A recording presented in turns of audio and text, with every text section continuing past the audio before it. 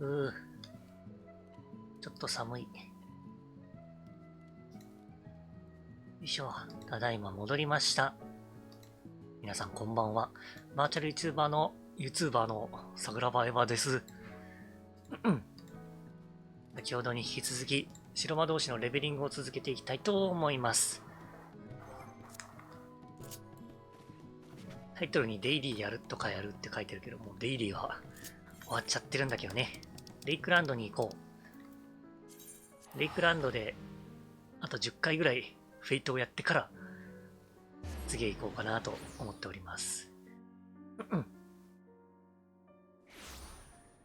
ご飯食べ終わると急に寒くなる現象、なんでしょう。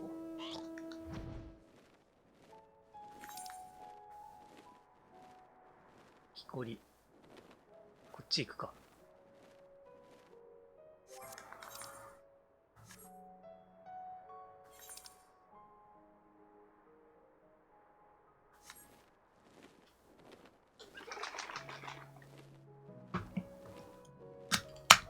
午後ティー注入。うまい。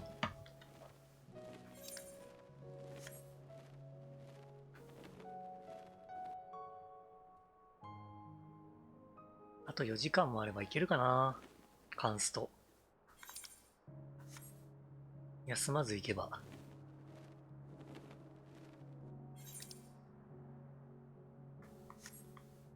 お、人がいる。ちょっと待れ。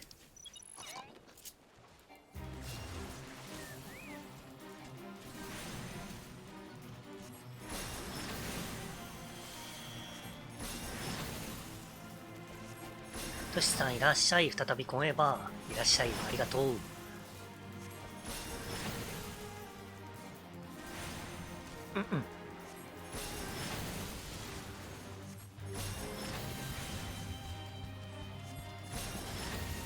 フェイト巡りをしてから ID に戻ろうと思います。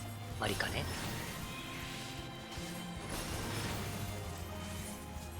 マリカの大移動。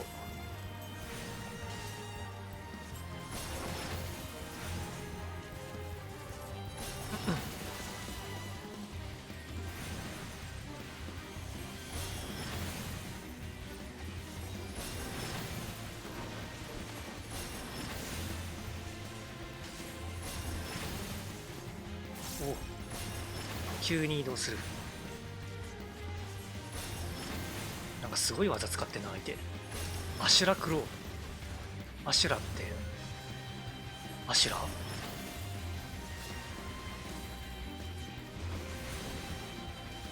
三面六臂のアシュラ。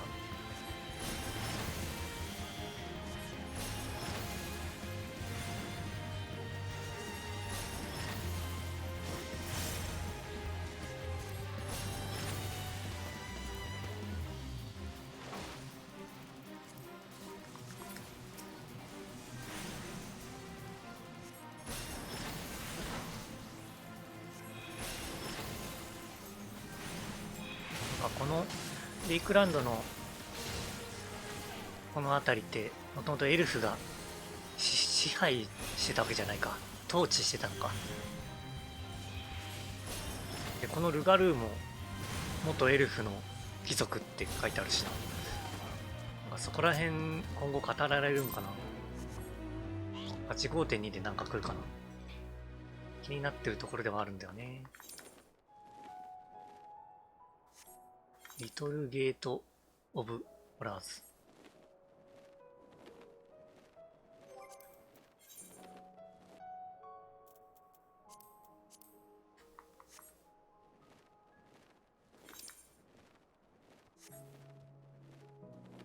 それか影の王関連だから、ロールクエストで何かわかるのかな。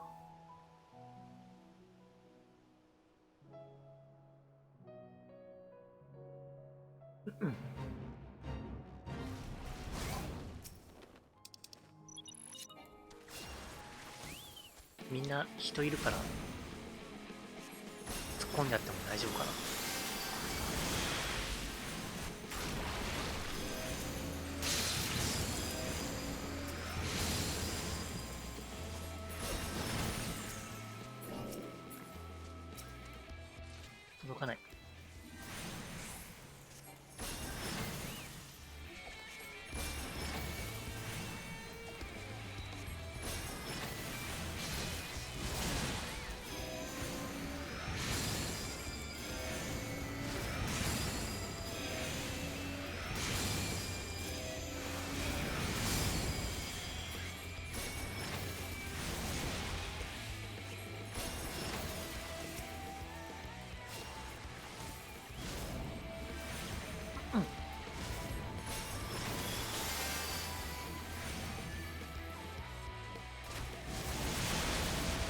怖い。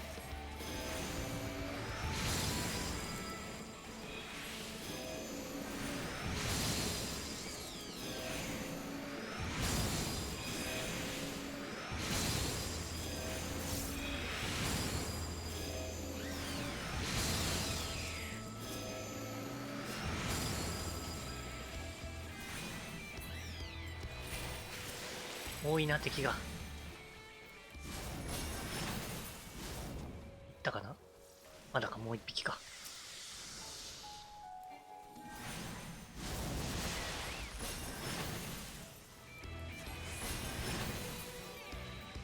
余計な敵は攻撃しないよう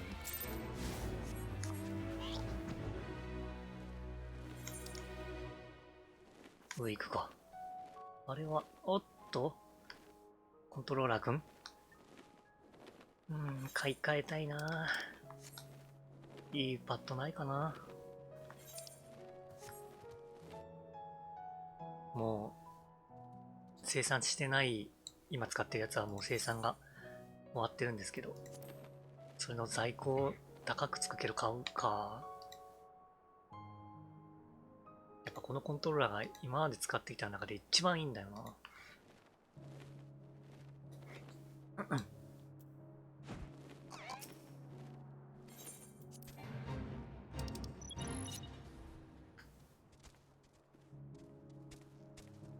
どこだ。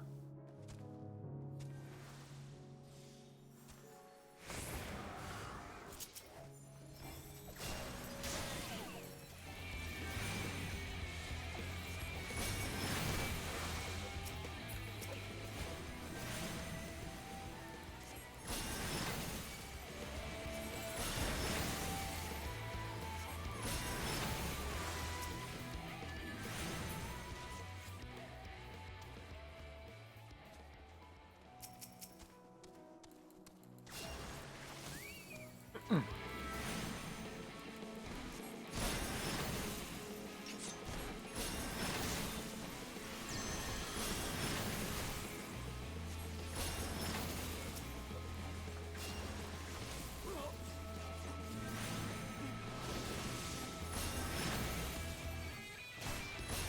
さっきまでメイン、なんだっけ、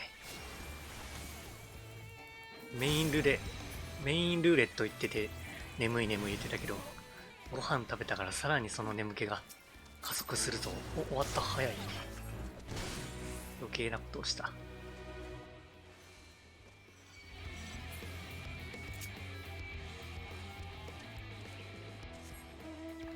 次は、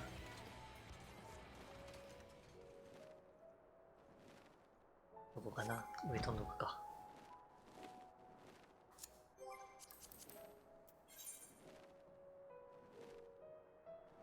あと7回？あと7回でこれ済むのか？済むな。7回だ。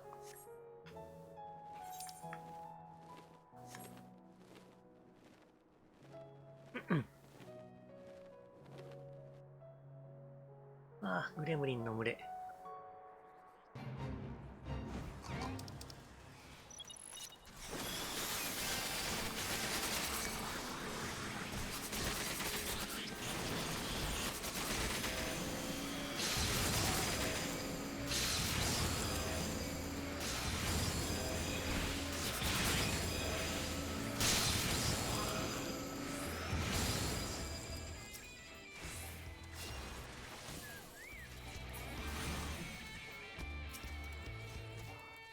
この世は終わりだ。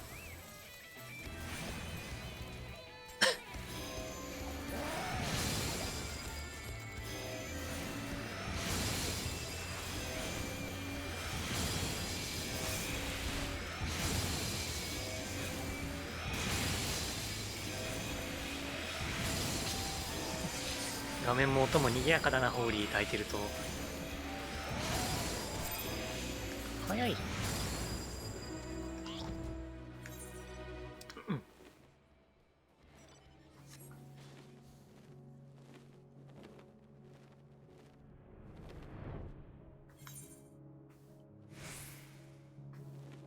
フェイト秋町。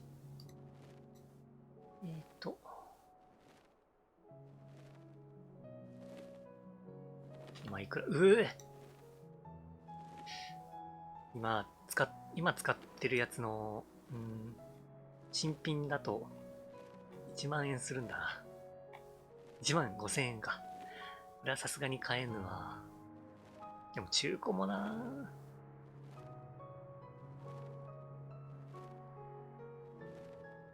中古だったら4500円ぐらいであるけど、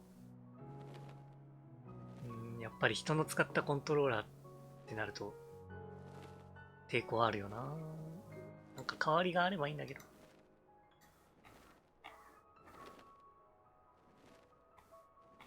前買ったやつも結局手に馴染まなかったしな。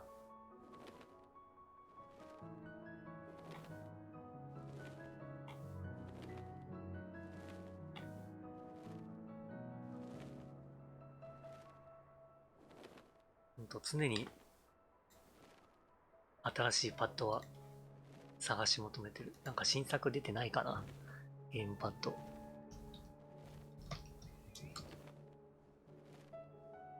なかなかでもポンポン出るようなもんじゃないからな、ゲームパッドって。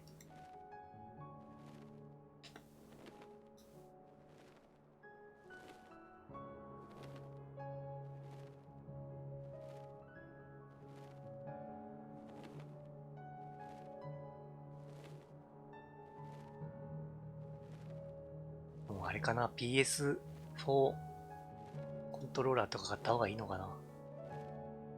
高いけど確実。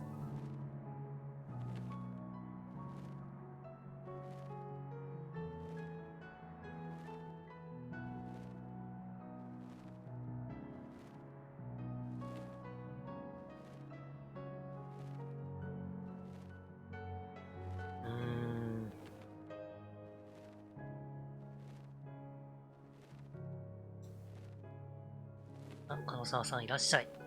箱1コン、箱ワンか。箱ワン。箱コンのタイプ、トリガーがやっぱり押し込みが結構必要じゃないですか。それが私の手だときついんだよな。間違えた。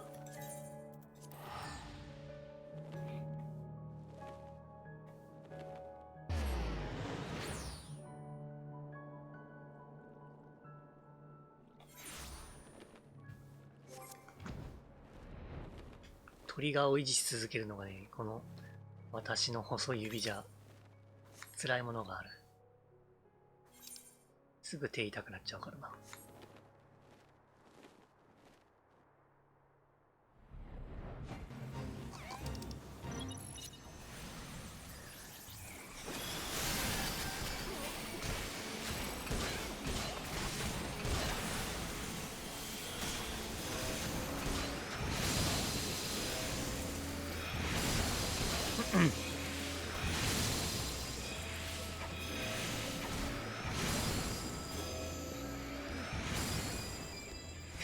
握力鍛えたくない。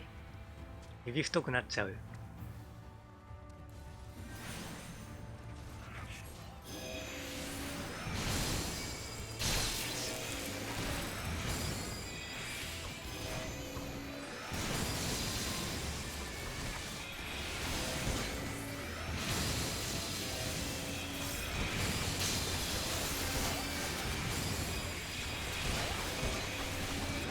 危ね危ね。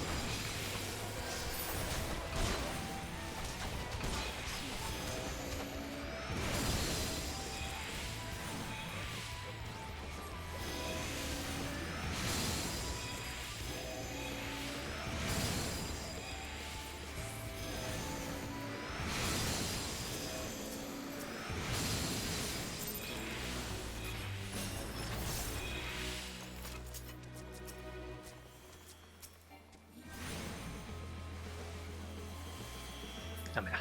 逃げられてしまった。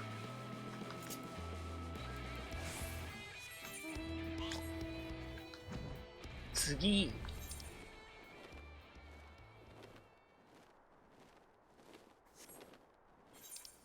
このフェイトなんでハイエボリューションって名前なんだ？なんか、クラゲがいっぱい寄ってきてるだけなのに、ハイエボリューションってどういう意味？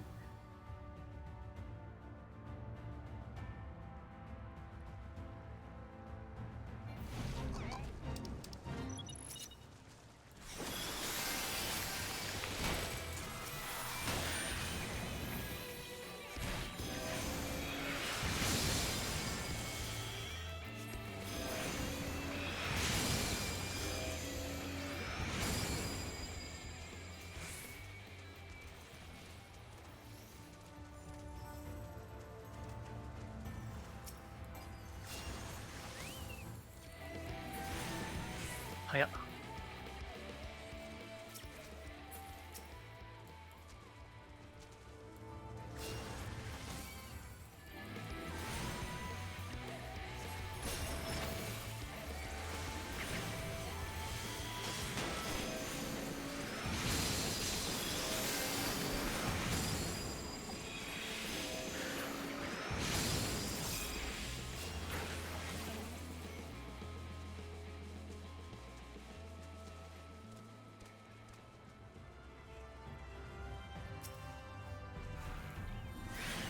こっちまで来なかった。オ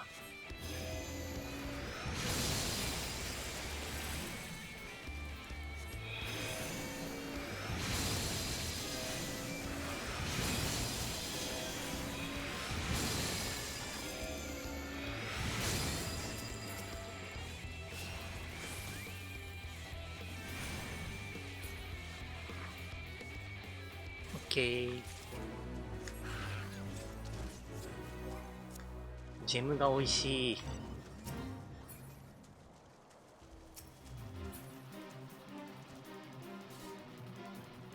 こいつ森の主なのか。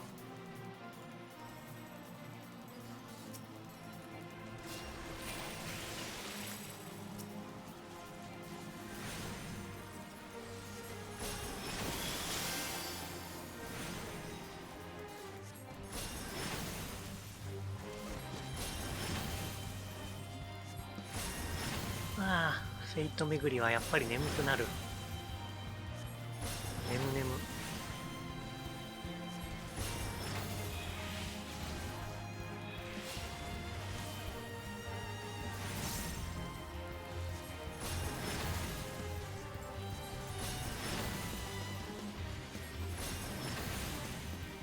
一緒にフェイト巡りしてる別の団体がいるからまだマシだな。これ一人でやってたら本当に寝るしかないもんな。ぐっすりだ。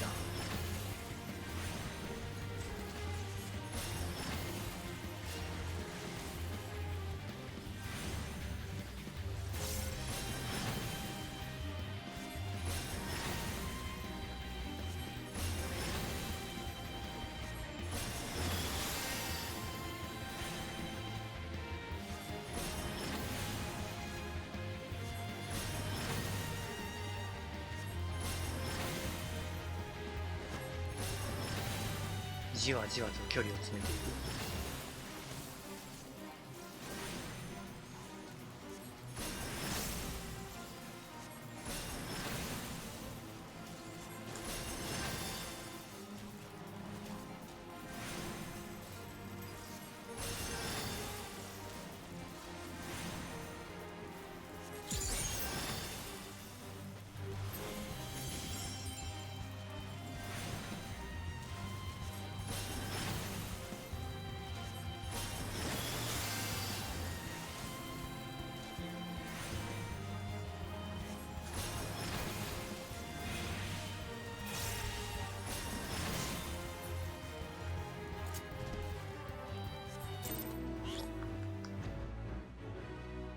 レベルももうちょっとで上がる。なんかちょうど、あと何回かな？あと3回か。90万。90万あったらレベル上がるな。あ、みんなどっち行った？どっちか。ついていきます。へっへっへ。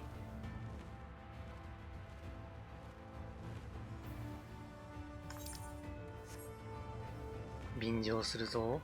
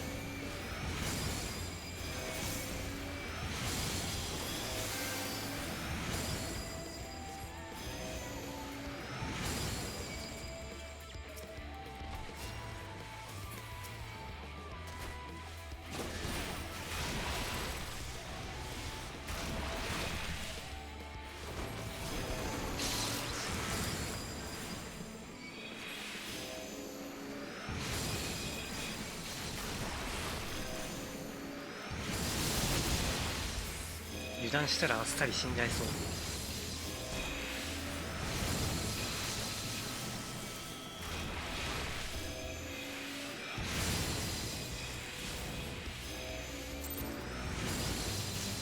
怖や怖や。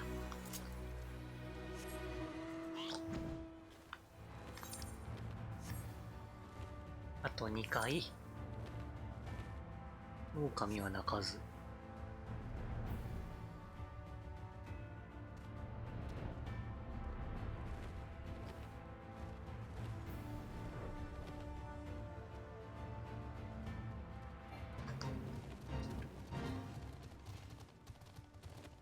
敵多いな。間違えた。先に貼っちゃった。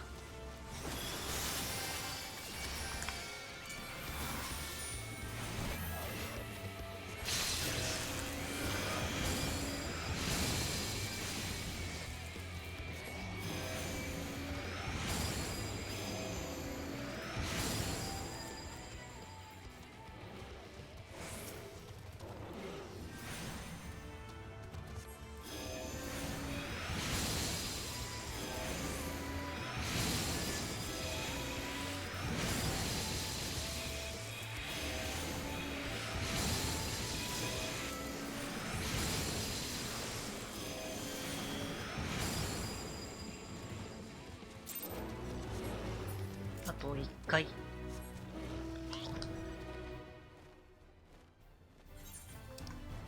レイクランドの、このフェイト、なんだっけ、フェイト新達成度か。これが溜まったら何が買えるようになるんだろう。あんまそこら辺のこと詳しく知らないんだよな。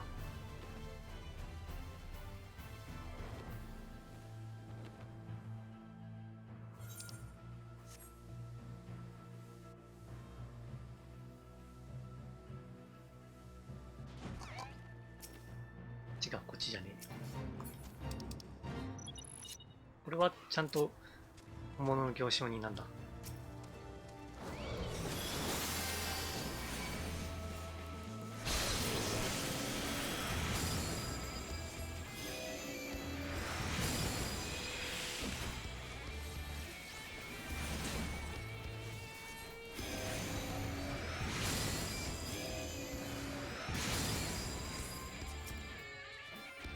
お前、誰だお前。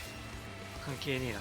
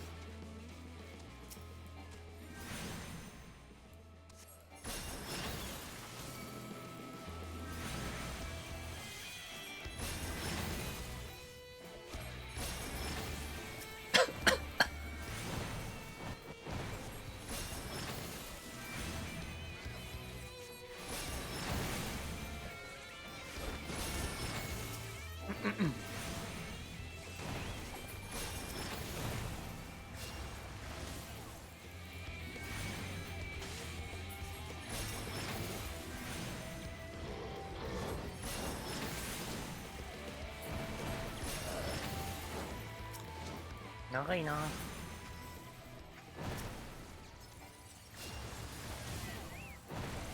敵が多い。終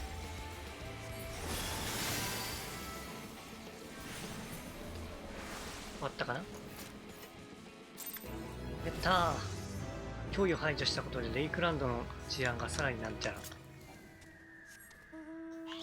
ついでに見に行こうかな。レベル上がったから、こっからはマリカへ行こう。マリカの大井戸。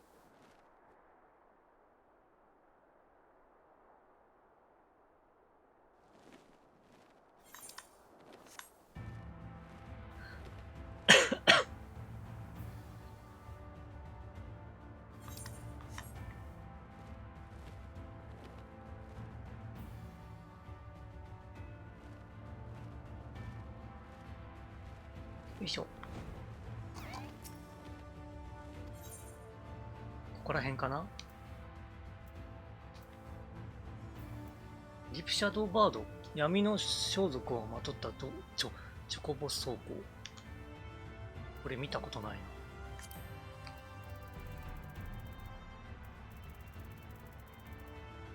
ディープシャドーバード。見た目が気になる。ディープシャドウバード。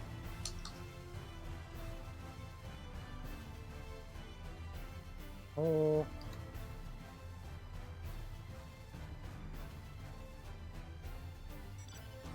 まあなかなかシンプルな感じだな。あんまりかな、個人的に。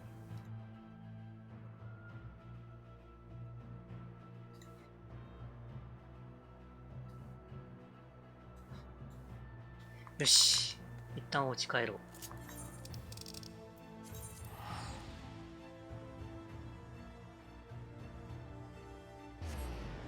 あと3レベルか。77まで来るといよいよというか、あと少しって感じが出てくる。ふいー。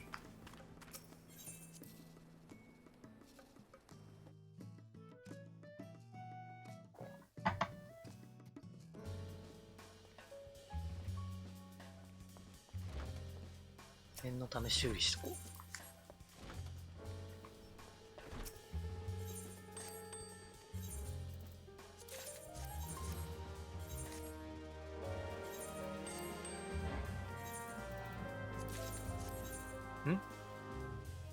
マメットホブゴブリン。持ってないかな、これ。どうだろう。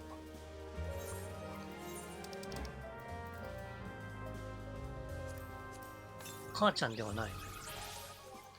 ミニオン。おお、なんだ。ホブゴブリンを模した魔法人形。ローバのような顔の。厄払いのためにリテーナーが自作。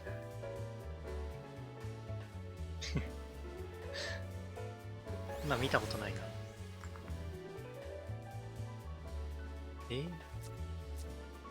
帽子が。顔が全然見えん。ゴブリンパンチ。顔全然見えん。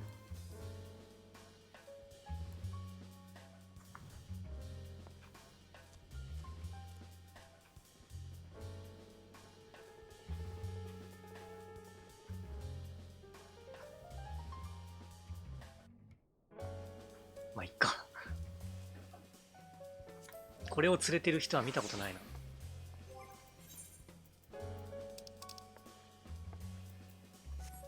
この汚な周りもちょっと片付けてこよう。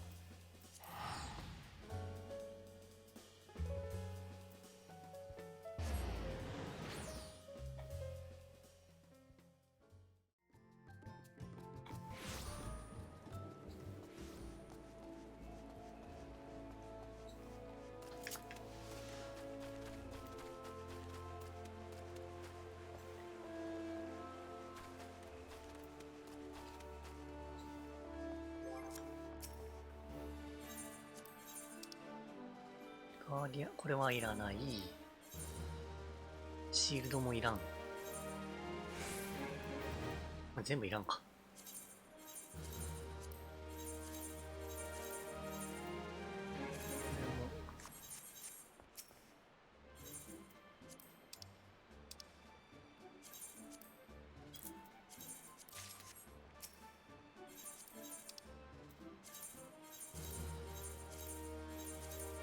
うまうま。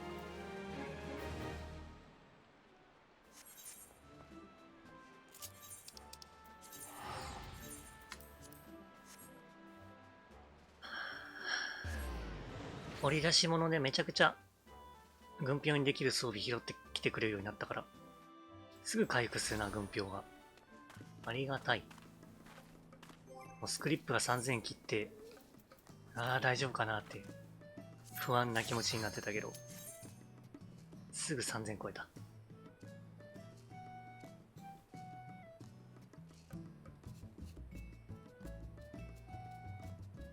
でパッチ 5.2、改めて楽しみなところ、あれ、調度品の、なんだっけ、ホリゾンタル、なんちゃらかんちゃら。壁の角っこのところが丸くなってる写真スタジオ用の、よろしくです。スタジオ用のね、あれができたのはとても嬉しい。語彙力。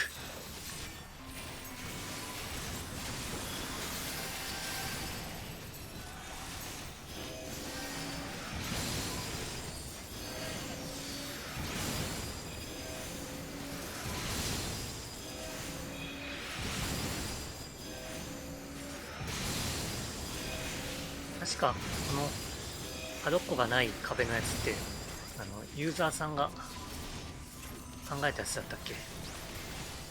賢いな。そういう発想なかった。確かに壁作った時に角っこのところ気になるなって思ってたんだけども、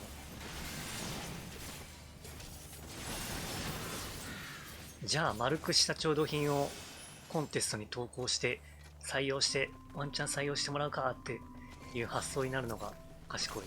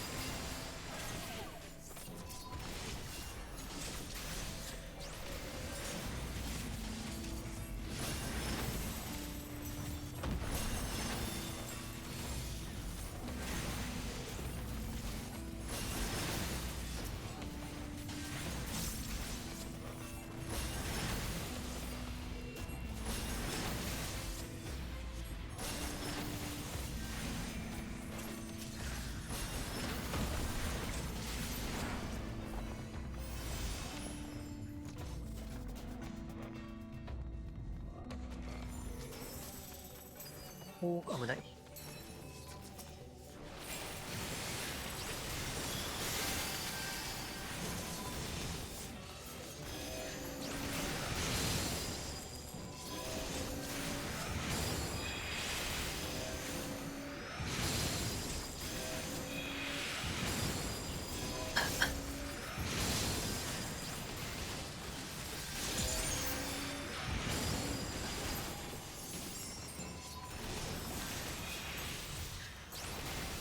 むむむ。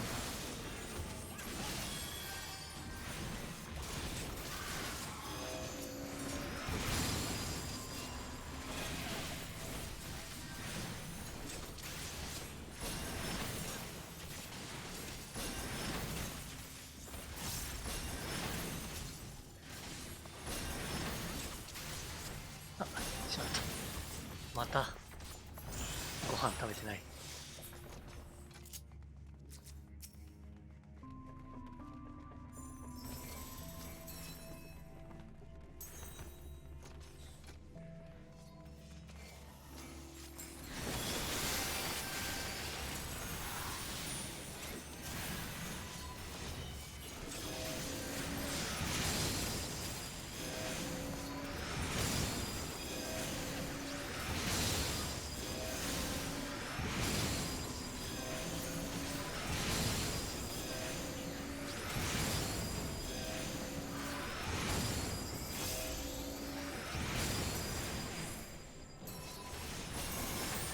あ、スマスでよかったな。うんうん。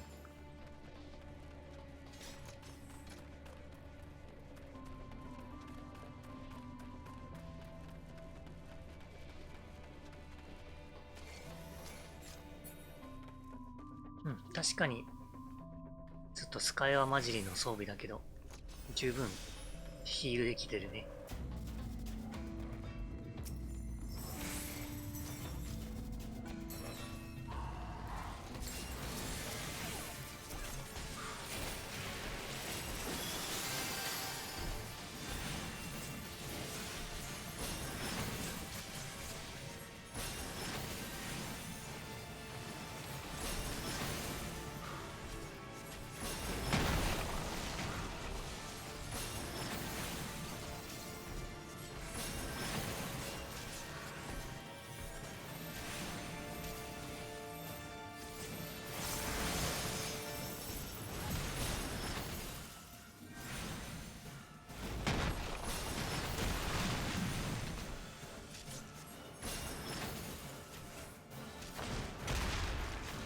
うわ、危ない。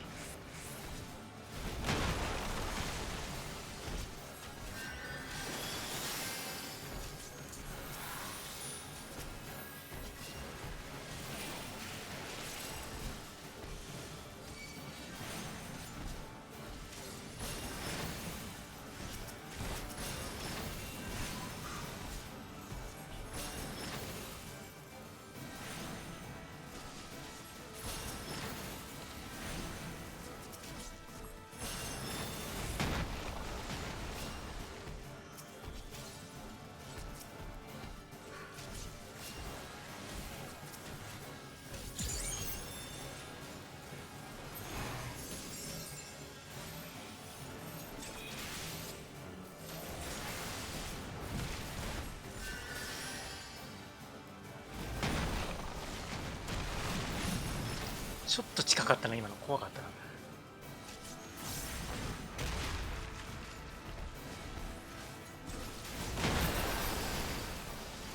あら、入っとらん。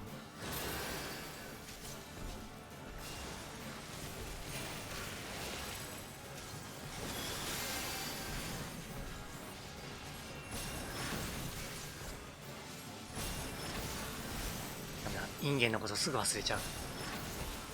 なんかもう適当に使っとこうかな。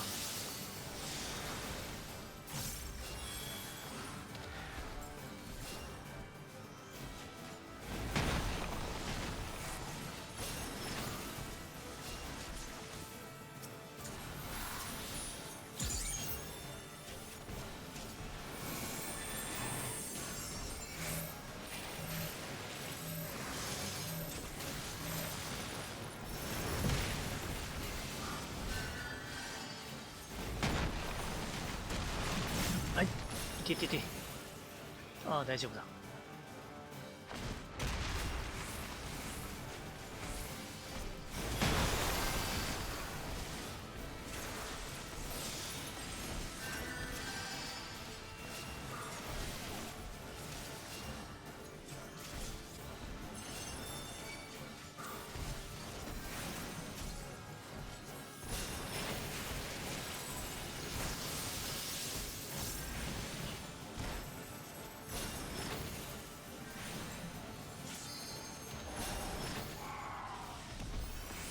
まだ慣れてないね。マリカ。マリカの敵って結構なんか厄介なやつが多い気がする。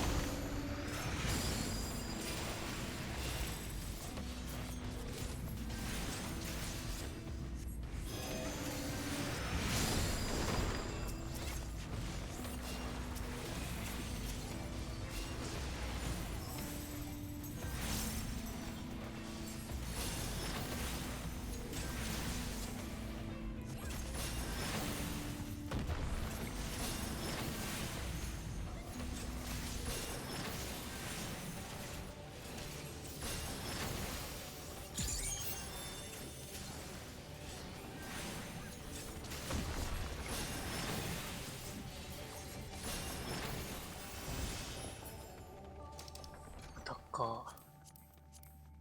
ヒーラーが出ない。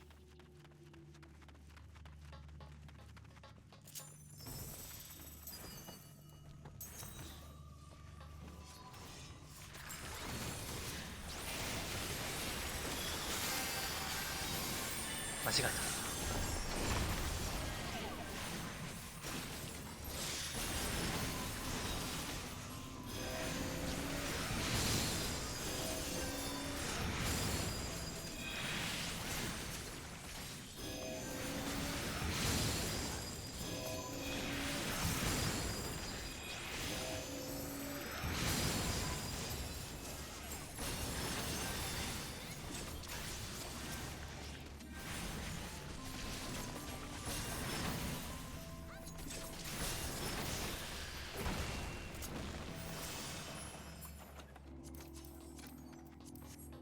ナバスアーレンのヒーラー装備ってどんな見た目なんだろう。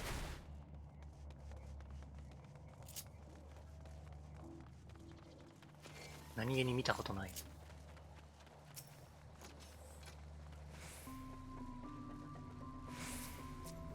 違う。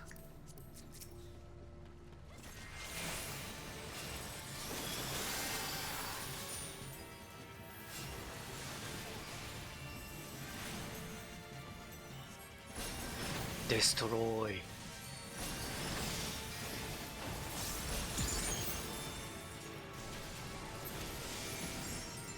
怖い。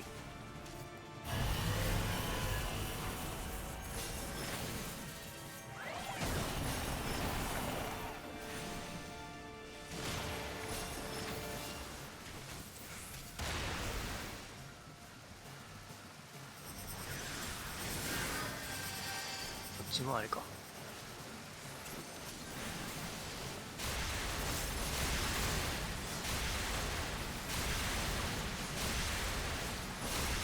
あんま詠唱する時間ないので。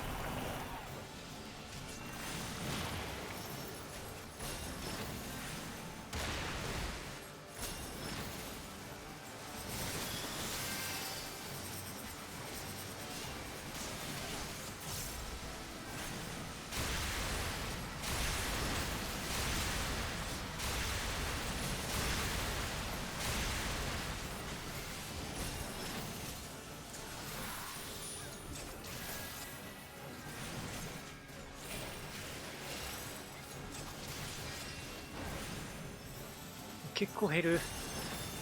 バリア張ってもあれか。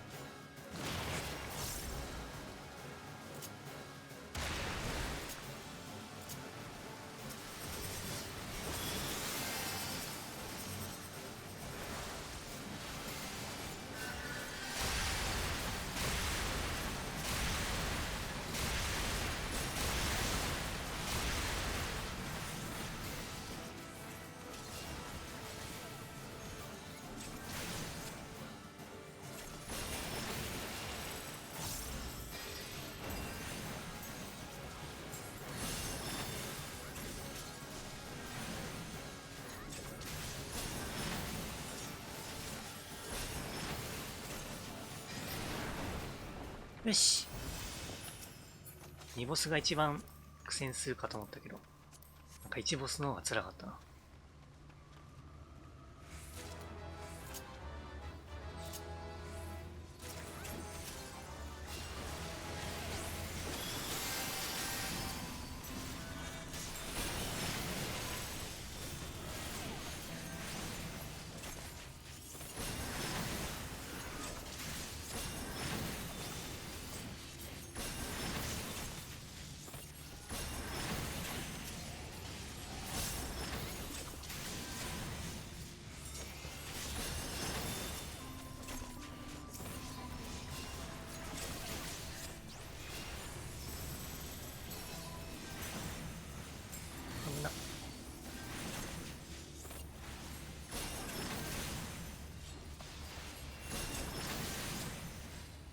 萩岡さんいらっしゃい。ここは一応座ったらあとは消化試合。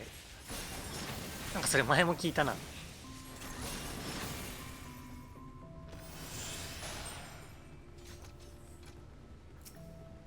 踊り子か忍者かで、忍者かな、ここ来た時に聞いた気がする。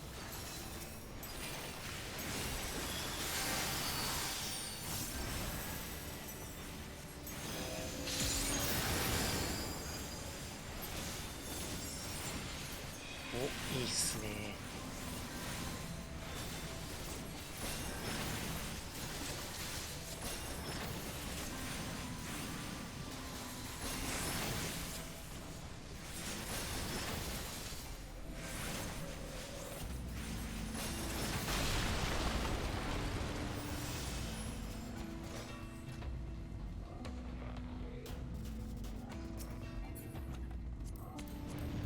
ヒーラー装備が全然出ない。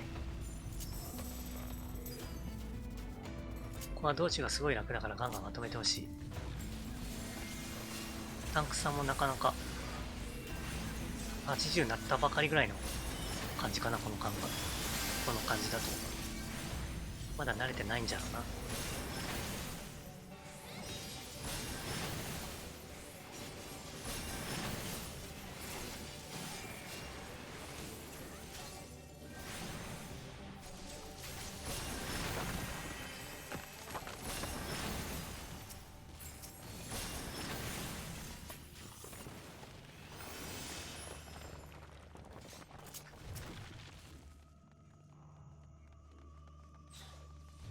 どっちから行くか。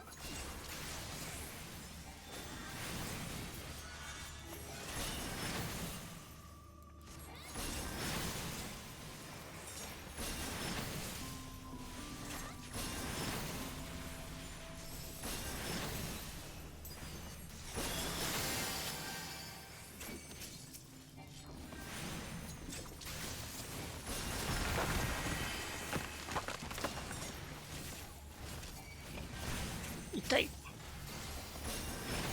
痛い。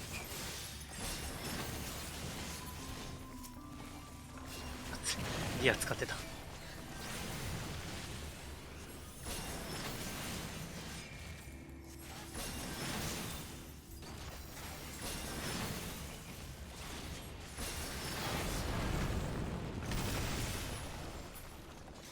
何かないか。びっくりするぐらいヒーラーが出ない。いや、あれか。クリア時に手に入る1個だけかな。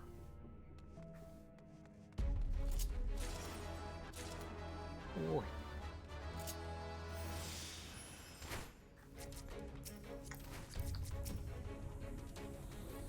てってんてれってってってれ。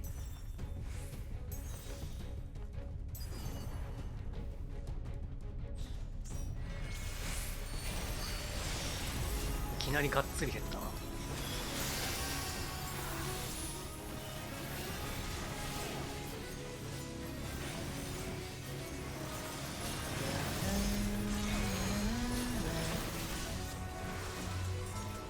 いや、ラプチャー使えよ。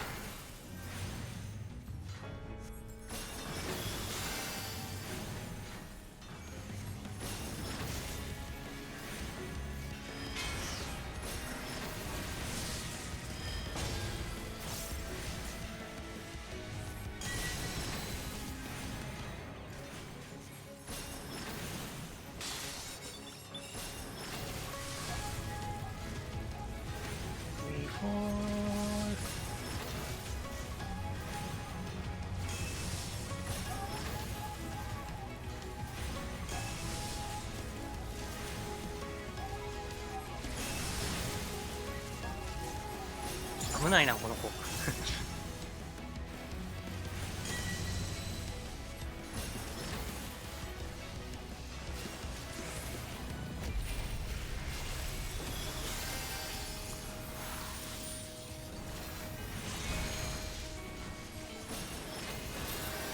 ブラッドリリーつけたまんまラプチャー使っちゃった。ちょ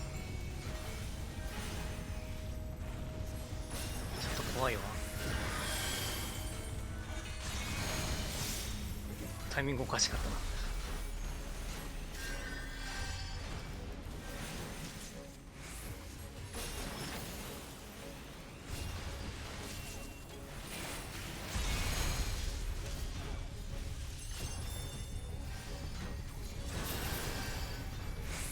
あ、インデルゲンティア。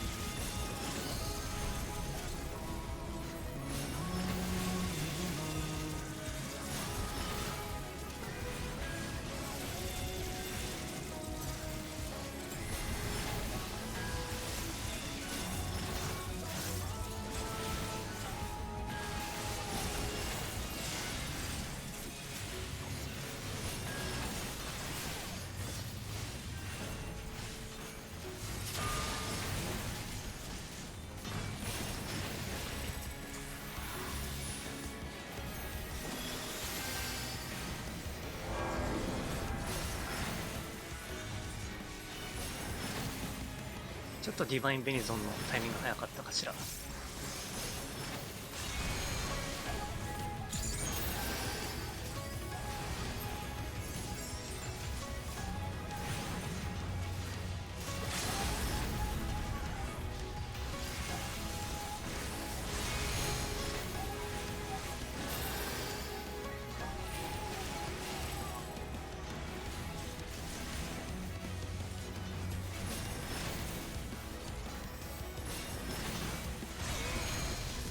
お、ガツッと減った。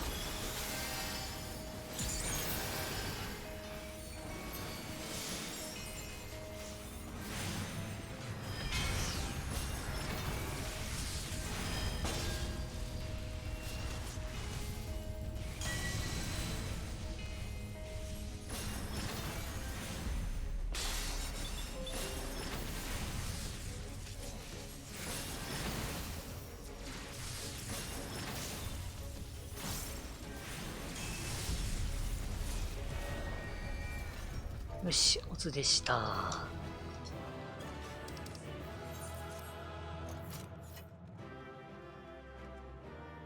なんか出ろ。よっ。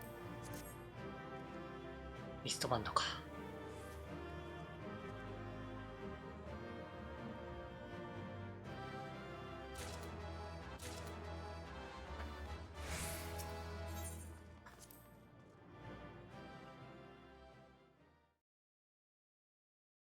うん。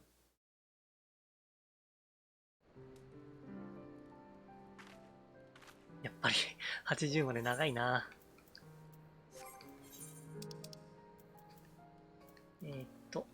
イヤリング、リストバンドだけか。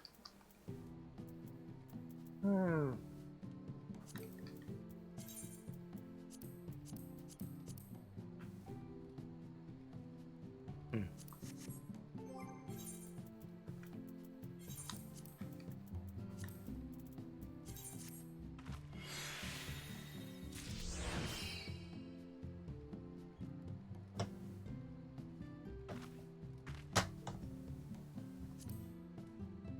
リストバンド。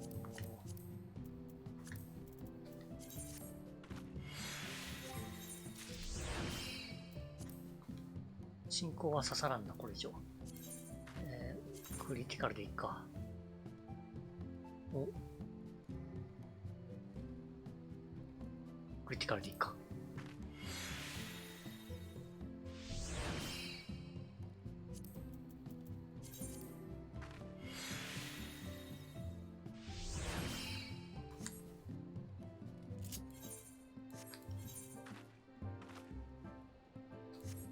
なんか、パッと攻略手帳も全部やってるんだよな。経験値入る系な。あ、リーブやってないな、これ。3つやってない。後で行くか。簡単なやつ3つ消化して。マリカ周回大変だ。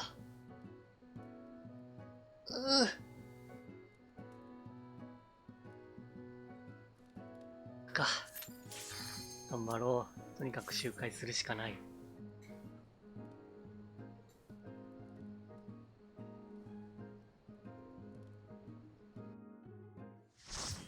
タイガーいらっしゃい。ねえ、もうちょっとなんか、いまいち足りないよね。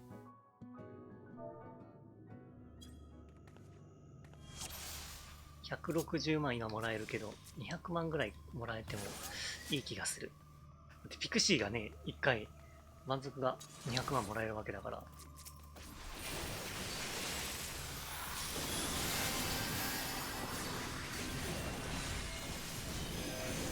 ぐるぐる多いと。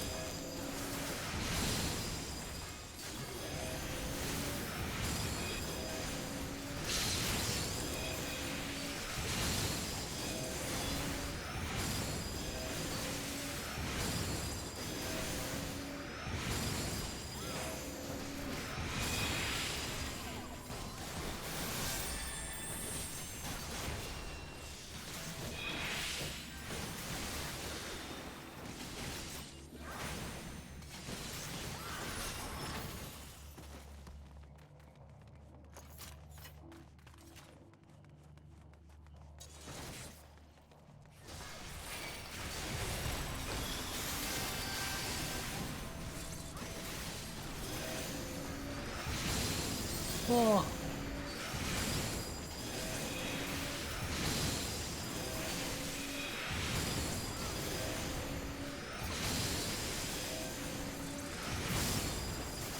やっぱりちょっとこのハットパーティーが見にくいな。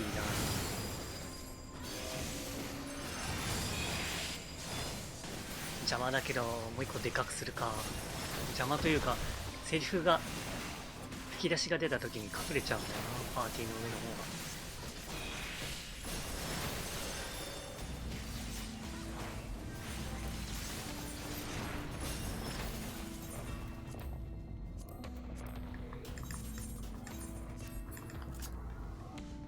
なんかまずいことをした気がする。大丈夫かな。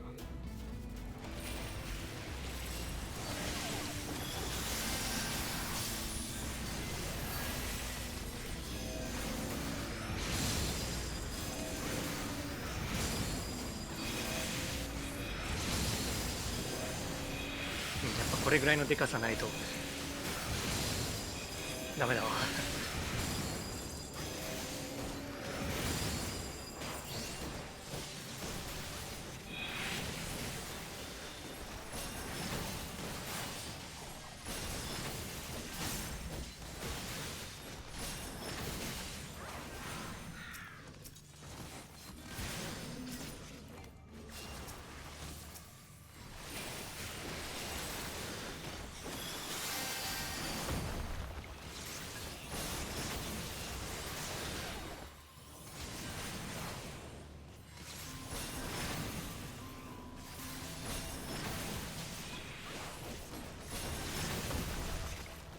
位置が悪いのかな。左側じゃなくて、いや、パーティーリストは左側にあるもんという認識があるから、右に来たら全く見れなくなりそうだからな。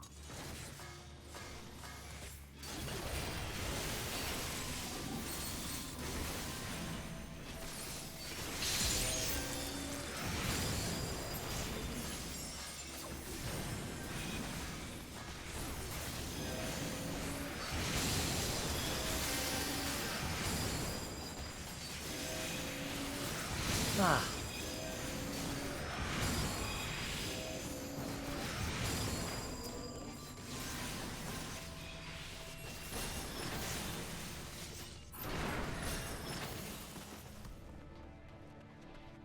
食事が切れる。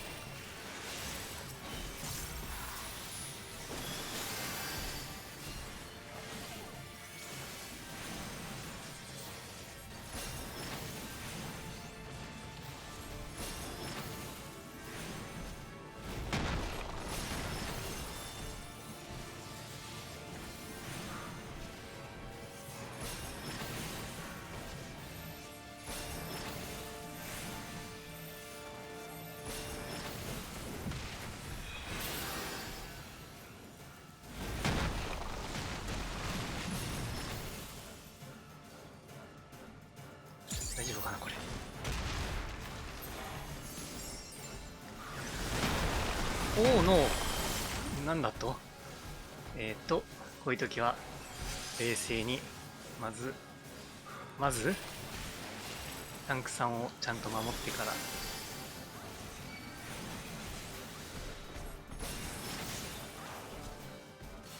あ、しまった。迅速使ってるやんけ。混乱しているよ。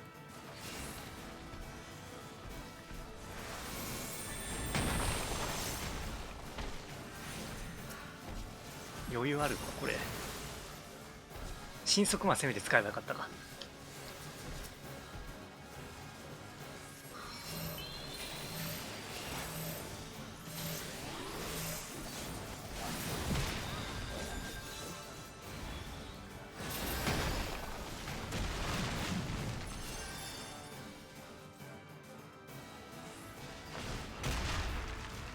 やば。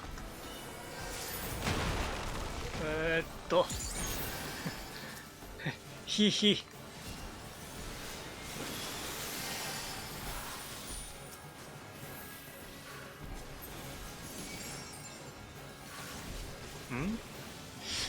と。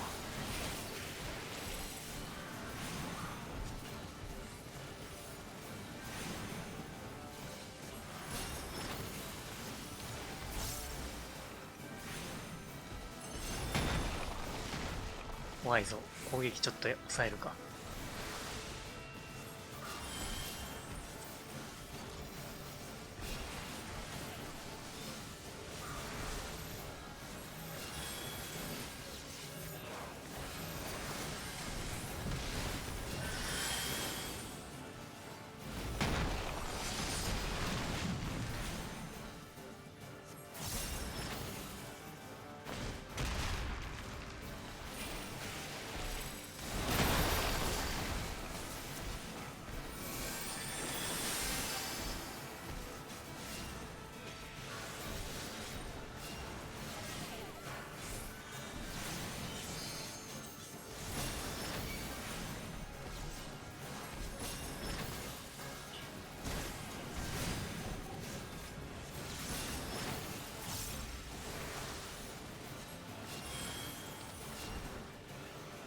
キャー。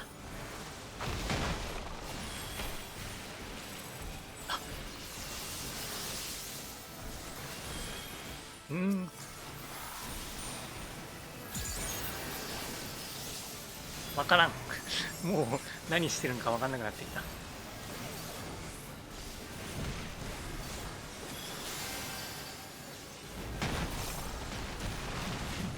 ギャース。あ、いいんだ。近づかなくて。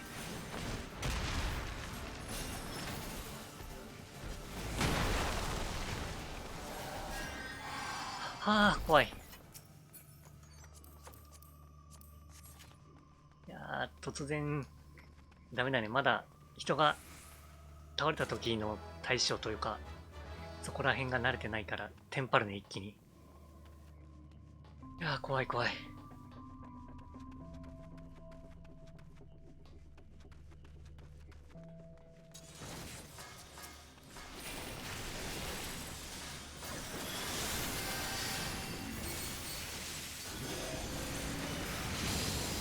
やっぱり迅速魔はそう簡単に使っていいものじゃないな。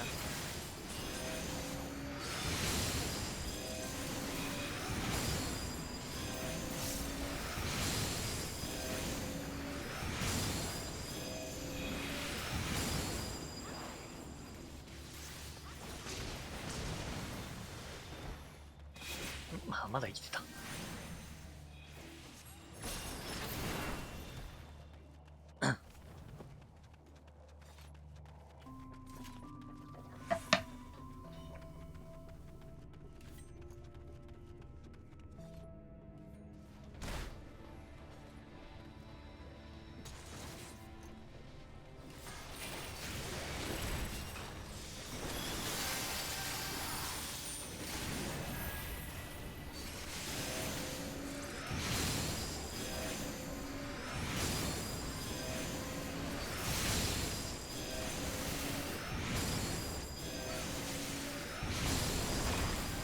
の、いって、あれ正面か。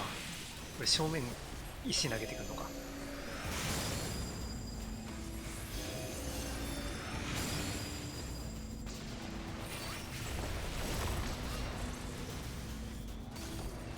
おお、なんかみんな食らってんな。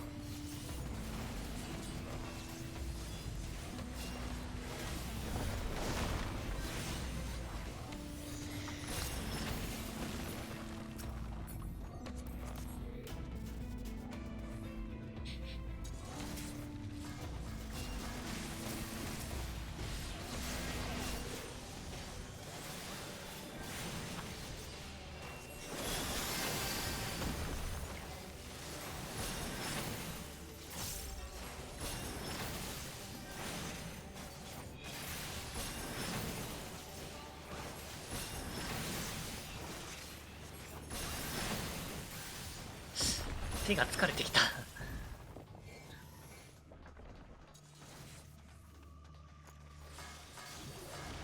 最近こんなに ID 回ることなかったから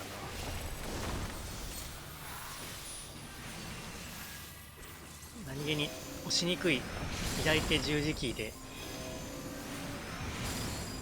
攻撃を押してるから、ホーリー連打してるから腕に負荷が。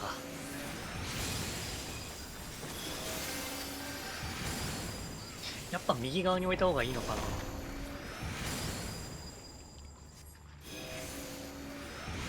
めちゃくちゃ連打するのは攻撃技なんだよな、やっぱり。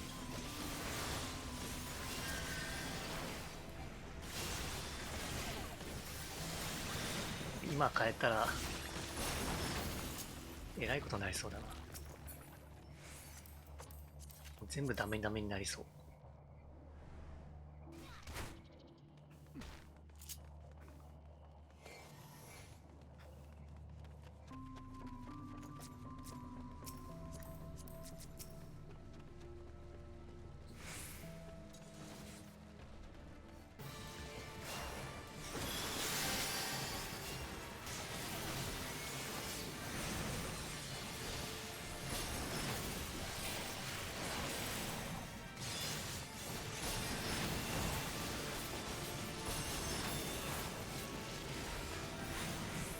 怖い。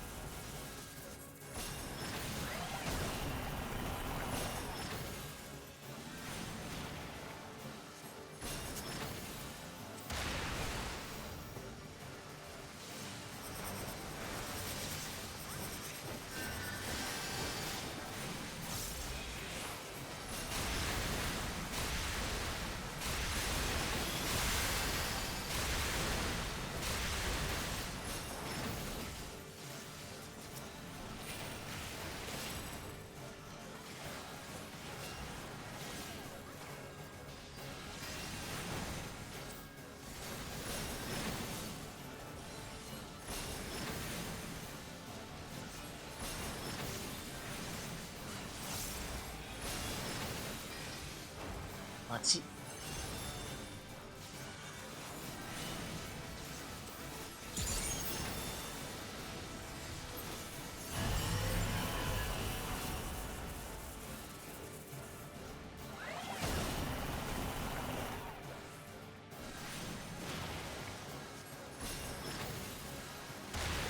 あ、そうか、そんなに早くハイプレッシャー出してくるのか。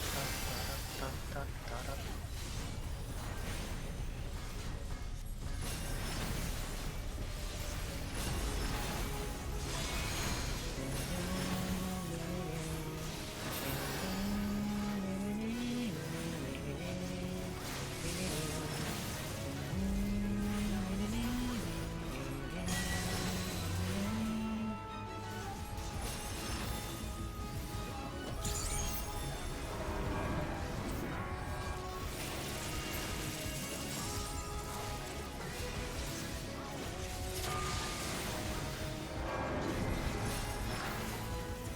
なんで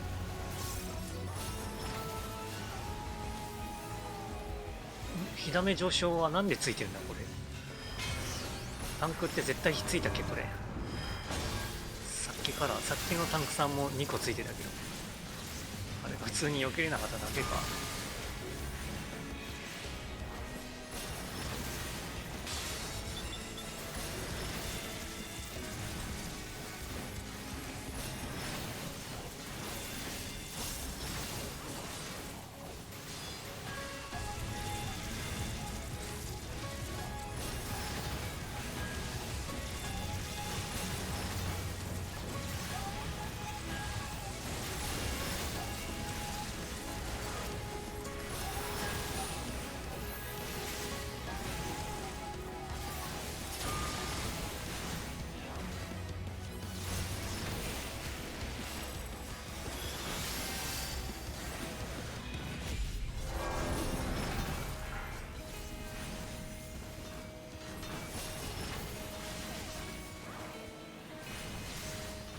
ンドゥルゲンティアってラプチャーには反応しない？してる。あは。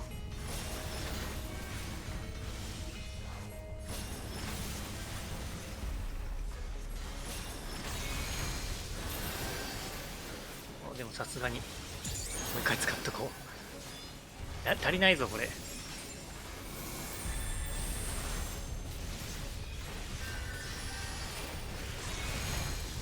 おお、ここはメディカラの方がいいってことかな。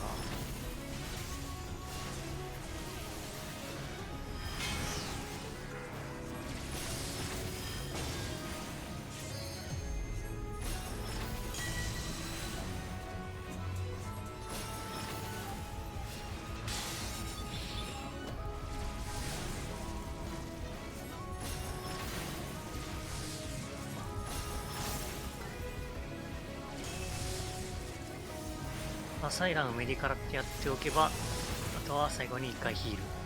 なる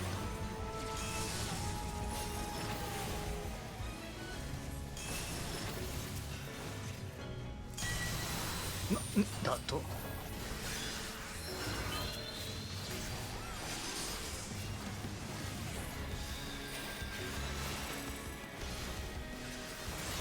なんでなんか攻撃したな。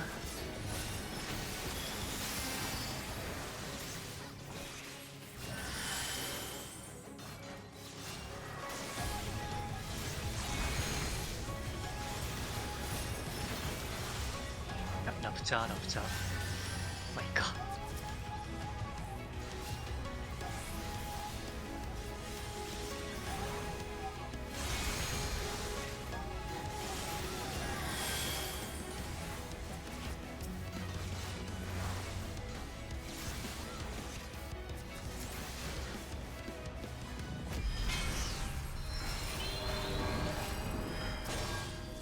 今のは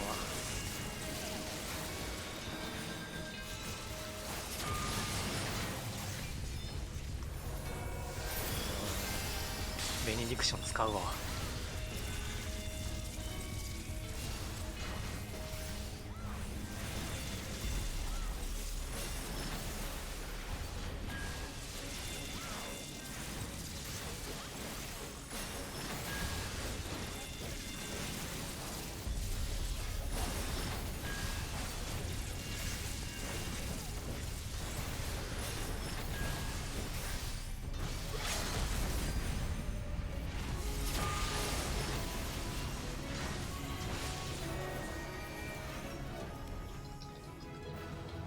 なんか蘇生後の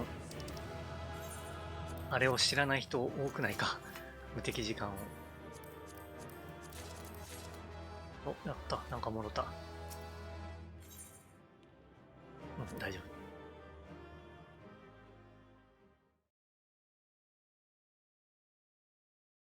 なんとかしてほしいな。蘇生後、無敵バフついてくれたらいいのにね。行動すると切れますよって書かれたバフついてくれたら分かりやすいと思うんだけど。ダメなんかなそれって。できないのかな。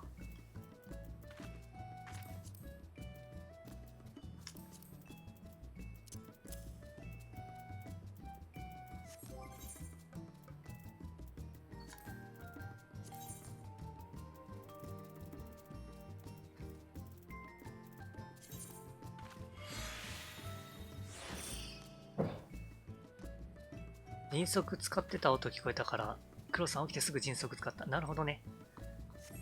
それでか、無敵解除されちゃったの。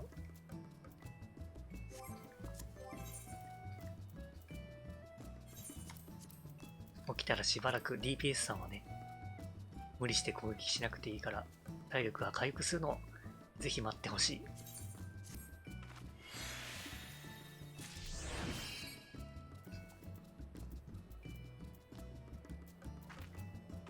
倒れてしまった分、取り戻したいって思うのはわかるけどね。あそこは範囲が3回来るから、1回目の後にアサイラムを置いて、メリから使う。なるほど。範囲が3回来るから、1回目の後にアサイラムからのメリから。了解。いけるかな。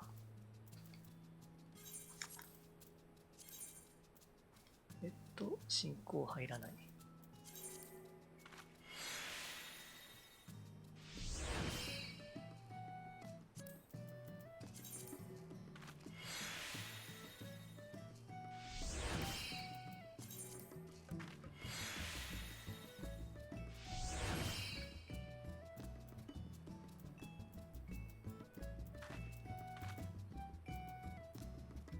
よしよし。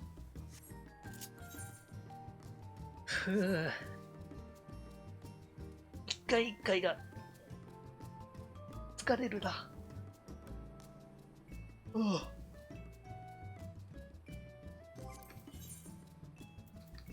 れ次でレベル1個上がるかな。上がんないか、さすがに。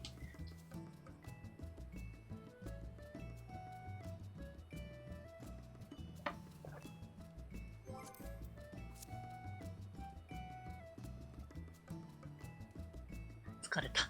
ちょっとだけ休憩しようかな。調度品、かわいいのが多くまた増えるね、これ。なんだろう、これ。卓上に置いてあるのはランプかな。あ、これいいな。新しい庭具。これって全部一体型なのかな。レンガの壁に植物にラベンダーの花壇。これ一体型だったらめっちゃ場所、隙間を埋められるな。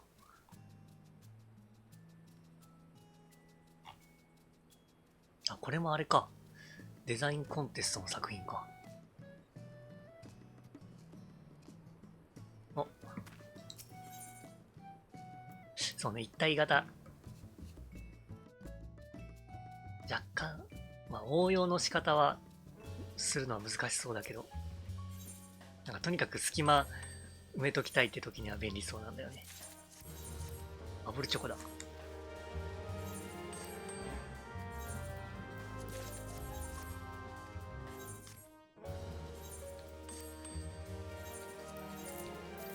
新しいカンパニークラフトの建物もなかなか上がなんかせり出してるって言えばいいのか、形でなんかね、ああいうタイプの様式なんていうかわからないけど、ヨーロッパっぽいかな、そんな感じの。あれもなかなか良さそう。ただカンパニークラフトだからな。まあ、手に入ることは、手に入れられることは当分ないでしょう。これ、いらんか。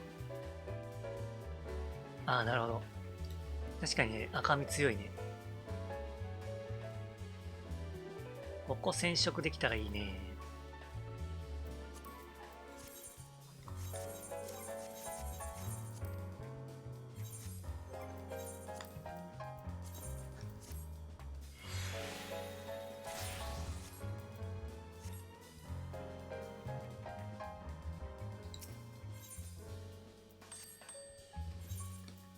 室内の調度品、これ、ちょっと、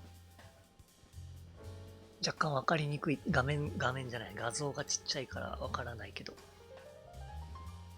なんだろう。なんかうさぎちゃんみたいなのがいる。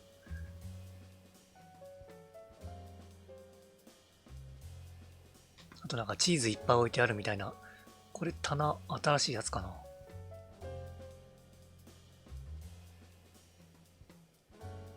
なんか牛乳パックみたいなのない？気のせいが。牛乳パックにしか見えん。あ、てかこの机と椅子自体が新しいやつか。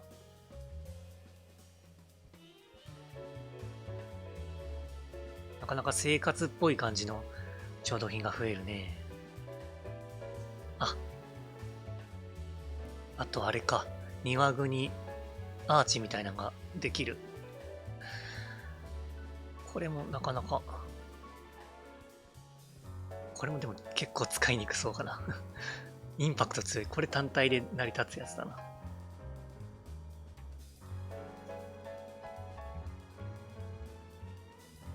あ、そうそう。魚拓ってあれなんよね。全部の魚からいけるのかな。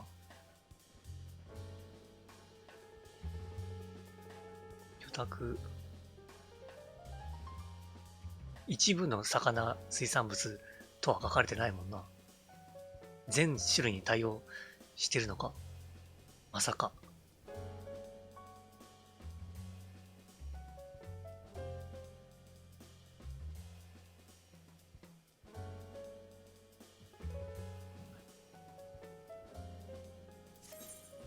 いや、何をしようとしてたんだ。出品だ。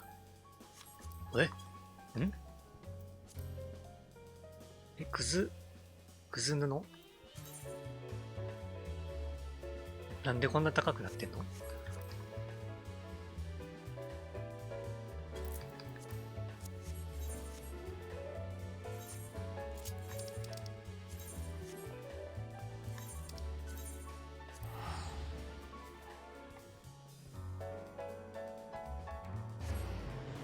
ジャンピングアスレチックは楽しみだ。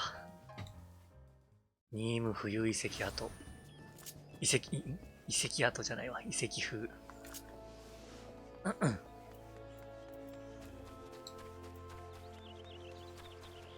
もう登山したくてしょうがないからな。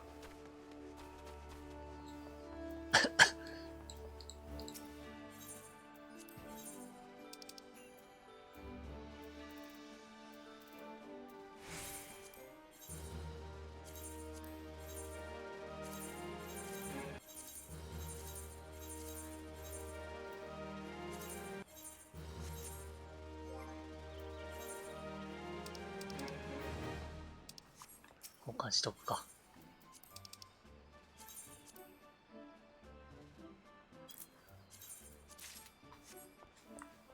もうスクリップそろそろ回復してきたし、分解に回そうかな。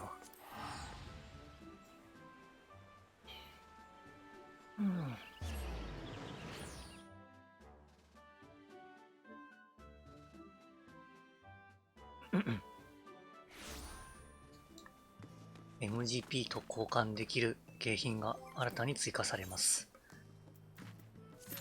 このウサギだけではないと思うけど。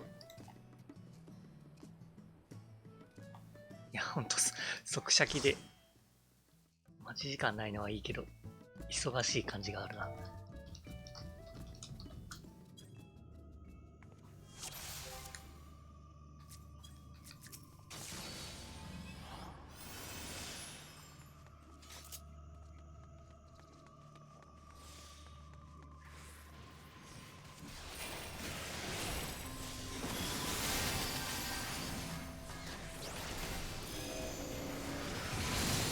あんまりやっぱまとめる人少ないね。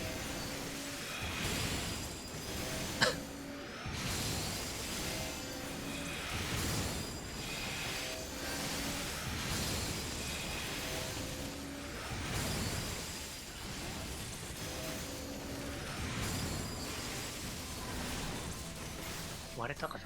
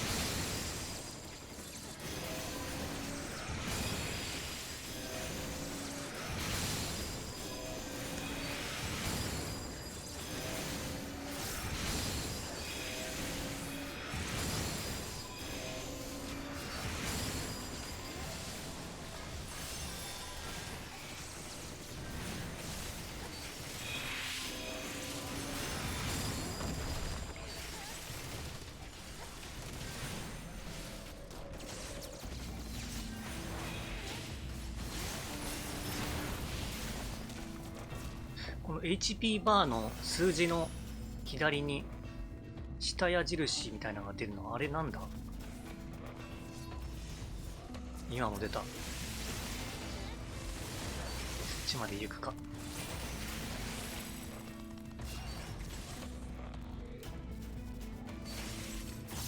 そっちまで行くか。了解。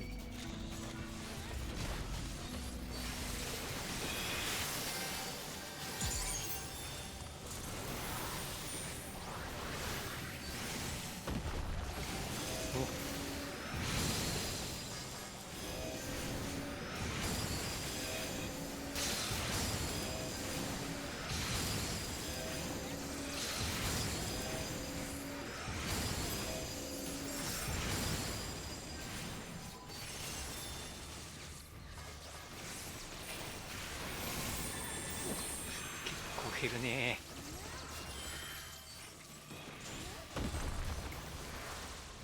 もう一回。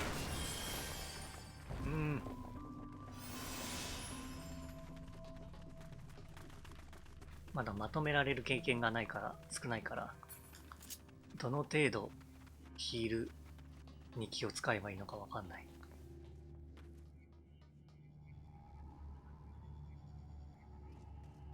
あ、ご飯。完全に忘れてた。1ボス前だからセーフ。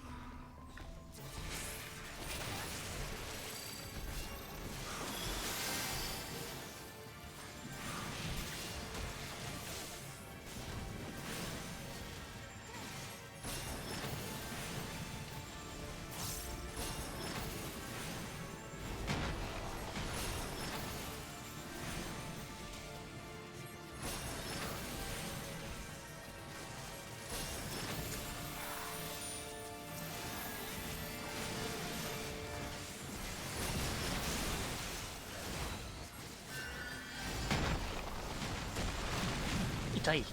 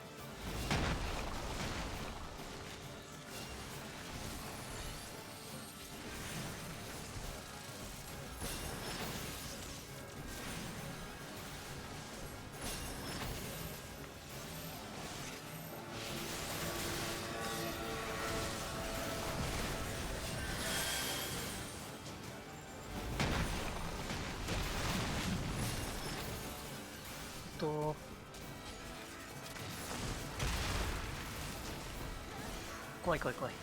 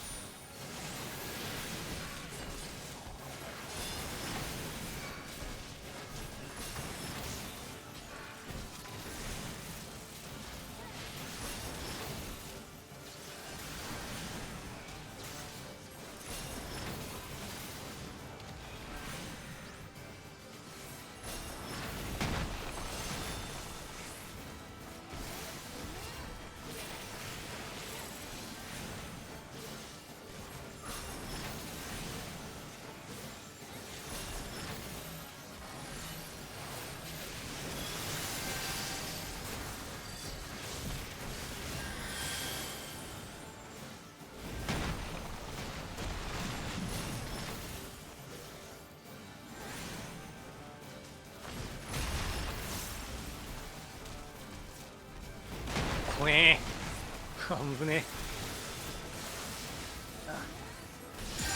ラプチャーのことも忘れてたし、またインドゥルゲンティアを失念してた。裏持ってる。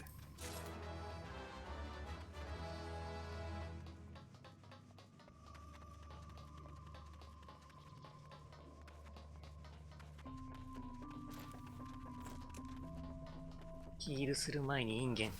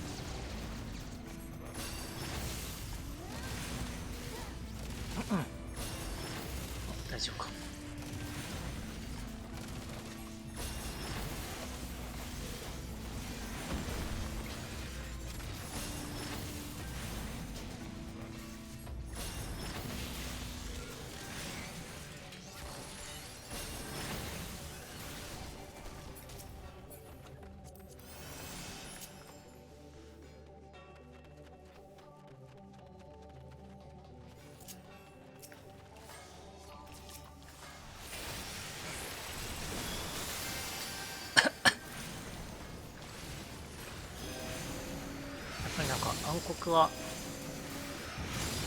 他と比べてやっぱ硬い感じがするね。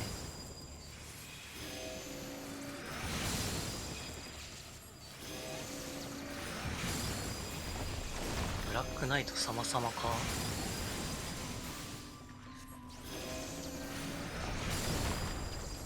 いくら硬いと言ってもヒールをサボっている理由にはならんぞ。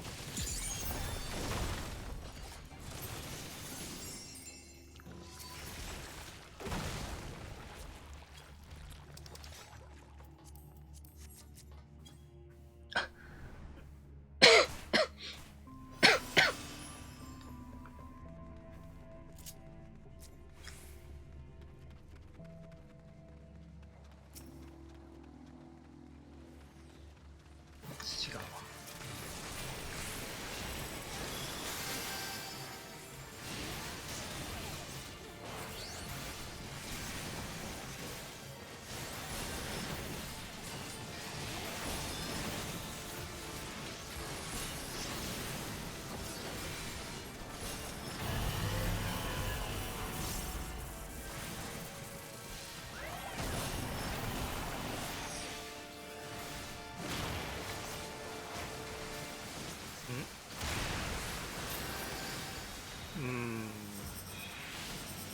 っちか。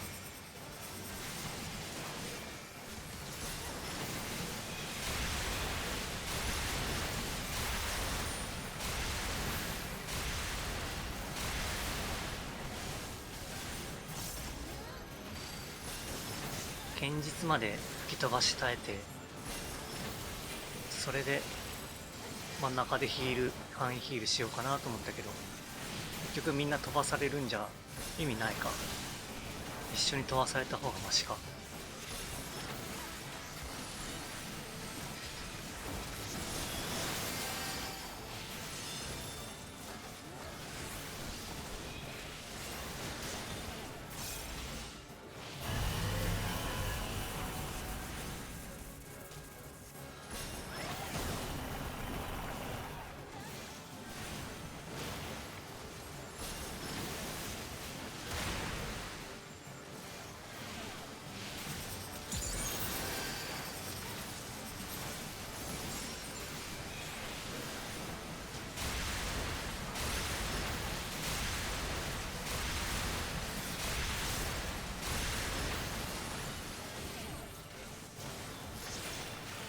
なんかデバフが治ってた治ってたお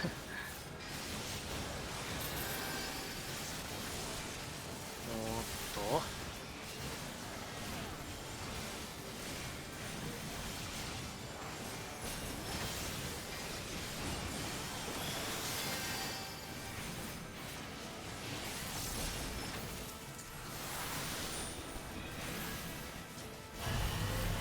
タイミングが。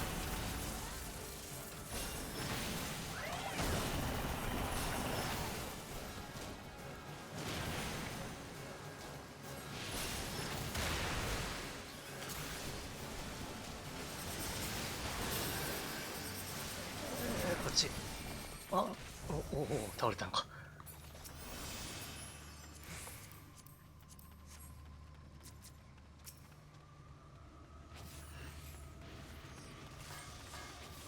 まとめる。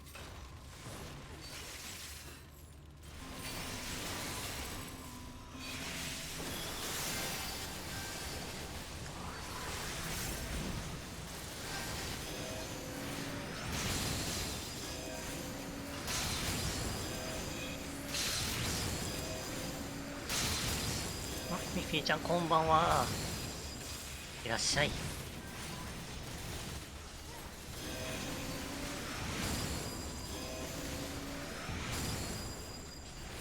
今日はね、もうお昼頃にルーレットが終わって、もう今はひたすら ID 周回して白魔導士のカンストを目指しているところです。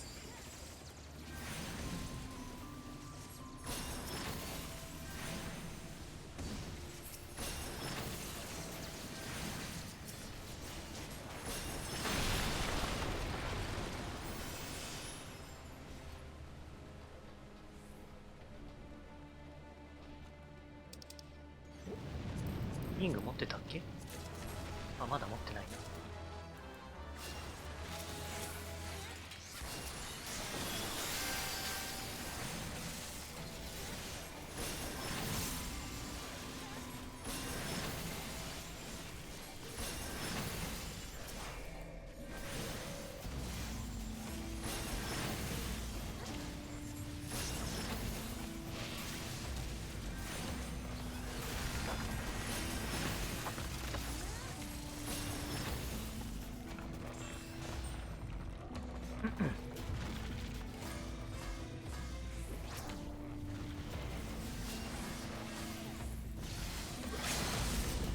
お、ナイス LB だ。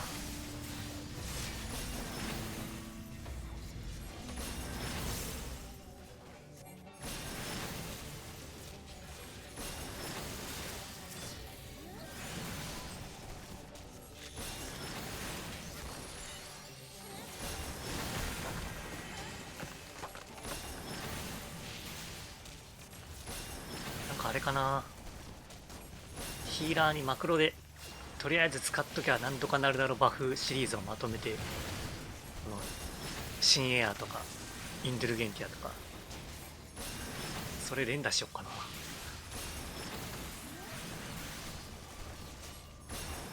新エアなんか腐らせまくってるからな。腐らせるぐらいだったら、あ、ナバスアレンソード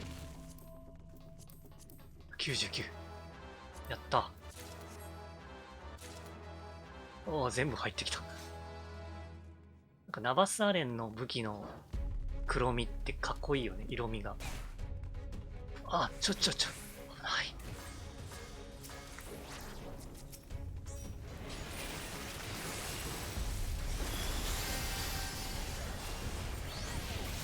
ナバスアレン刀がね、めちゃくちゃかっこよくて大好き。あれ手に入れてからずっと。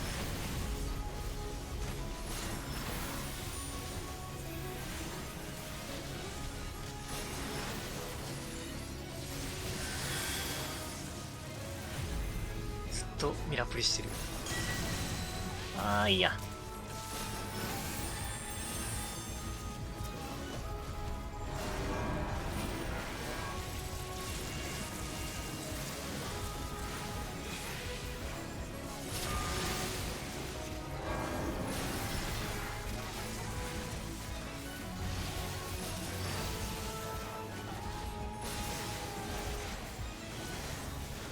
いしょ。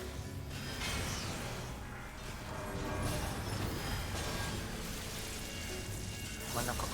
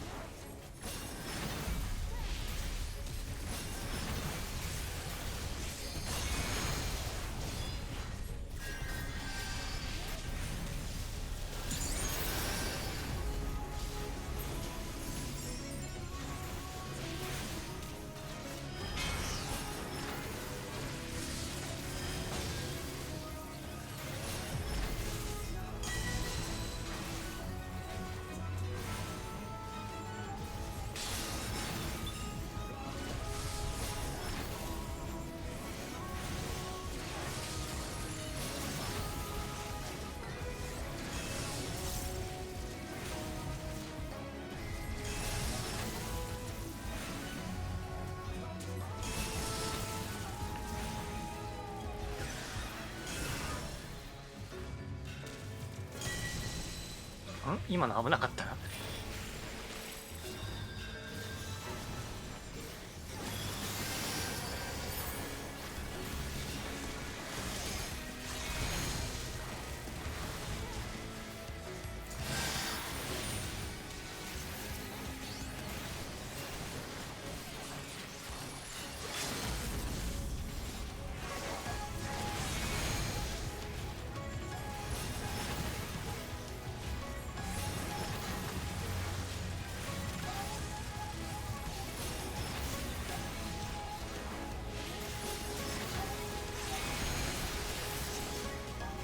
ヒールヒール。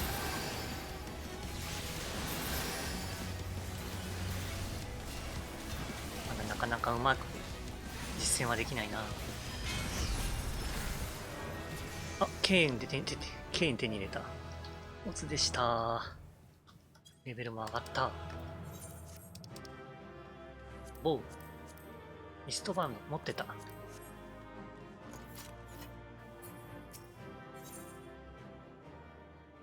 よしよし。いいぞいいぞ。78か。あと2レベル。あと2レベルが長い。ヒーラー、グローブ、クロスリング、ソードはよし。ケーン。どんなだ？光った。これって、いや、違うな。矢印かなと思ったけど違うな。よすよす。よすよす。まあでも武骨な感じで割と好きかも。このデザイン。どこ行った？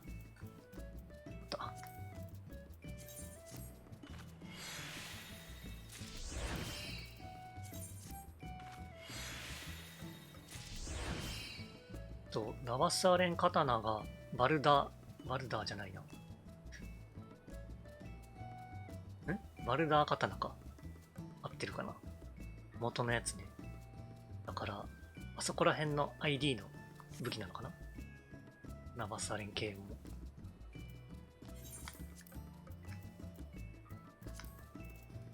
で、回収。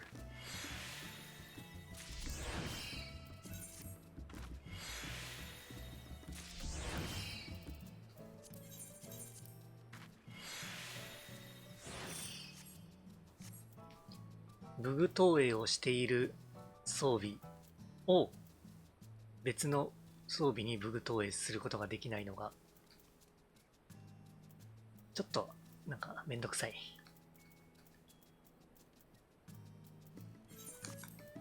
なんか無視して投影してくれたらいいのになと思うけど。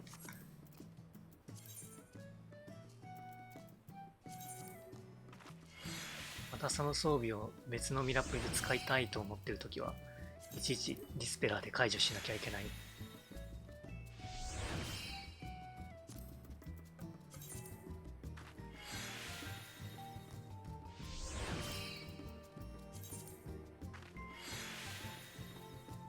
なんかディスペラーのモーションめっちゃ短くならんかな。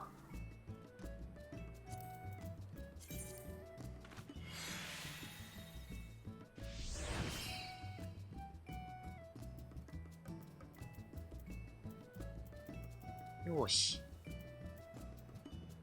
だいたい揃ってきたかな。右側は、あと1個か。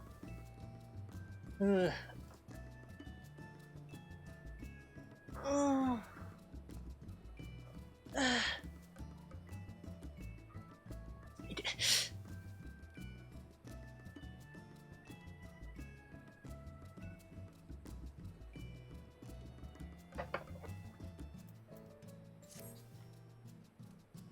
あ、でもこういう中指だけある指抜きグローブ。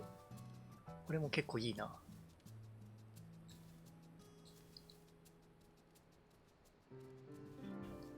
いしょ。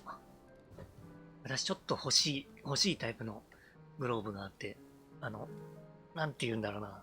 ハーフグローブ？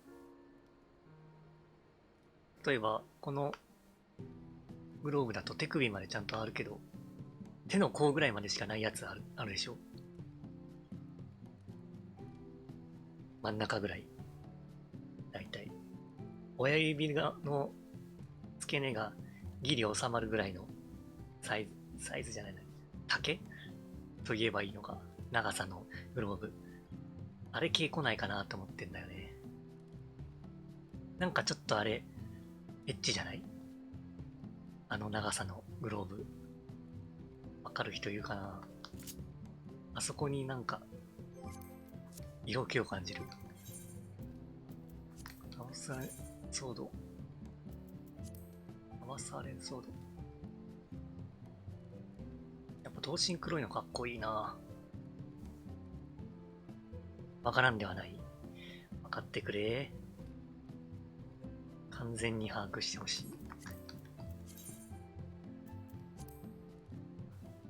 黒というか若干青みがかってるから、それもかっこいい。持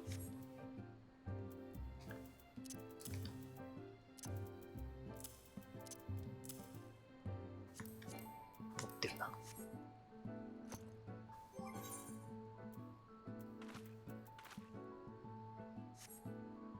うん。なんかまた休憩がてらパッチノートでも見るか。検圧がわかりやすくなります。パッチノート朗読会って明日あるのかな？なんか、ここでやりますよとか出てたっけな。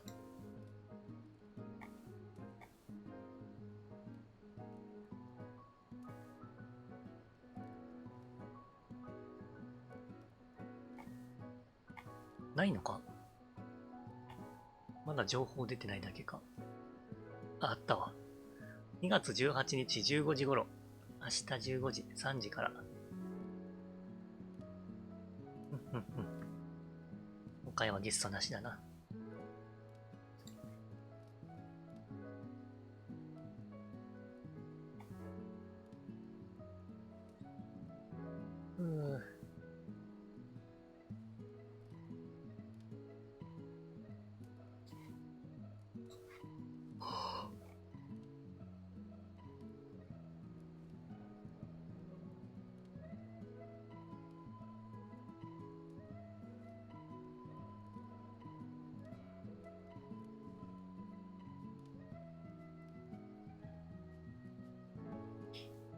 眠い。眠気がすごい。きたんな。あとなんか面白いのないかな？コンテンツ系ばっかか。アイテム関連。これももう話したしな、楽しみだという結論。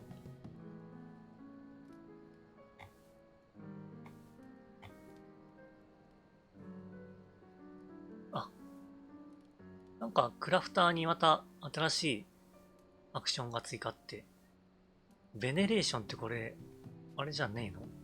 ステディーハンドなんじゃないの？作業を進める。違うな。効率が 50% か。あれなんか読み間違えてたな。効率がか。確率じゃなくて、成功率じゃなくて、効率か。違うわ。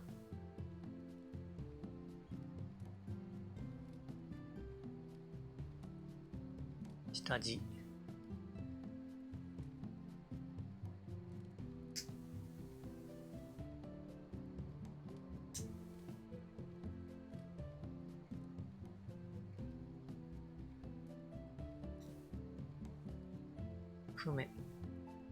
クメン三段が、クメン三段も消えるのか。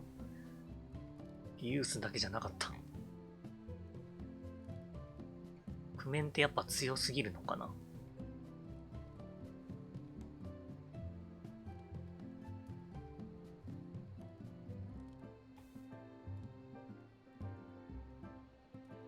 はあ、やべえ、あくび止まんねえ。行くか。グダグダしてないで。行くか。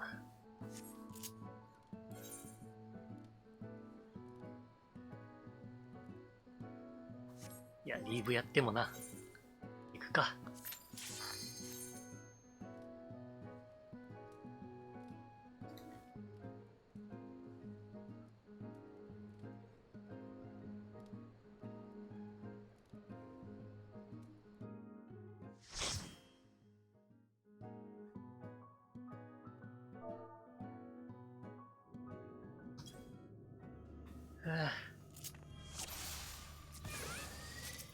みんなちっちゃい。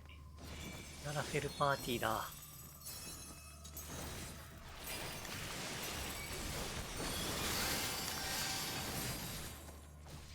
今回はまとめる感じだ。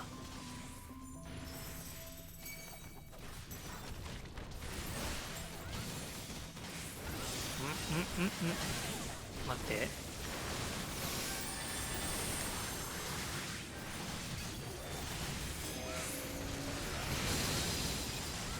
一旦待ってほしい。引率目先生、幼稚園だ。幼稚園だけどみんなしっかりしていると。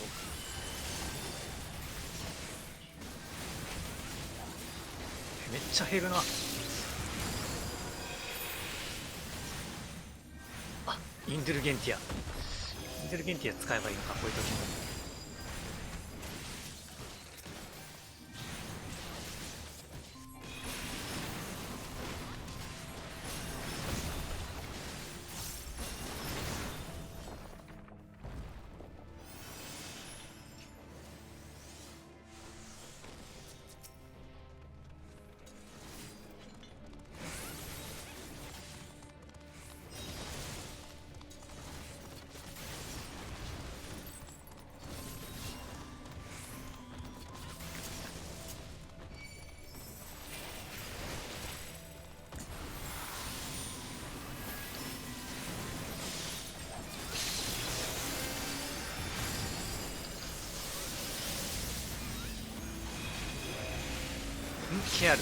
ケアルしてどうする？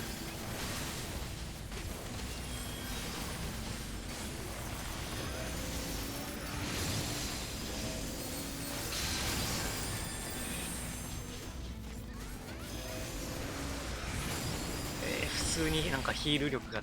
あ、ちょっと待ってちょっと待って。怖いコントローラーくん、ほんと急にバグんないでください。ダメだ、もう限界だな。どうしよう。使いたくないけど、あれ使うか。新しいやつ。でっかいんだよな。手に収まらんのだ。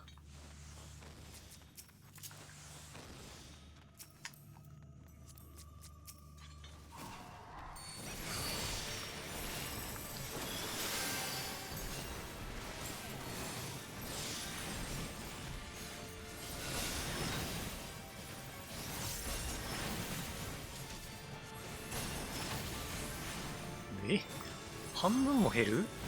そんなに減るか？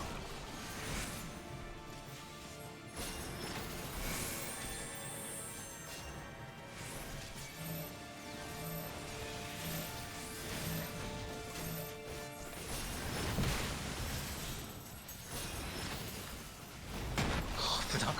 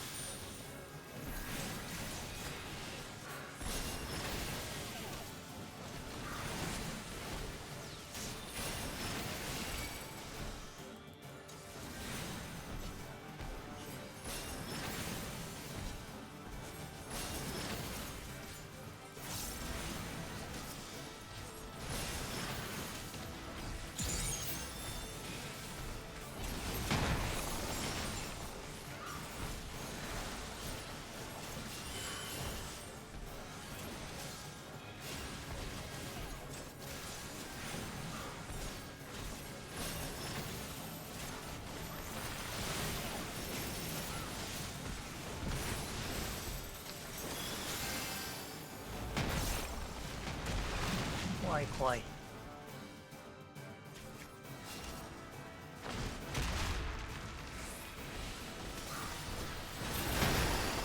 ドル元気が戻ってきてた。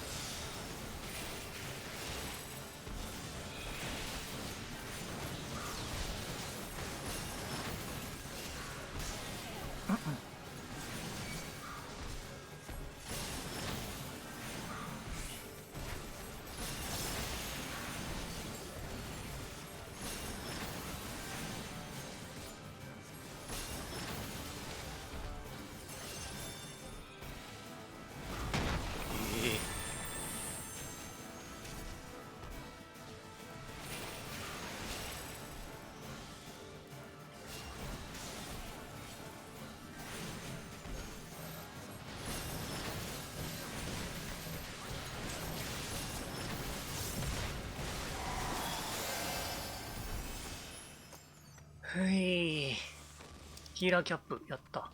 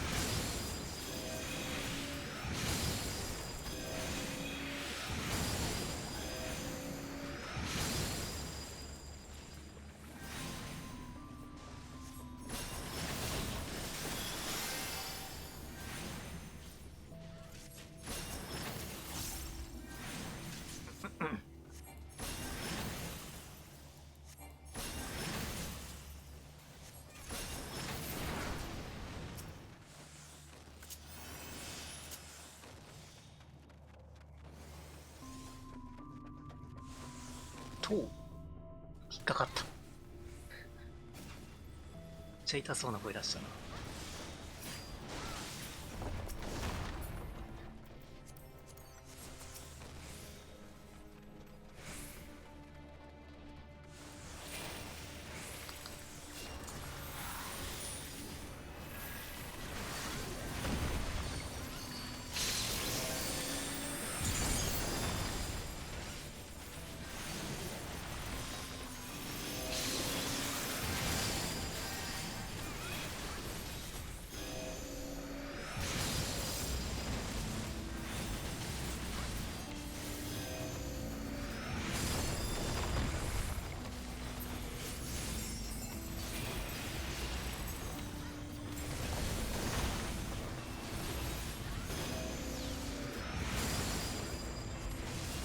いやー、きついっすね。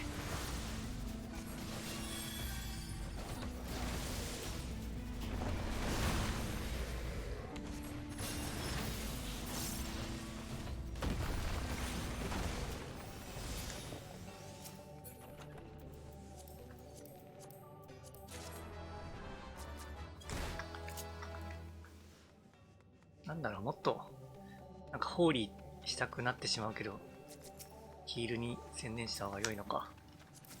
下手くそだしな。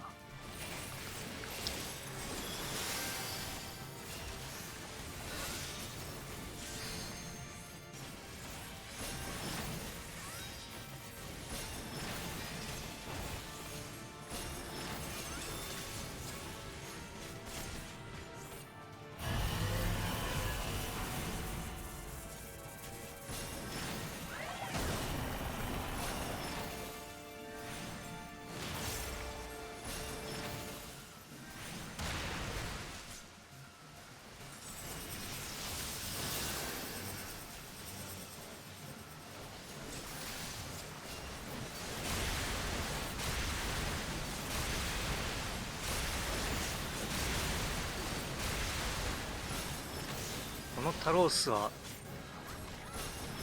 何目的で作られたんだろう。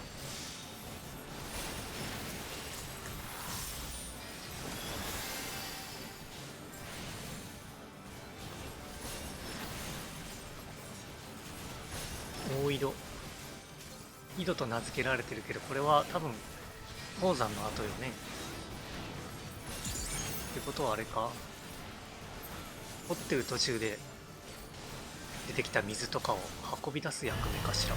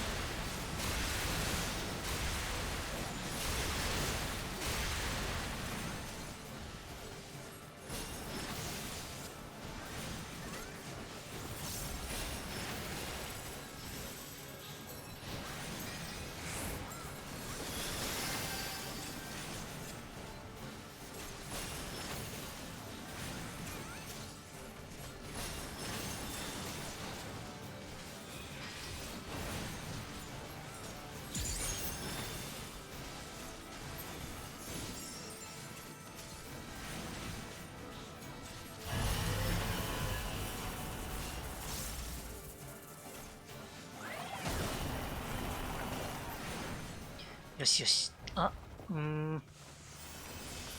飯忘れてた。ジョーカーは持ってない。おっとっと。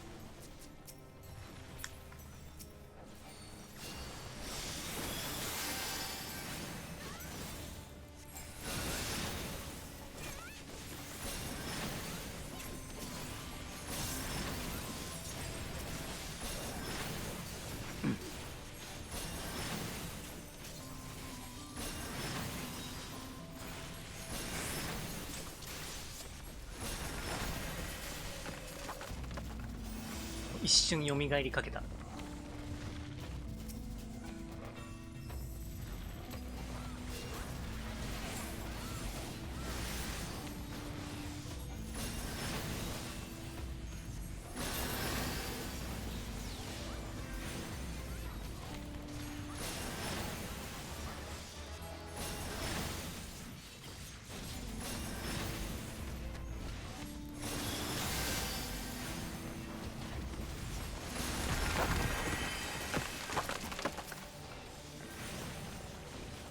ねえ、ここ動く前に3体倒したい。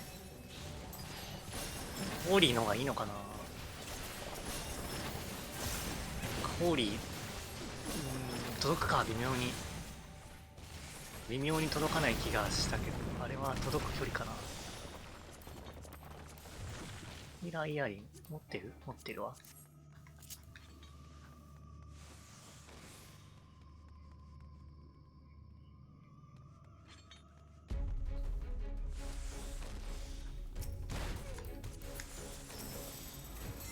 あれ動く前に倒したのは2体ぐらいまでかな。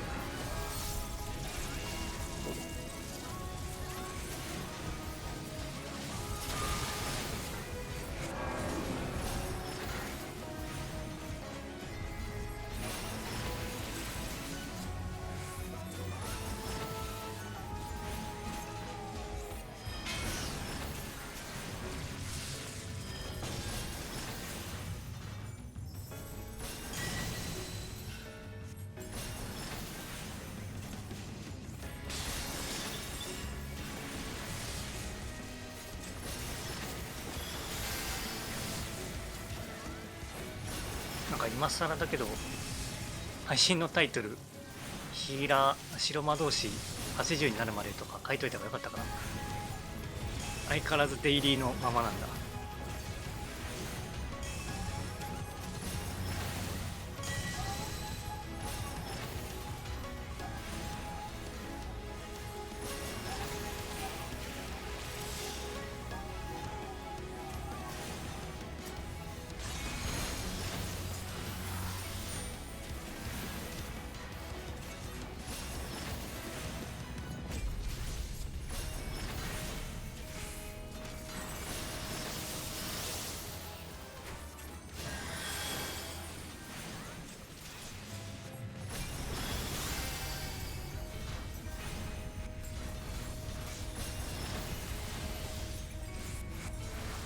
ケアルじゃない、ケアルじゃない。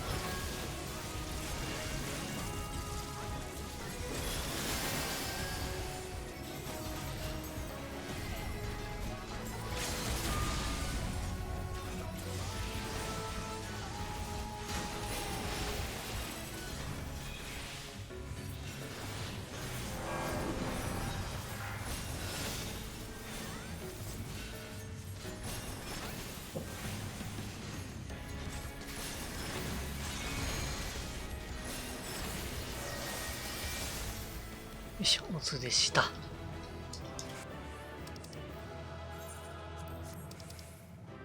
お、刀だ。刀は持ってるからいらないよ。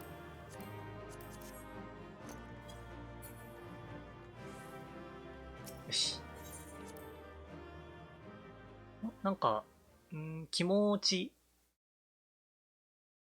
クリアまで早かった気がする。まとめたからか。気持ちじゃないな。多分、実際早かったんだろう。ヒーラーキャップ。これ結構可愛い感じがする。ヒーラーチョーカー。お、あ、こういう見た目。あ、これか。ちょっと色、わかんなかったけど一瞬。なるほどね。クラフターのこの腰についてるのが超邪魔なやつだ。なんだこの袋。なんだこの袋は。何が入ってるんだ。めちゃくちゃ邪魔、これがね。いやー、この腰のやつ外して銅だけの装備があればいいのにな。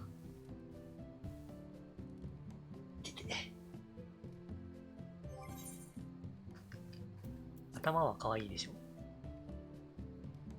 可愛いかな。わかんないぞ、これ。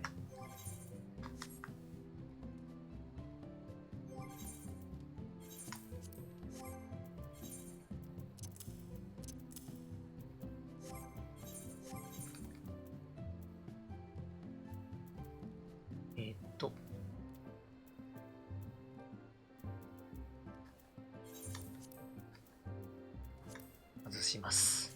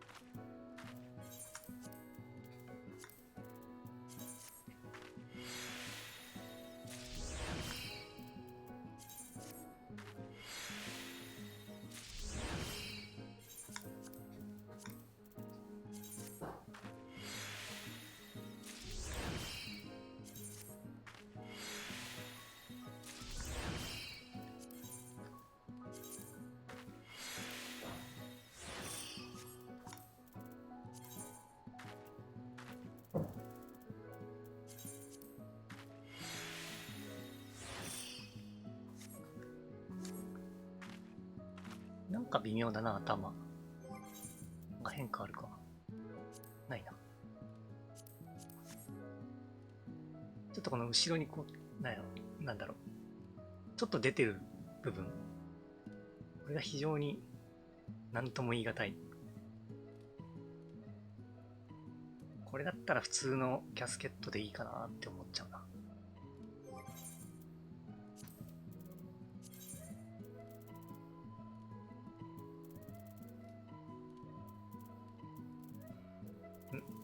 メガネがない。そっか。メガネはわざわざこっからミラープルしてたんだ。めんどくさいな。消しとくか。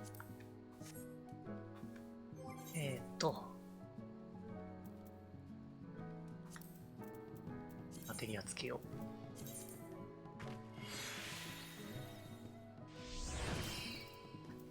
違うぞ。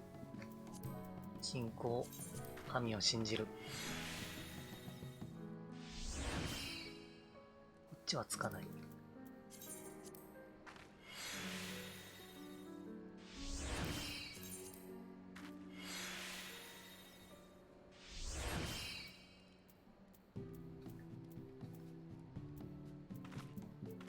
お、あと1個だ。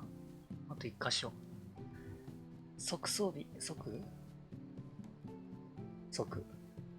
装備だけだ。次で揃うな。ちょっとこれ納品してくるか。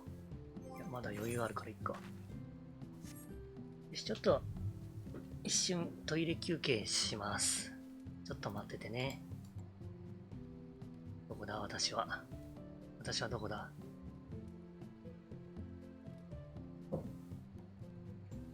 消えた。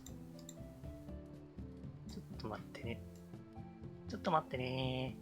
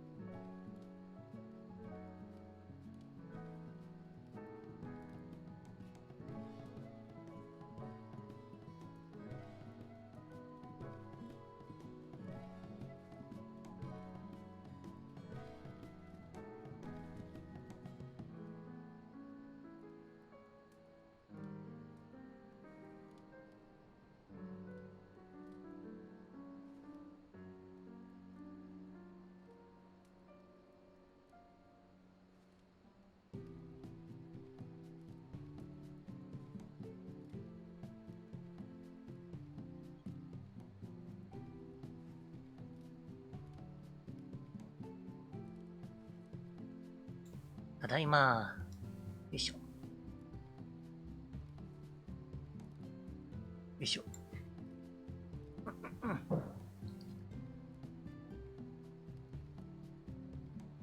ふぅ、トイレ休憩完了。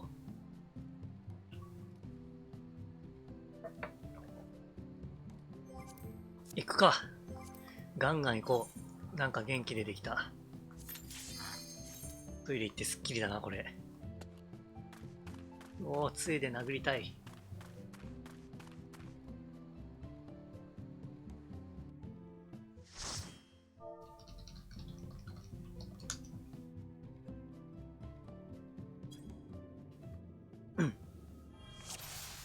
あ、そうだ。リテイナー帰ってきてたんだった。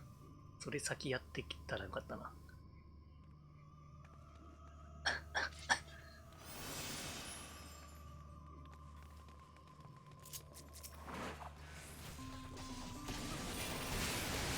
まとめない。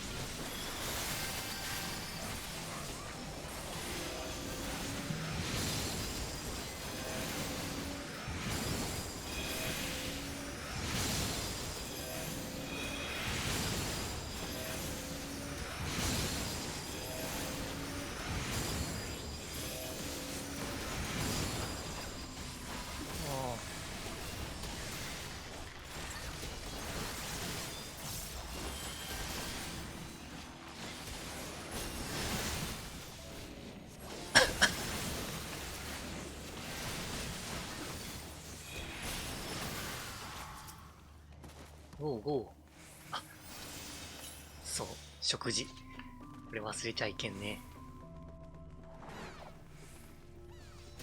いやー、いやー。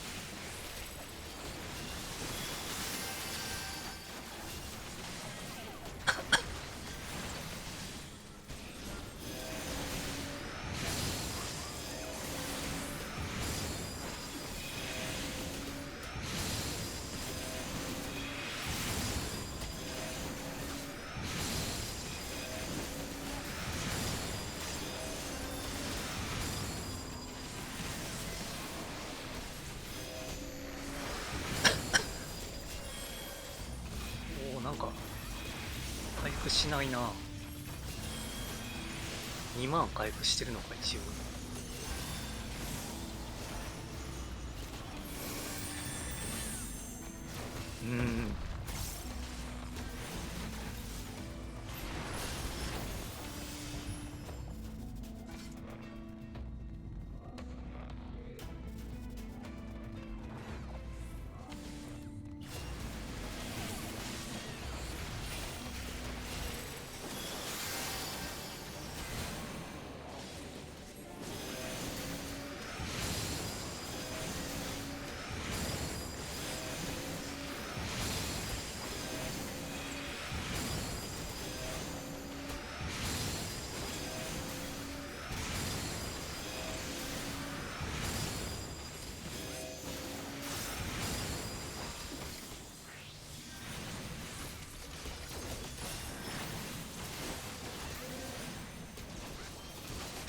ホーリーがすっかり板についてきて、もうぐるぐるぐるぐる回ってんね、ずっと。さすがにもう慣れた。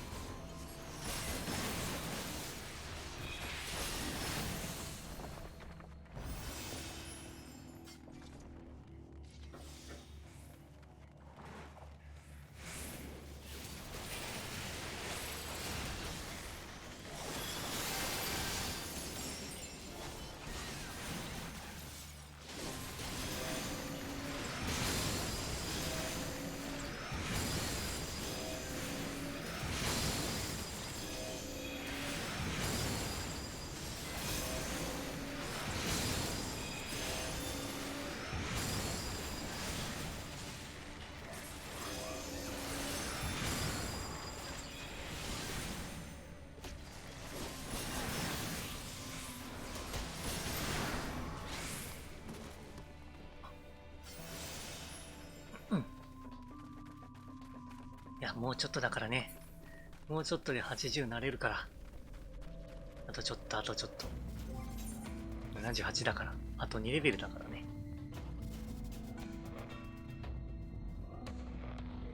ただ日付が変わって蛮族も残ってるし、残ってるって言わないか、それ。蛮族もあるし。おお、結構引っ張るね。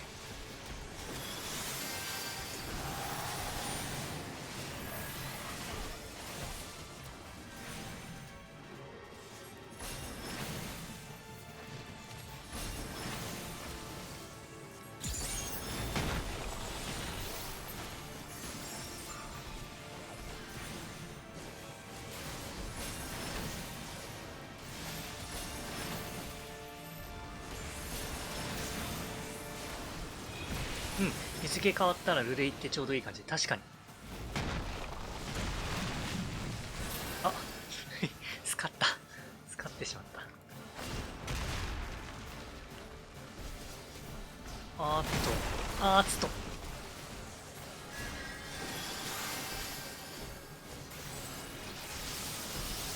ンドゥルゲンティア君。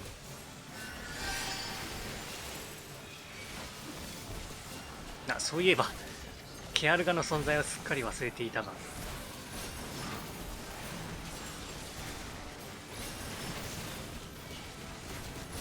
でもあの感覚、距離感だとちょっとケアルガは使えんか。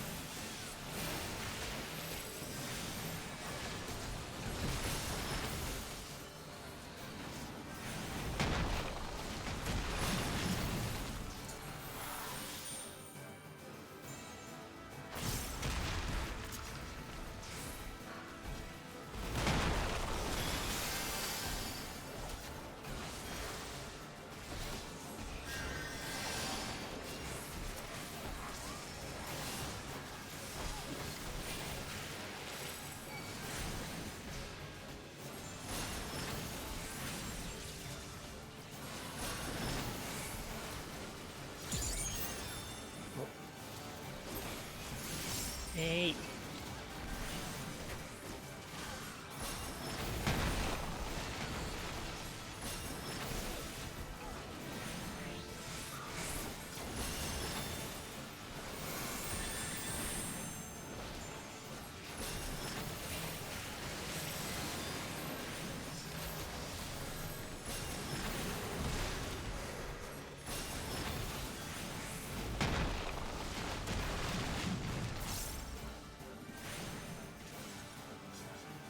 ドンキしてた結構。届いてるか。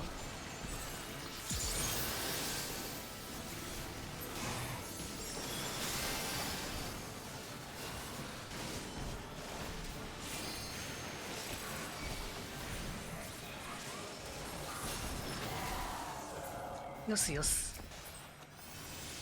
オーヒーラーキャップ持てないぜ。ストライカータブレット。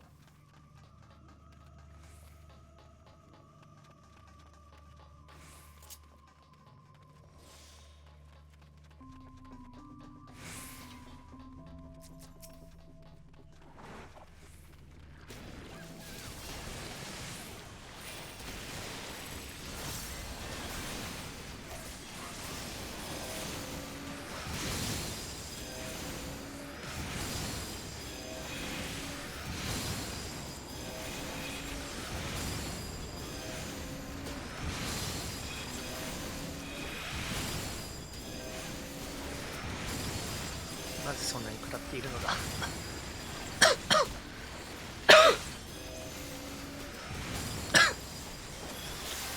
ょっと喉が疲れてきてるね。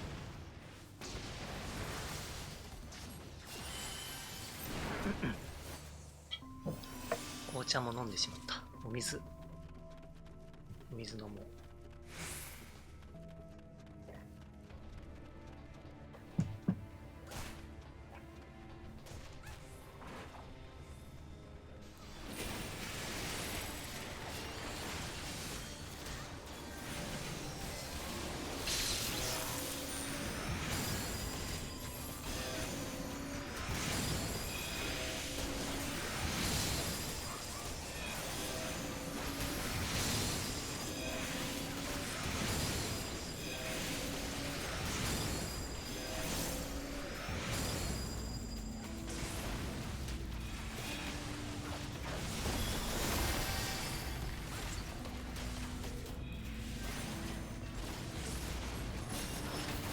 そっちか。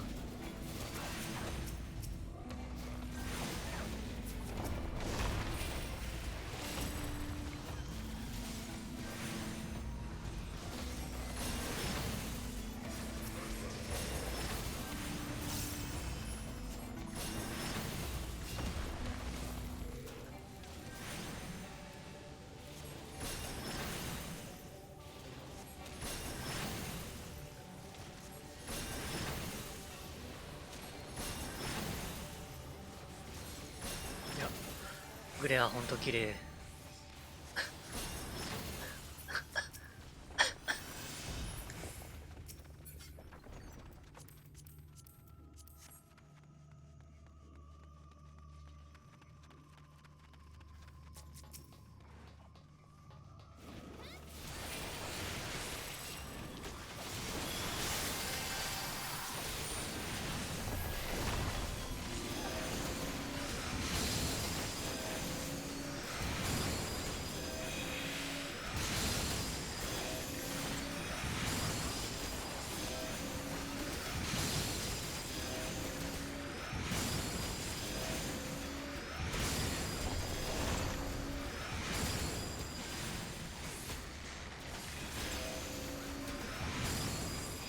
このプリンみたいなやつカスタードっていうんだ。まずそう。ど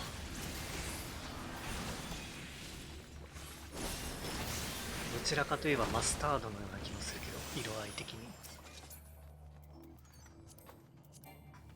持ってる。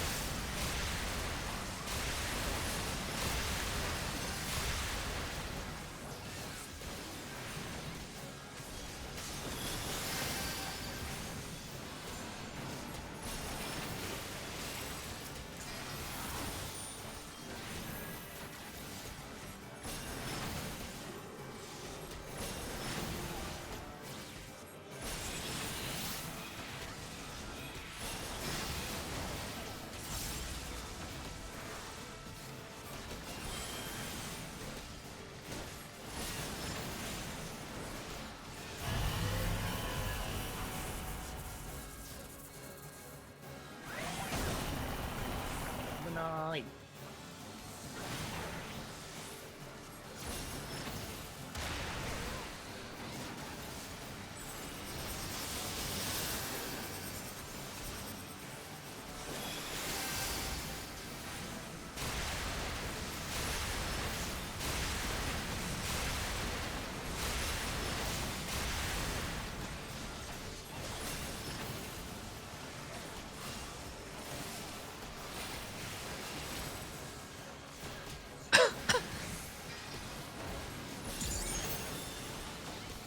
はい。なんかミゼリってこんなもんなのかな。3万。あ、もっと強いイメージがあった。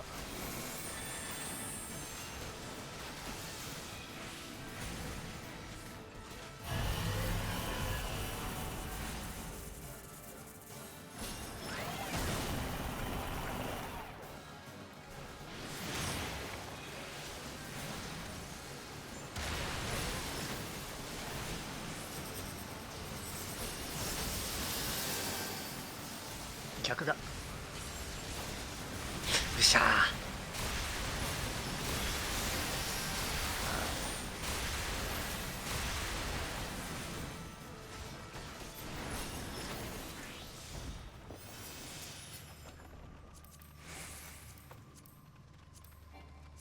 水のないところでこのレベルの水遁を。水あったか周りに。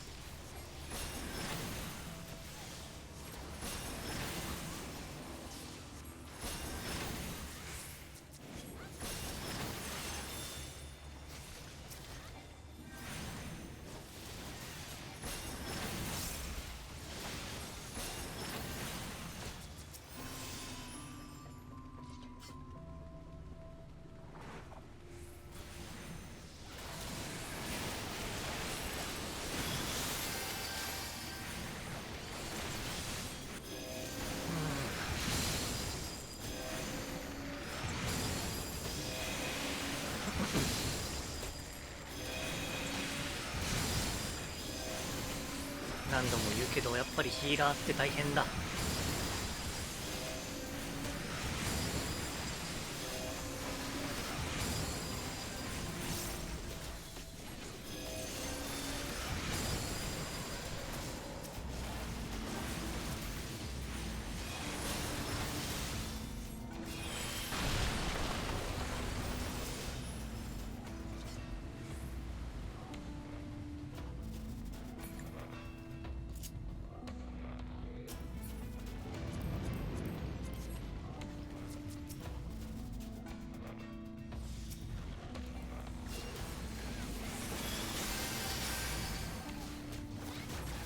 氷でどれくらい出るんだ。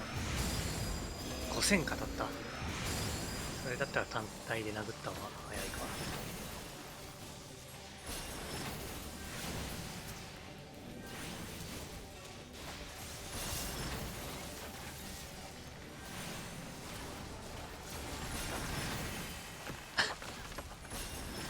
第一2体相手だしな。3体以上っていう原則を守らないと。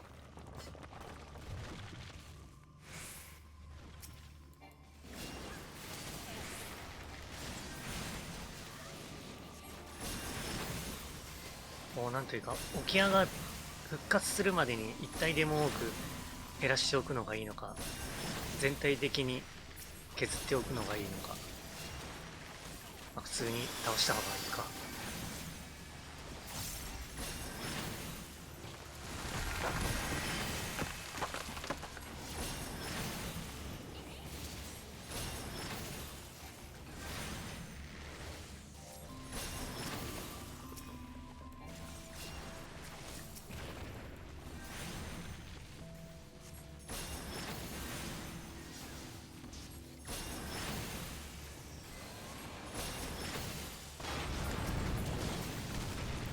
お、ダガーだ。こっちか。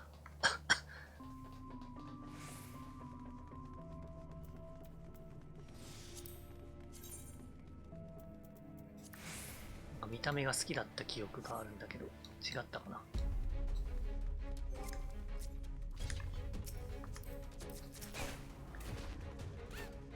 にゃん。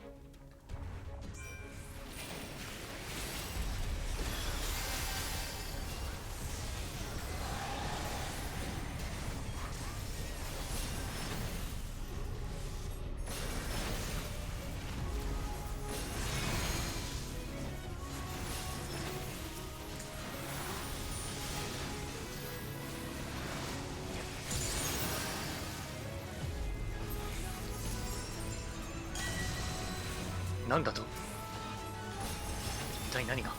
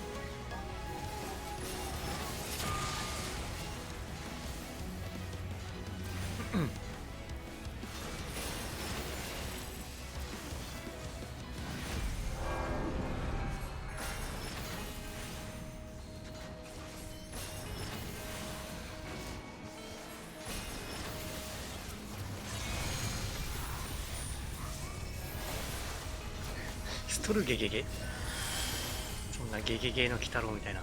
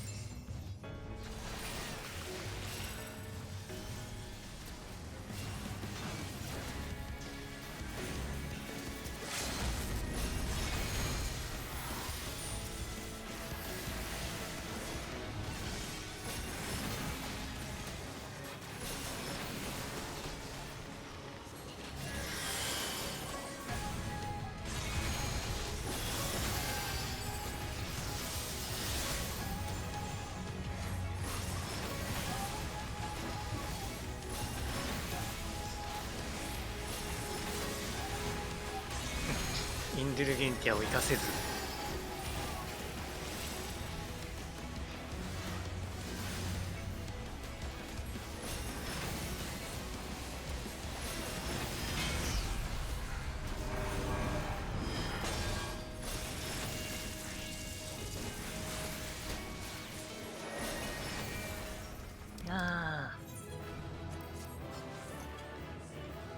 あ、オズでした。あれ毎回というか、頻繁に誰かをターゲットしたまま宝箱を開けようとして、あれ丸ボタンが効かないってやってる。おまぬけだな。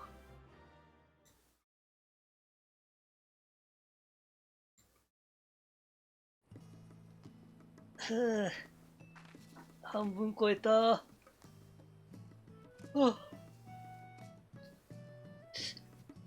3分の2弱って感じか。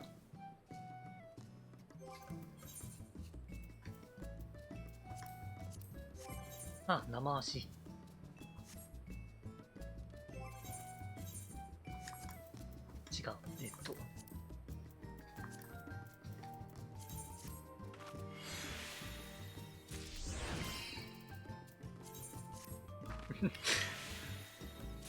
生足魅惑のエヴァちゃん。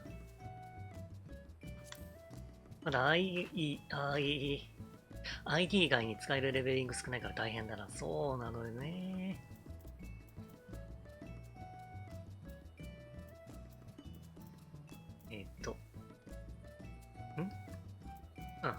ブブトーレね。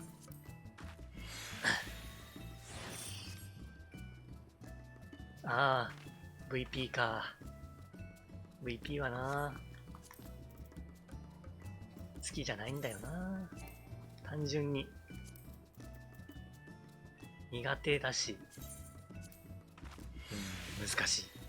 デイリーやりきると、そう、ID ぐらいしかない。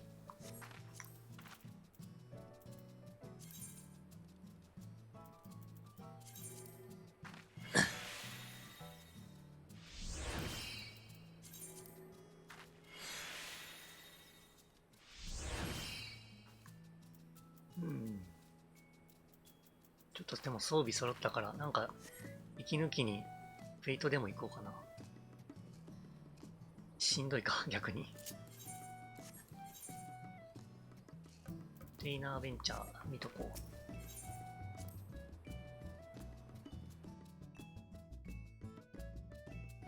う。79になった時にリーブの攻略手帳を埋めて、果たして何百万、100何万もらえるのか。せいぜい170万ぐらいかな、増えても。まあ、今のうちにやっちゃおっかな。大して差はないでしょう。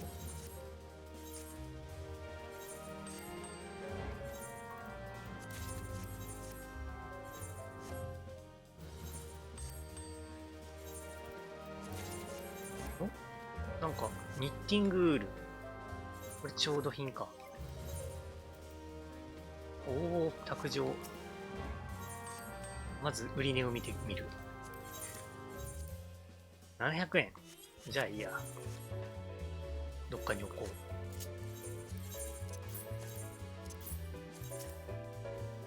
う。もう完全に。びっ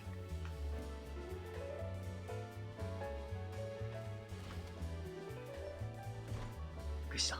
上だ。今のは上の階。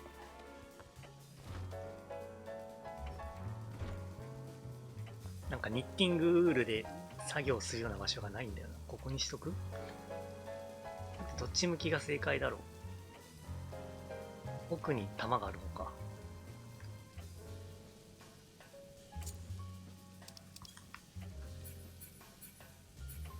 チョコレートファウンテンの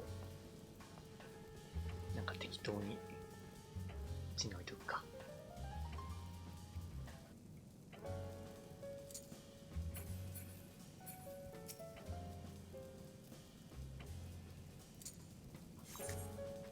ごちゃっとしてんな。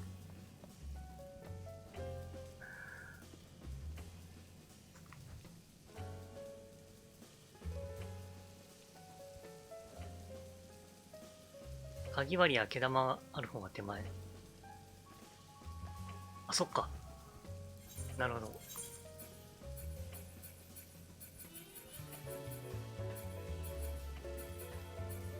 選べない。あった。そっか。だからそうなると置けないな。冬場に凍ったタオルみたいになっちゃう。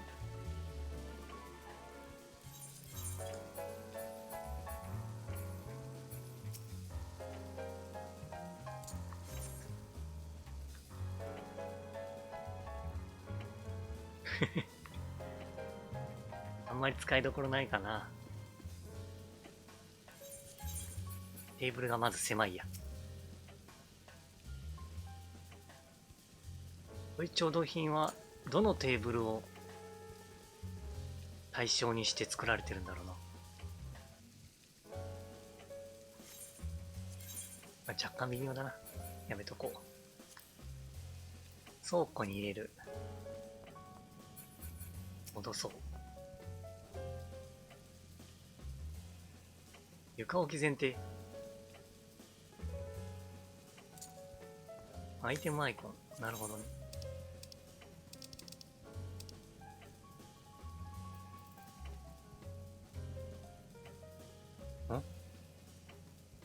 奥の方にあるね。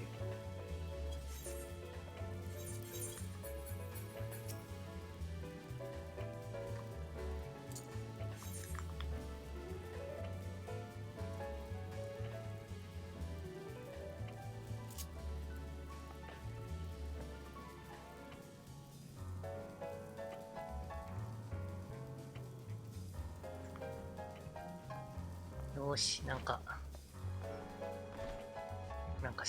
しに行こう。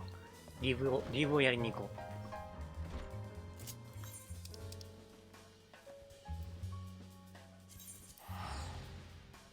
そこら辺の雑魚リーブを3つやって、適当に終わらせてしまおう。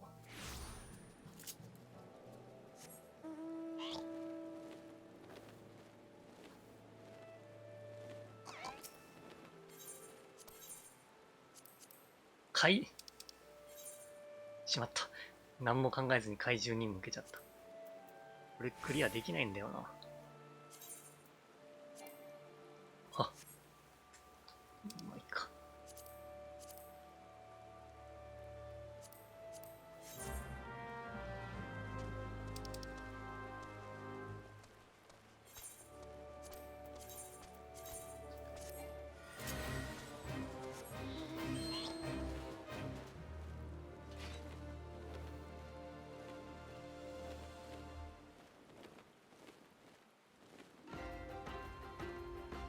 なんだ？8号を倒す。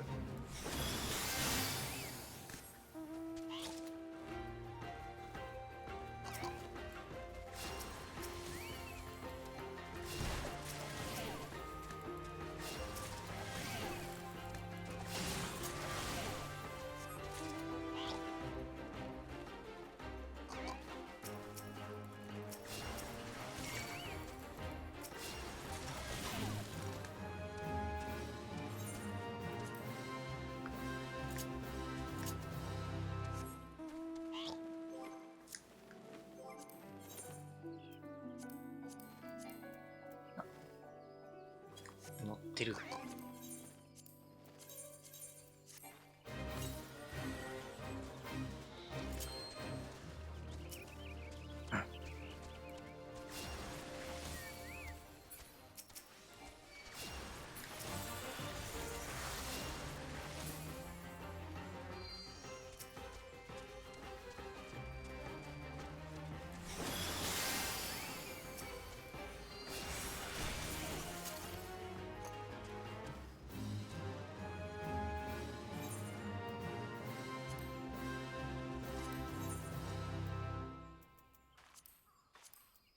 まあもうレベル上がってこんな低レベルの怪獣任務をなんだろうクリアしたいっていう人は多分いないと思うけど、なんかな、絶対に倒しきってしまうのがなんとかならんかな。レベル差がめちゃくちゃあるとなだめるをしただけで相手が付き従うようになったりしたら面白いんだけど。あ、君じゃないな。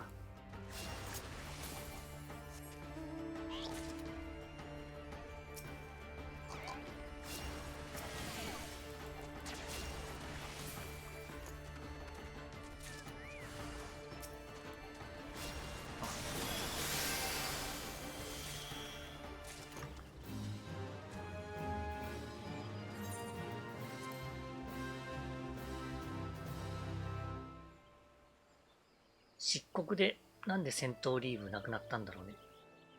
グレンもなかったか。グレンと漆黒で誰もやらんからか。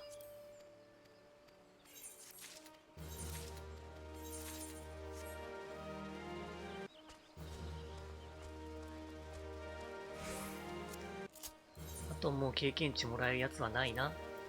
ダンジョンも MIP もやった。PVP は戦績だけ。制作もトレハンも関係ない。攻略手帳は用済みだ。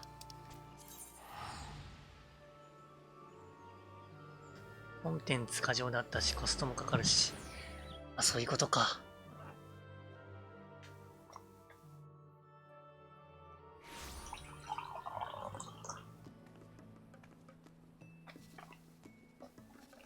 よいしょ。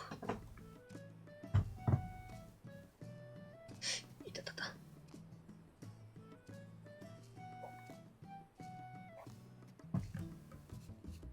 ちょっと胸が痛い。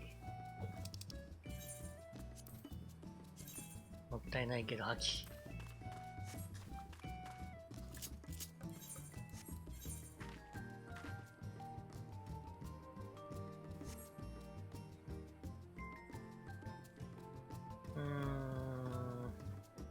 今一番フェイトで、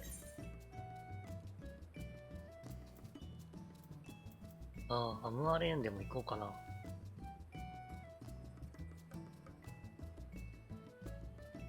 一番進んでないけど、一番ではないか。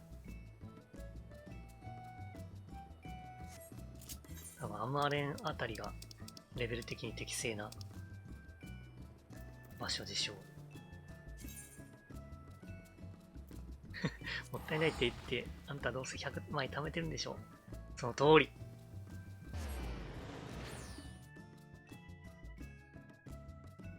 常に溢れてるからね。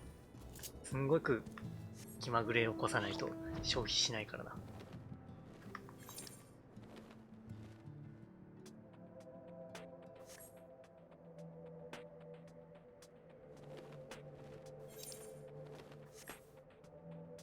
ちゃんと使いなさいっておかんに怒られる。大丈夫だ。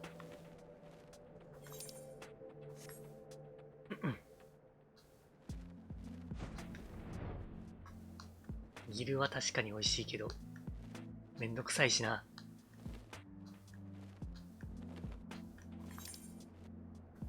クエストじゃない、フェイトがない。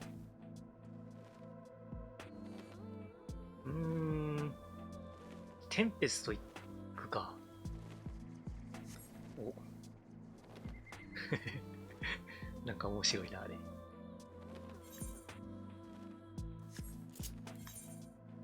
ンペストはでも79か。若干経験値下がっちゃうか。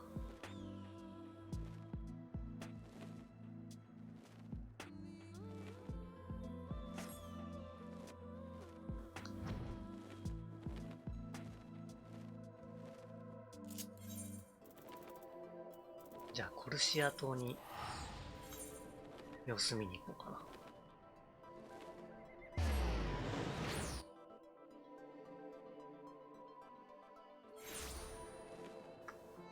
ディスコード。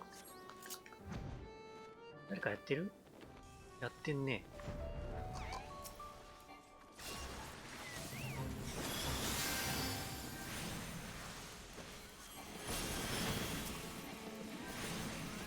こいつこんな攻撃してくんのか。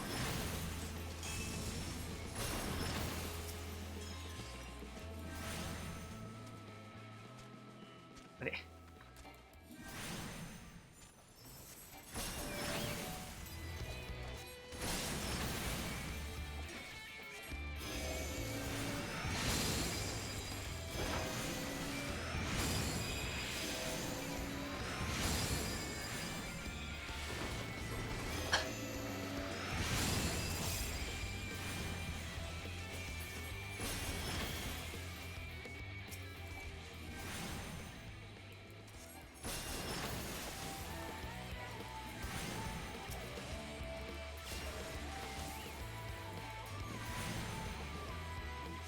なんか出た。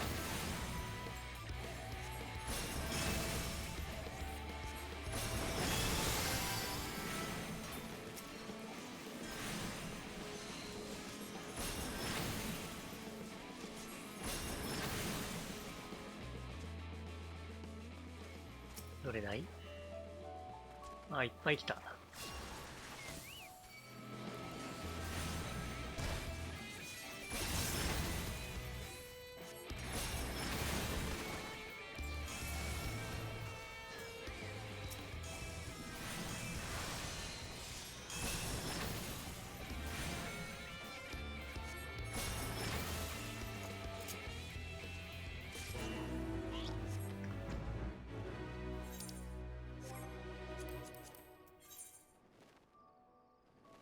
ロシア島もあと3つで1段階上がるけど、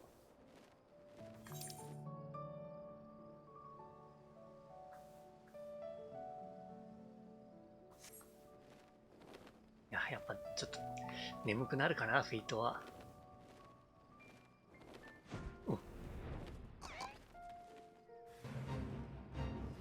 試作オートマト選べない、選択できない。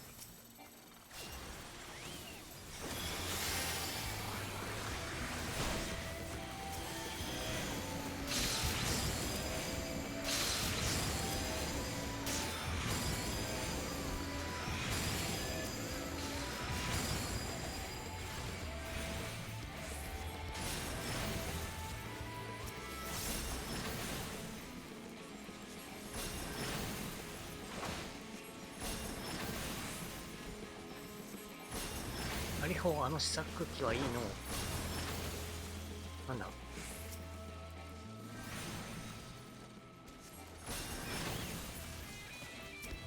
マジテストしてるのか。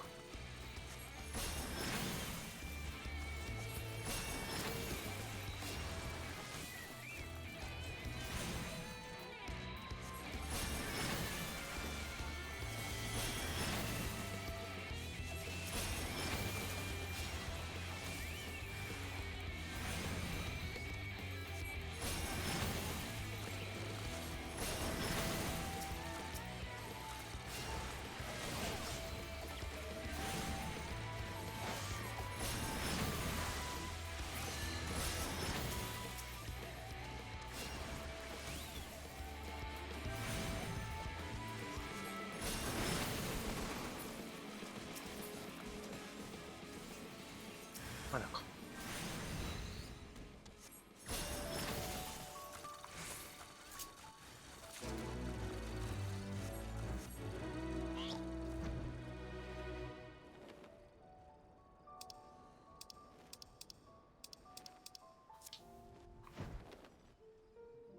あまりにも、あれかな。ゆっくりしすぎかな。フェイトで上げるのは。さすがにかな。ジェムは欲しいけど、これ以上にしんどいや。やめとこ。帰ろ。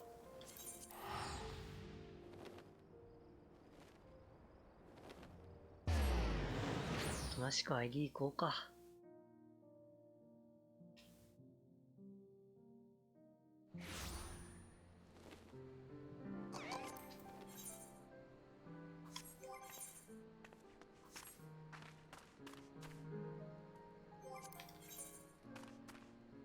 よし。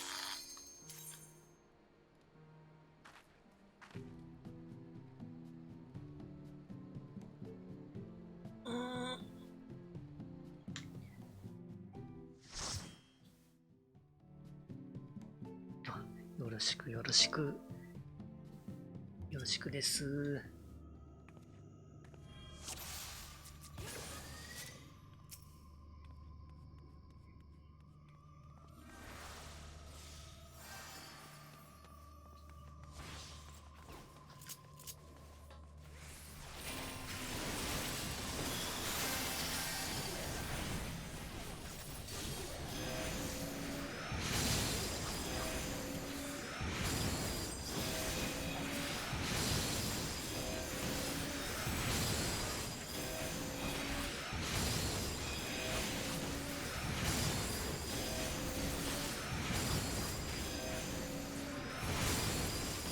眩しいな、ホーリー。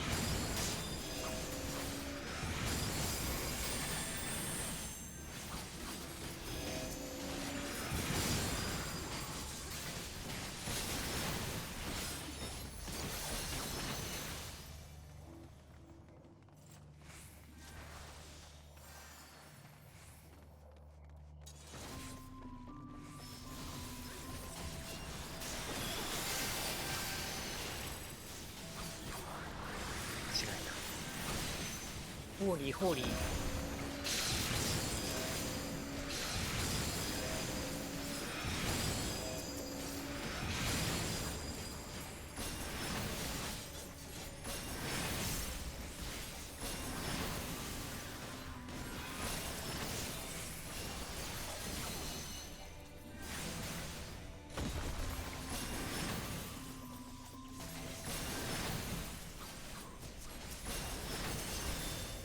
はあ。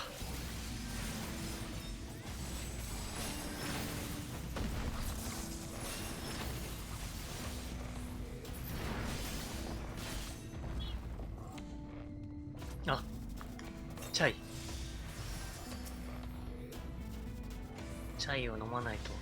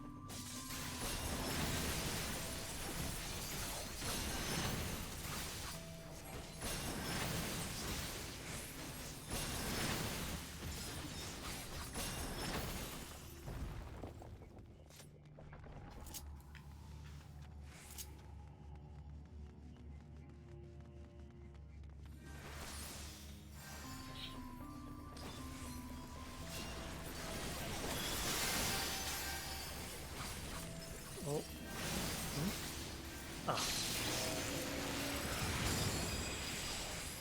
当になんかたまにわからんくなるな。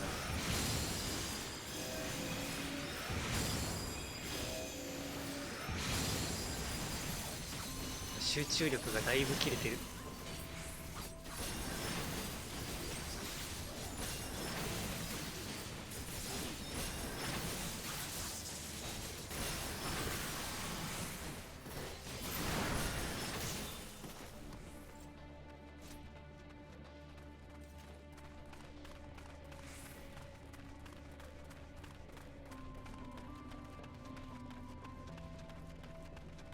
これ男子か？オスエレか？エレオス？オスエレとは言わんな。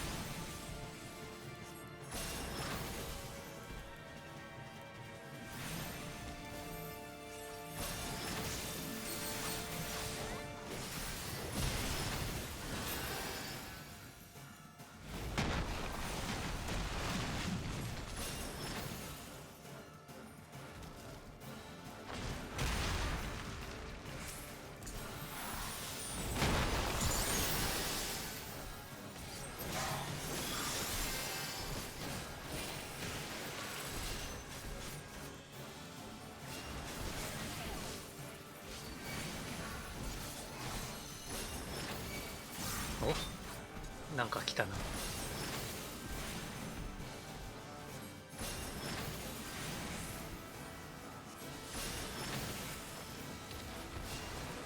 ちょっと読めねえ。なんかたまにこれ来るな。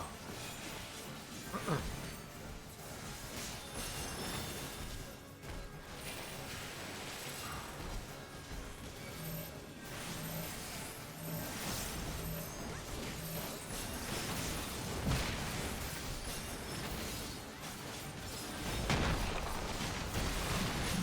いてて。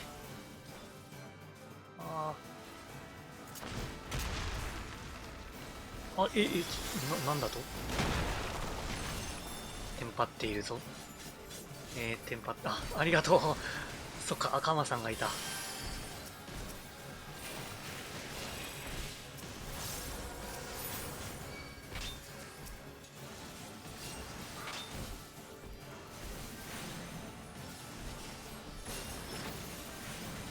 撤回されてしまった。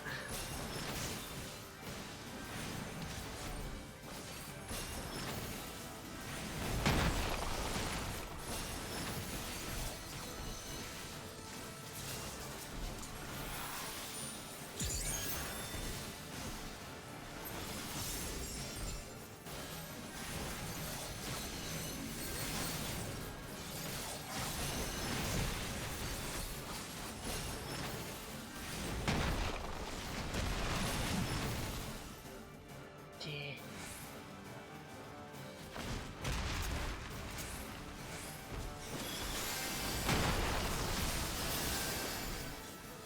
お、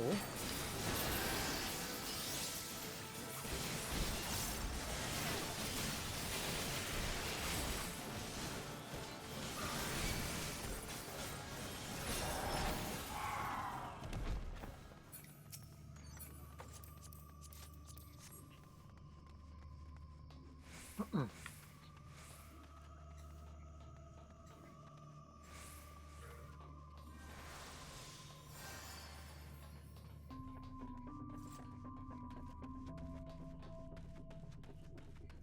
うん、この週じゃレベルは上がらないかな。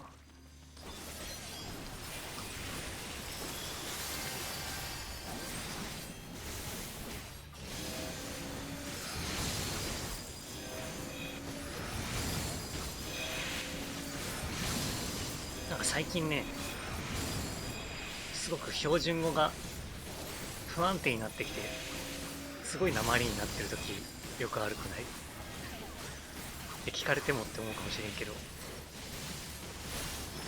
本当は、まあ私関西人なんで関西弁使ってるんですけど、最近ね、なんかゲームやりながら標準語で喋ろうとするともうガタガタになる。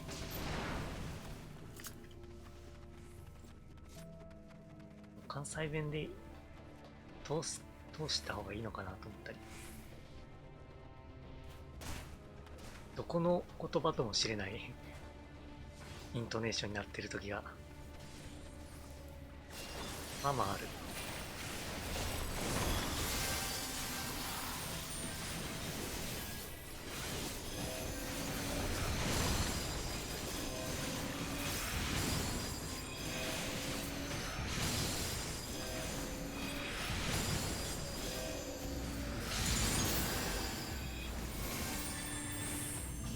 なんかテトラ使った。いい、巻き込まれに行った。ダメですよそれは。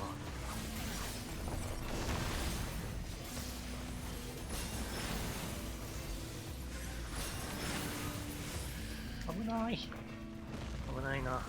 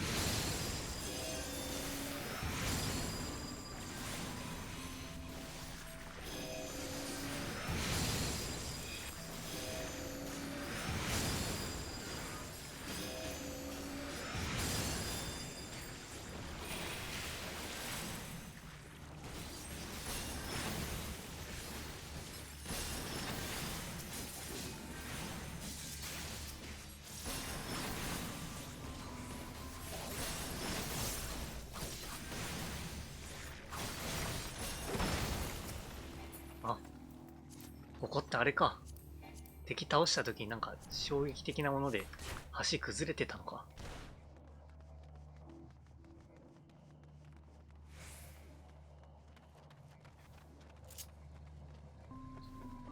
最初から崩れてるところを飛び降りたわけじゃないんだ。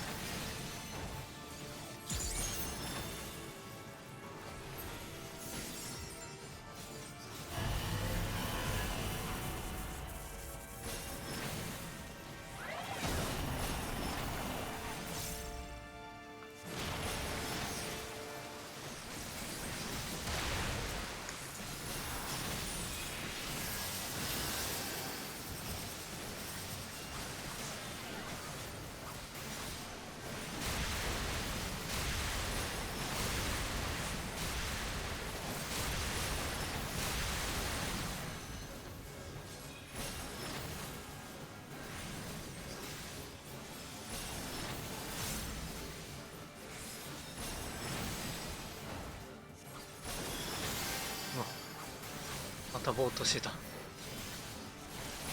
ィワインフェニゾン。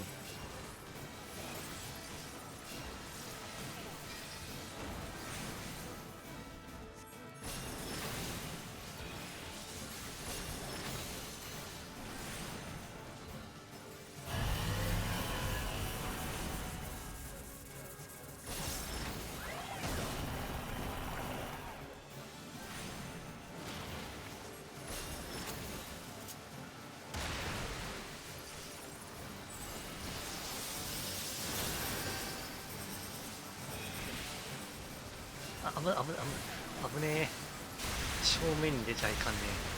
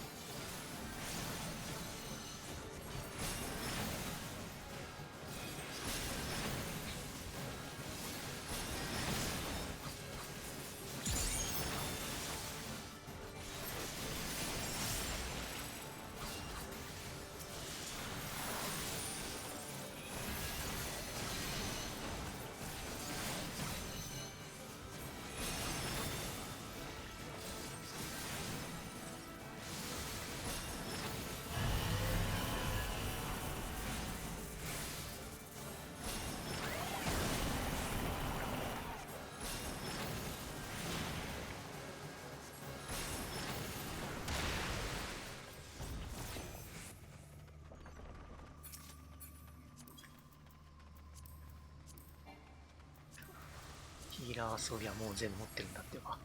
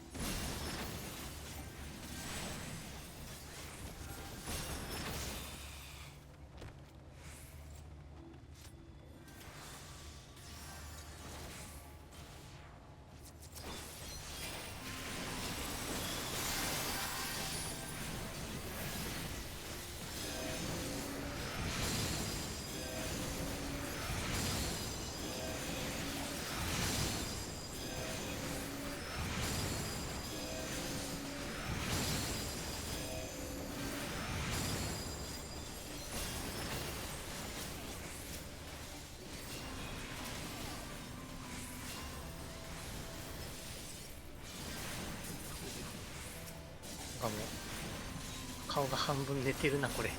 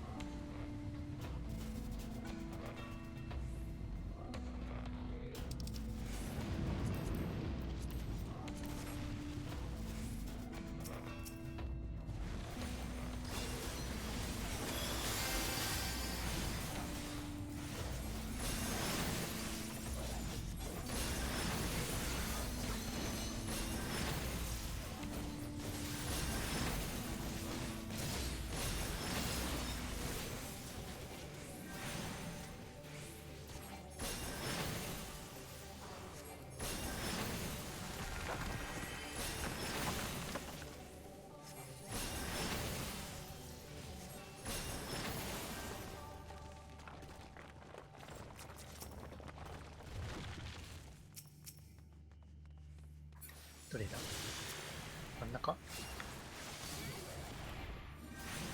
違うのか、左か。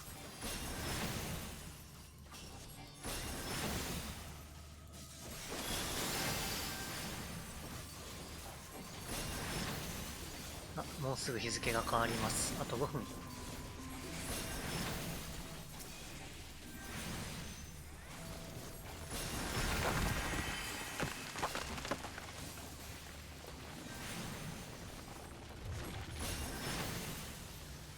一応レベルが80まで上がったらロールクエストの方も配信でやっちゃおうかなと思ってるんだけど、どうかなどうかなって言われても困るか。ロールクエストと各ロールクリアした後のやつ全部やろうかな。長いかな。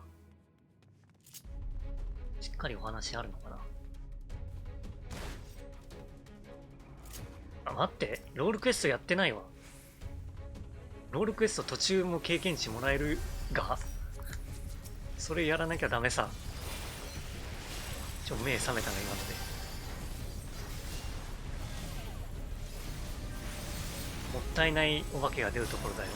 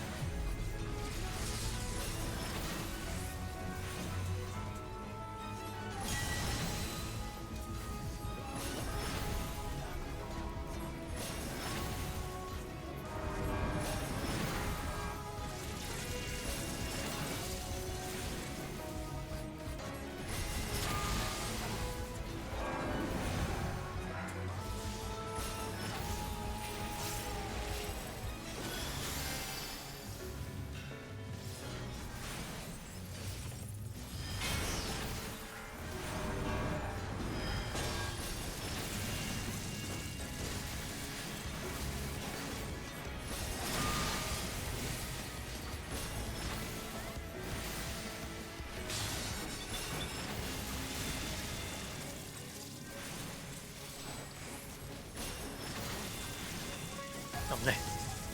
なんで出ようとした。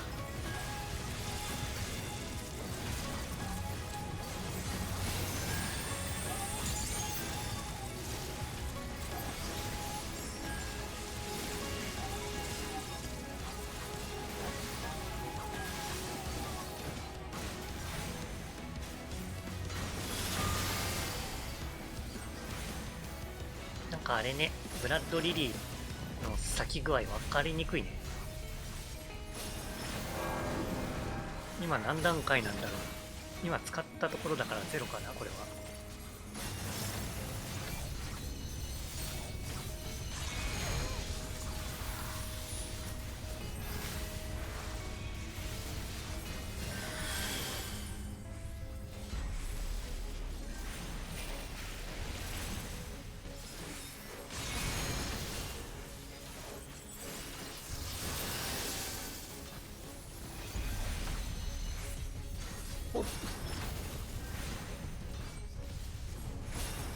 これって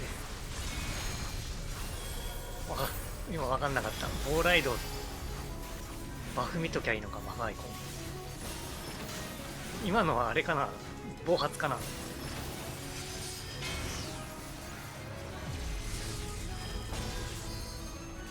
怖いな。なんだと蘇生するか。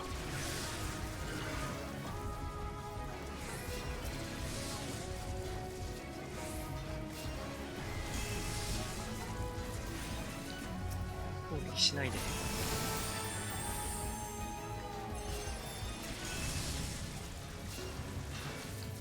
なぜ危ないぞ、そこ。大丈夫か。ちゃんと分かってたか。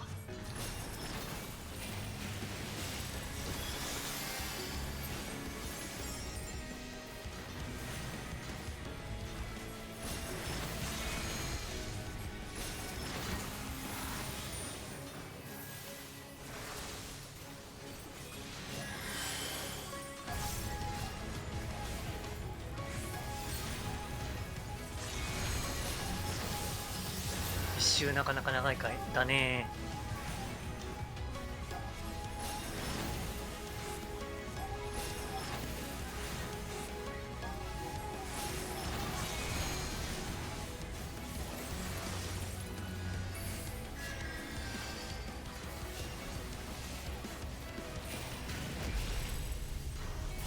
LB がずっと溜まっとるんじゃが、 LB 打たせてくれ。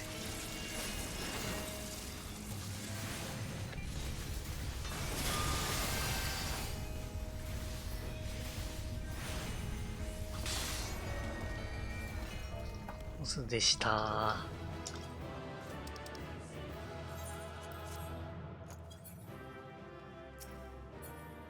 ブレイド、これは確か持ってたな。あ、ミリだ。ミリで上がってない。OK。ああ、いや、ロールクエストのことを思い出してよかった。このまま上げ切ってしまっていたら首を吊るところだったわ。危ない危ない。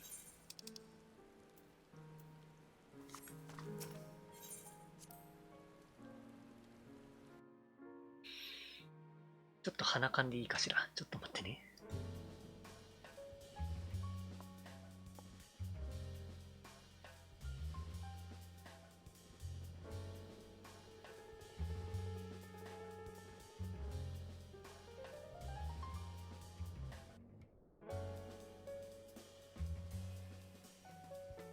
うん。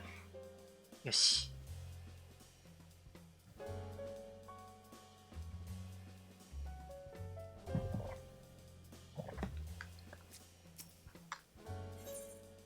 あ、なんだ。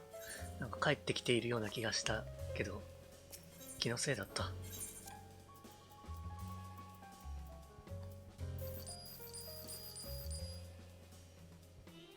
なんだこれ。どこでもらったやつだこれ。リテイナーが持って帰ってきたやつか。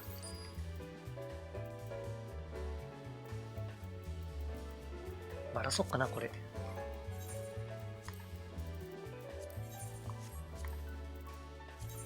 や、シールドはいいか。結構渋い見た目してたから置いとこう。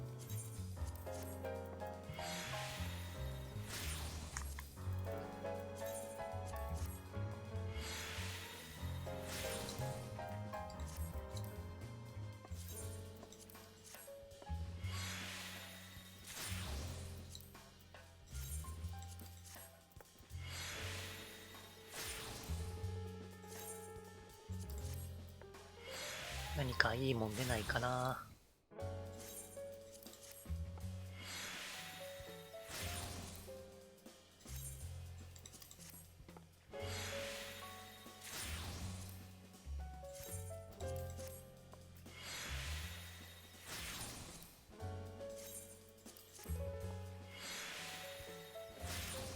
特に何も。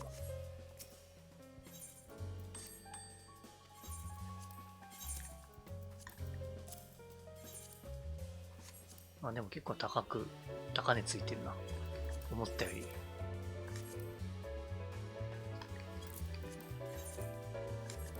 ヒマイラフェルト。はう。待って。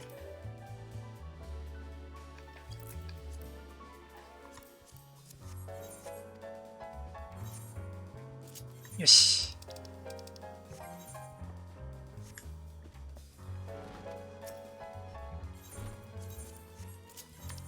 クリスタリウムへゴーゴー。ヒーラーのロールクエやったらどこまで行くかな。半分ちょっと下ぐらいまでは経験値入るだろうか。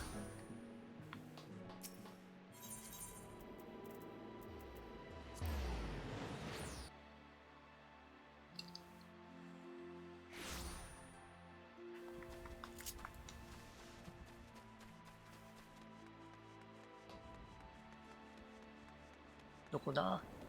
これか。ジオットちゃん。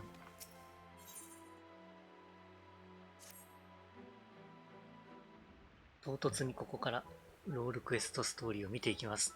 ぐはー。もしやお前さん、わしに話しかけておったのか？そいつは失礼したぞい。では改めて。ラリホー。ラリホー返し。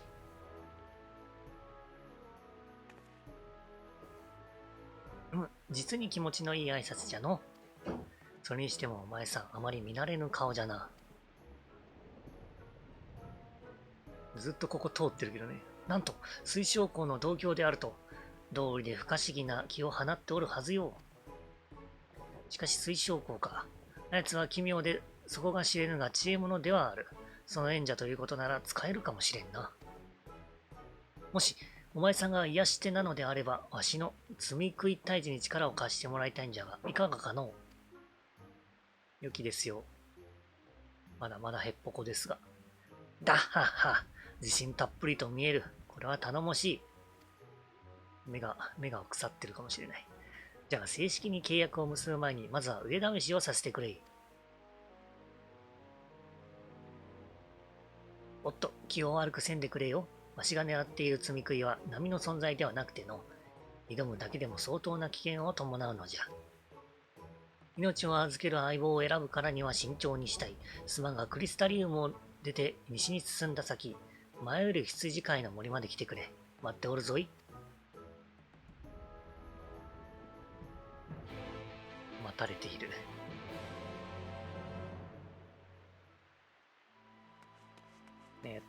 普通にエーテライトで外出るか。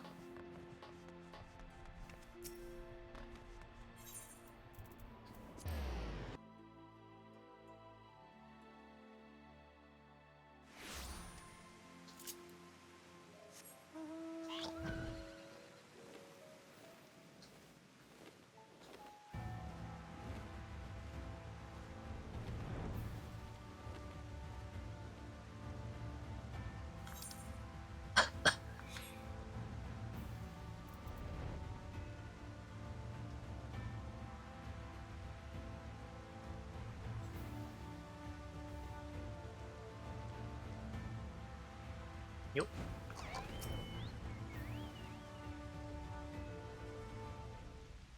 なんだろう。汚いエヴァンジェリンとやら、早速腕試しを始めるぞい。ぞいぞい。さて、獲物はと。ふむ、あれが良さそうじゃな。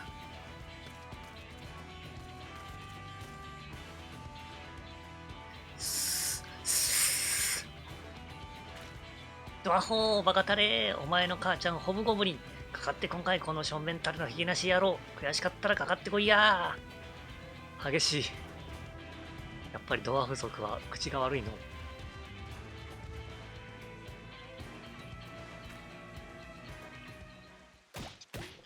えやられとるが。どういうこと？グホー。ああ、こっち見た。ウルヴァリンはやる気のようだ。重傷を負ったジオと助けるには倒すしかないだろう。そういうあれか。そういう癒し手としてのなんか力を試すためにわざとやられたかと思ったけど、今話してる場合じゃない。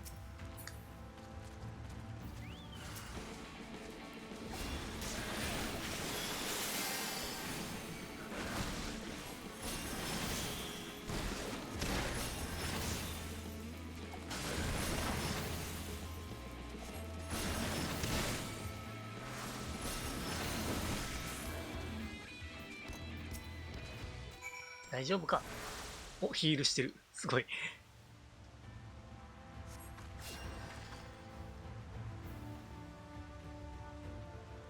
だっはっは。やるではないか、エヴァンジェリン。あばら骨3本と右の大腿骨が見事に取ったのに立ちどころに治ったぞい。マジでめちゃくちゃ重症じゃないか。どうやらお前さんの癒しの術は本物のようじゃな。緊急事態にも動転せず、よどみのない動きで敵を倒しおった。合格じゃ。さあ、腕試しはここまでとしよう。仕事についての詳しい話はクリスタリウムで、さまよう階段亭で一杯引っ掛けながらしようではないか。なんだこいつ。ポンコツなのか、それとも何か隠しているのか。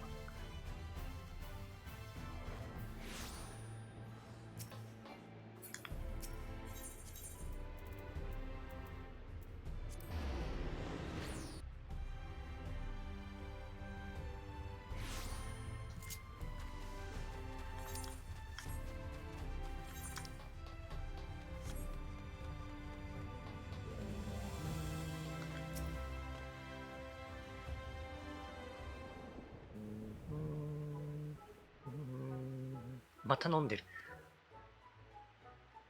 やはり人暴れした後の麦酒はいいの。人暴れされた後だけどな。主に暴れたのは魔物だ。主に暴れたのは自分だ。まあ、私は暴れてないから。とても清楚でしたよ。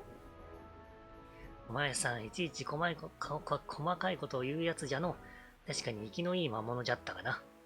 何はともあれ、わしはお前さんの癒しの腕前を理解できた。お前さんもわしの類まれな度胸と頑丈さを知ったことじゃろう。頑丈だったか。かくて互いを認め合えばこそ相棒になれるというもの。タンクとしてはめちゃくちゃ柔らかかったけど、豆腐じゃよ。さて、わしが狙っておるのは光の反乱を引き起こした大罪人の姿を持つという罪食い。四使徒の一角たるソープロシュネージャー。難しいね。こやつは腹立たしいことにドワーフの辛い腰にして掟破りの追放者。同志ラミットの姿をしておる。めっちゃ嫌われてる。今もドワーフの長老たちは、世界を崩壊に導いた光の戦士を一族の中から出したことを恥じておってな。故に最長老は一族最強の戦士であるわしに命じたわけじゃ。死してなおドワーフの伝統と誇りを汚し続けるでいいかな。ラミとソープロシュネを撃てとな。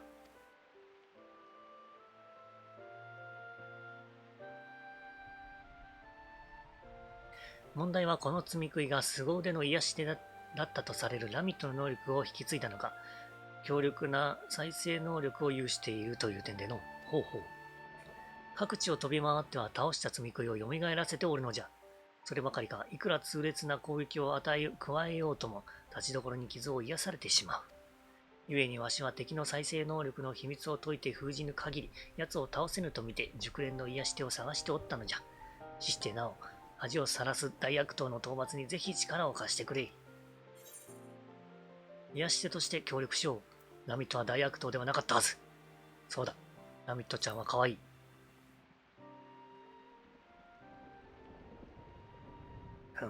お前さんの意見を尊重せぬわけではないが、ドワーフは伝統と掟を重視するゆえ、それらを破る者は見逃せんのじゃ。それに仮に生前のラミットが大悪党でなかったとしても、仲間を復活させる危険な罪食いは倒さねばならんじゃろう。なんといってもラミットは一族伝統の兜を脱ぎ捨て、素顔を晒して旅していたと伝えられておる。罪食いとなった今もな。家族以外には素顔を見せるべからず、このドワーフの鉄則を今も破り続けるハレンチ者は許しがたい。ソープロシュネを何としても打ち倒すぞい。とはいえ、治癒してもらったものの治癒か。どっちでもいいか。まだあばらがズキズキと痛むでな。酒を飲んで治すゆえ少しばかり時間をくれい。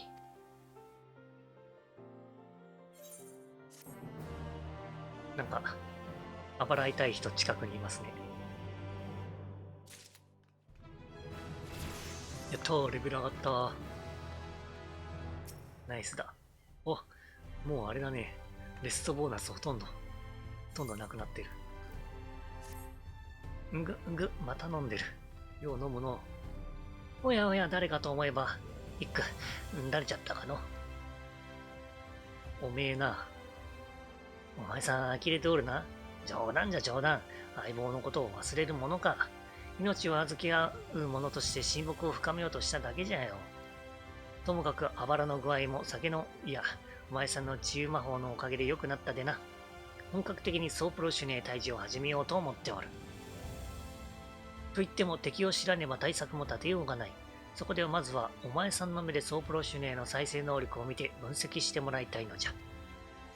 わしが酒場で集めた情報によれば、最近奴が殺し屋島に現れたらしい。詳細は地元民に話を聞くのがよかろう。スティルタイドと呼ばれる両村に穴あき小舟邸という小さな酒場があるでな。そこで合流するぞい。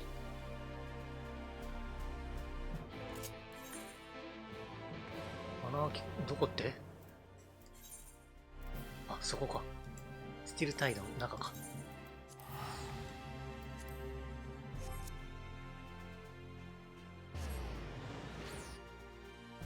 ジオットは女の子じゃないのか。見た目からわからんからな。ラミットちゃんが女の子だからこっちもそうかなと思ったけど、違うかもしれんの。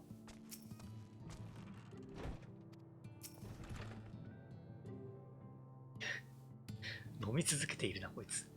おやおや、誰かと思えばって冗談じゃ冗談。お前さん、ただならぬ先が漏れておるぞい。まだ一言も話しておらんというのに、何を飲んだくれているんだこのクソったれ。日がとっても素敵でナイスな理法という意志が伝わって、何も言うとらんかな。本当にお前さんは冗談が通じないの。とにかくわしとてただ飲んだくれておったわけではない。一足先に到着したもんで果実酒と情報を集めておったのじゃ。領民たちの話によればブライトクリフ一帯で近頃よくはぐれ積み食いを見かけるそうでな。そやつらを倒しておれば仲間を治療するためのソープロシュネが現れる治療するためにソープロシュネが現れるかもしれん。よいか、ブライトクリフ一帯で二人で手分けしてはぐれ積み食いどもを蹴散らすぞい。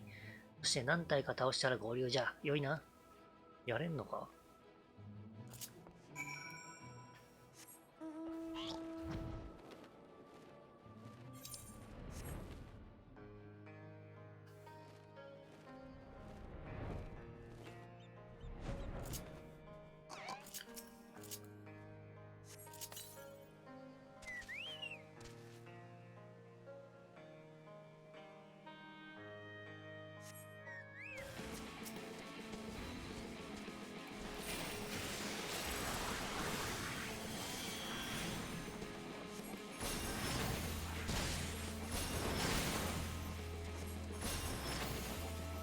これ、ギリギリ入ってる。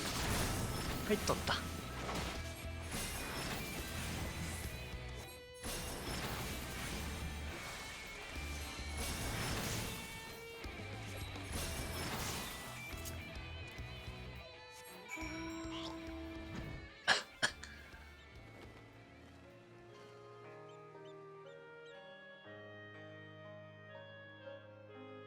そうか。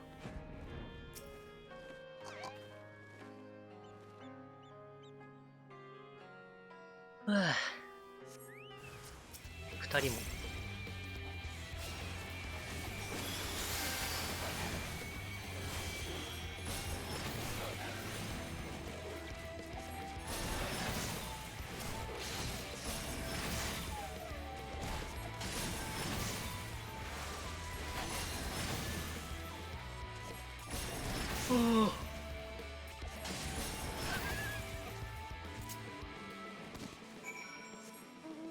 さあ、向こうはちゃんと倒せたのか？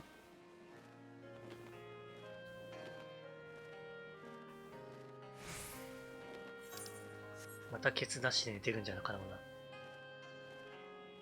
な。あ、なんか倒れてる。今回は大丈夫みたいだ。無事に積み食いを始末してきたようじゃな。見ての通りわしも仕留めたぞい。奴をおびき寄せる餌としてはこれぐらいで十分じゃろう。よく見たら二人も2体倒してあるね。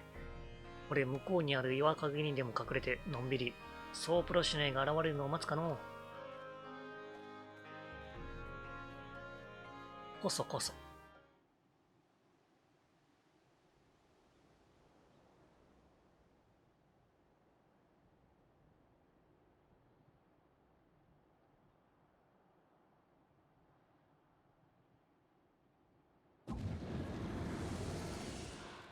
出た。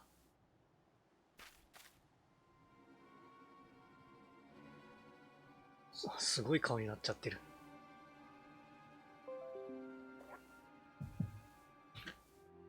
ウイルスセキュリティアップデートがなんかめちゃくちゃアップデートされるな。現れおった。あれが我らドワーフの辛い汚し。大罪人ラミットが転生せし積み食いソープロシュネーじゃ。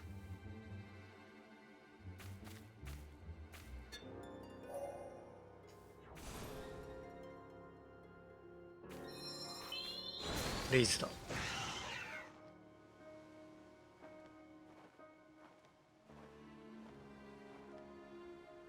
見ろ、再生させたぞい。おい、どうした？頭か。ぐ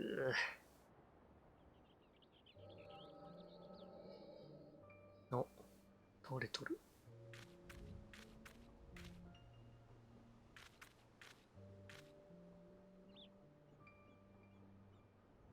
アルバートか。こんなところに行き倒れだなんて、やっぱり里の外は恐ろしい世界なのね。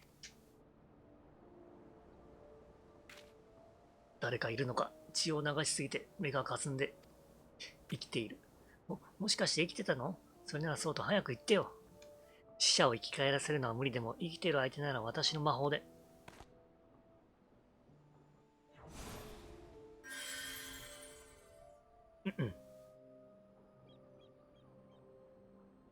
アルバートが最初に出会ったのはラミットちゃんってことかな。すっげえ、もう傷が塞がっちまった。ありがとうよ。癒し手が通りがかってよかったわね。そうじゃなかったらあなたは今頃死んでたわよ。返す言葉もないよ。まさかホブゴブリンが仲間を使って待ち伏せしてくるとは思わなくてさ。そうだ、もしよかったらホブゴブリン討伐を手伝ってくれないか？あんたみたいな凄腕の男がいてくれたら助かるよ。男ですって？年頃の乙女に向かってなんてことを。私はトルー一家のラミット。髭も生えていない青ビョータンのヘタレ男なんかに馬鹿にされる筋合いはないわよ。あんたは女だったのか。髭があるからてっきり。なかなかいいっすね。お前女だったのか。すごい短いスパンでやった。やったわね。これで依頼は完了よ。カットされた。アルバート、こっちに宝箱があったわ。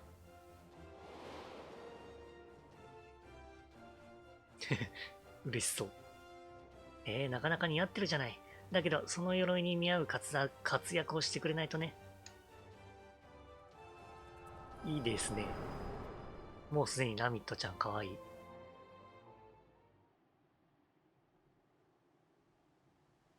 おい相棒、エヴァンジェリン。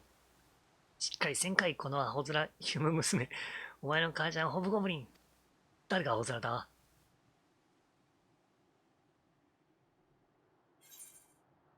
聞き捨てならない。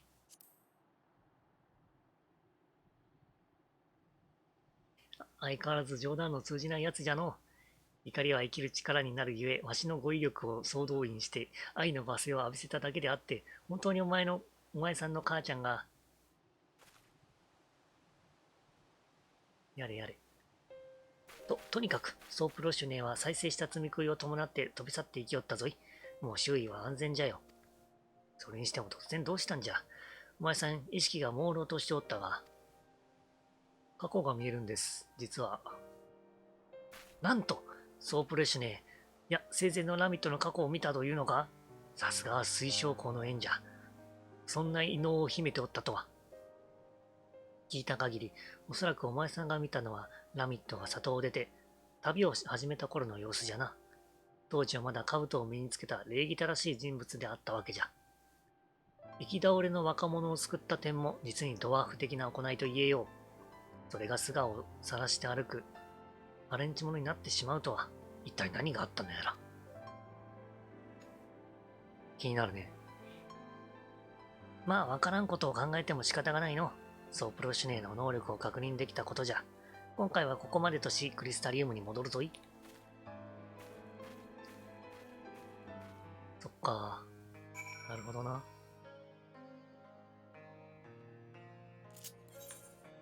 やっぱ戦士の相棒、一番最初に相棒になるのはヒーラーか。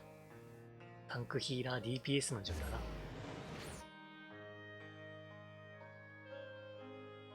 他のロールプレイのやったけど、どうだったかな。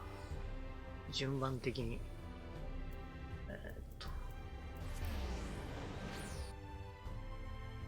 魔人の人が割と最後の方だったのが、確か。一番最後か。最後の仲間かな。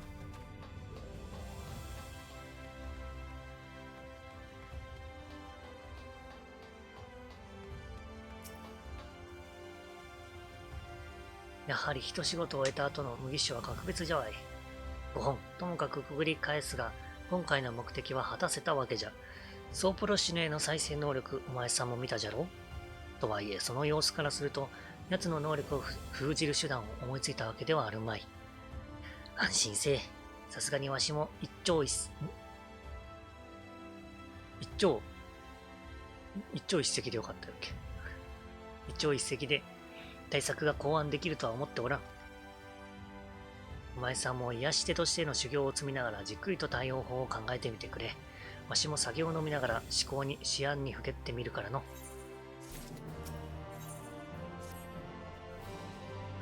本当にずっと飲んでる。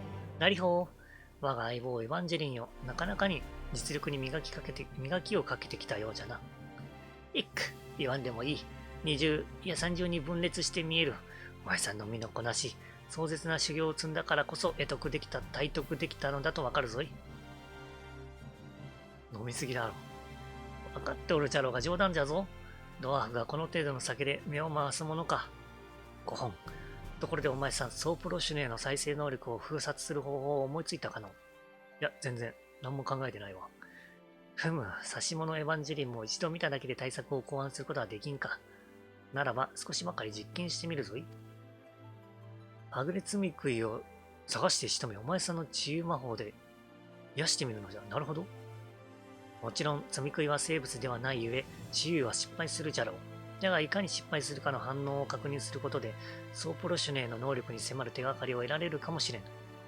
酒場によく来ていた大将から聞いたところによれば、折よくアムアレーンではぐれ積み食いが出没しておるらしい。早速、モルドスークに向かうぞい。結構頭いいね、こいつ。ちょっと。脳筋かと思ったら、意外と切れ者だった。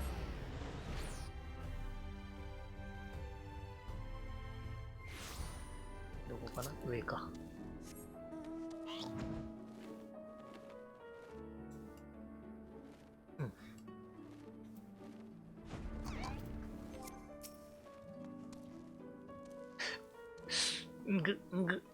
プハー。まだ飲むか。モルド族が作る酒など飲めたもんではないと思っておったが、なかなかどうしていけるではないか。もうこのやりとりもいい加減うんざりしてきたぞと言いたげな顔じゃの。じゃが、ドワーフは飲めば飲むほど強くなる。いっく。嘘だと思うかの？ならばわし自らが証明してみせるぞい。すでにはぐれ積み食いが現れる場所は調べておいた。わしが先に行って、先の力でちょちょいと倒しておくからの。では、後でモルドスークの南東に来るがいい。あ、そこにあるモルドの地酒、まだ残っておるから、お前さん飲んでもいいぞい。あ、本当に飲むの？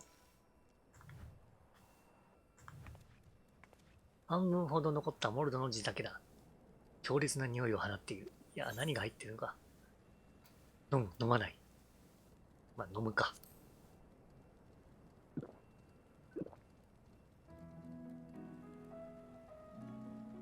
覚悟を決めてモルドの地酒を飲み干した。最初に感じたのは泥水のような風味。最後に残ったのは焼けつくような喉の痛み。あのドワーフと同じくらいいい飲みっぷりね。モルド族以外でその酒を一口以上飲めたのはあなたたち二人だけね。驚愕ね。酒じゃないんじゃないの？泥水のような風味と痛みって、ただの毒じゃないのか。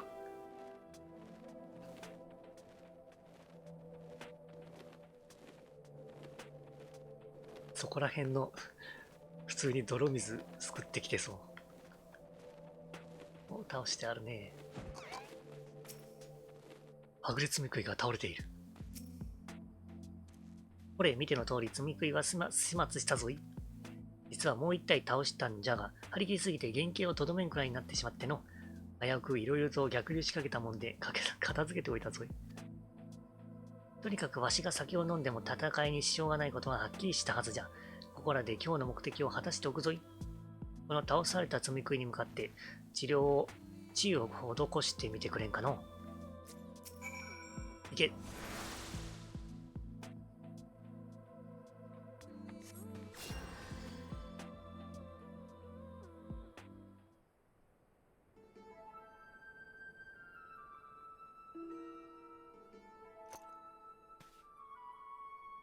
ふむ、予想通りではあるが反応はないの。ここから導き出されるのは？積み食いは生物ではない。治癒魔法に積み食いを癒す力がない。積み食いはどうだろう。一応生きてるんじゃないのか、積み食いも。まあ、力がないんじゃないの？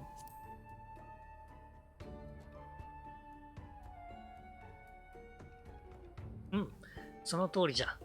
治癒魔法とは方法論はどうあれ、他者に生命力を分け与え、自然治癒力などを高めることで回復へと導く術だからな。まあ、そうなのか。生きてないのか。すでに生命活動を止めた積み食いは生物ではない。光のエーテルで動く人形のようなもの。そんな積み食いに治癒魔法で生命力を与えても意味はない。ではなぜソープロシュネはいとも簡単に積み食いを再生することができるのじゃ？なんでや。それにしても今回はソープロシュネが現れんの。積み食いを倒してからしばらく経つというのに、近くにおらんからなのか？よくよく考えてみれば、ホロミンスターの戦いでも奴が現れたとは聞かなかったの。数多くの積み食いが倒されたはずなのに。何か別の行動原理が？わからん。ひとまず悩みすぎは体に毒じゃ。クリスタリウムに戻って一杯引っ掛けるぞい。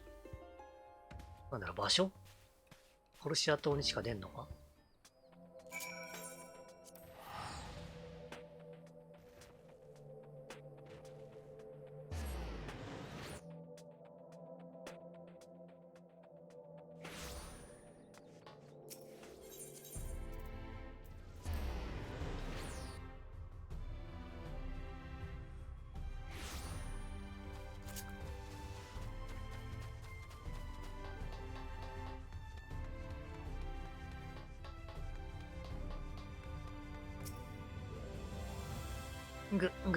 ぷはー。モルドの地酒もいいが、やはりこれに限るの。どうやらわしの体はクリスタリウムの麦酒にすっかり馴染んでしまったようじゃわい。恐ろしいほどどうでもいいという顔しておるの。お前さん、もう少し人生を楽しんだ方がいいと思うぞい。わしが酒を飲もうが飲むまいが、ソープロシュネを今すぐ倒せるわけではないからの。とにかく、わしは何かを見落としている気がするんじゃ。その何かを思い出すまで酒を飲むゆえ、お前さんは修行なりなんなり、有意義に過ごすがいいぞい。なんだろう。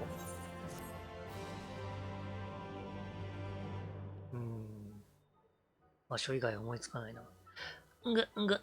ぷはー。なりほー。我が相棒エヴァンジェリンよ。またぞろ、真面目に生きておるようじゃの。またぞろってどういう意味なんだろう。よく見るけど。わしはといえば、今日も京都でさまよう階段亭で酒をかっくらっておるぞい。やれやれ。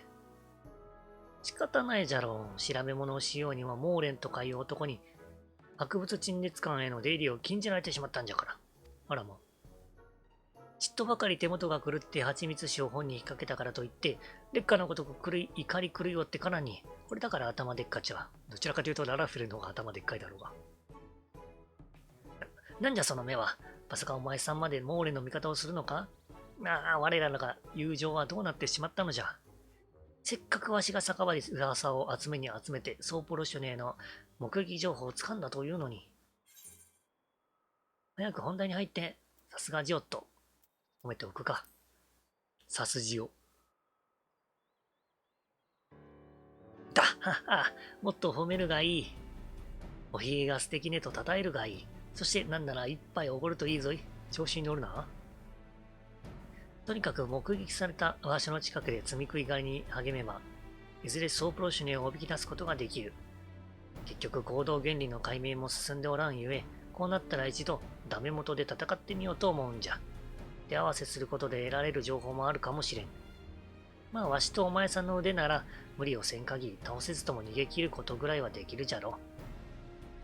さて今回の目的地はラゲティカ大森林じゃ。飲み友達によればはぐれ積み食いが目撃されておるらしい。戦支度を整えてこい。ツリザーバウで合流じゃ。ツリザーバウにはどんなお酒があるのかしら。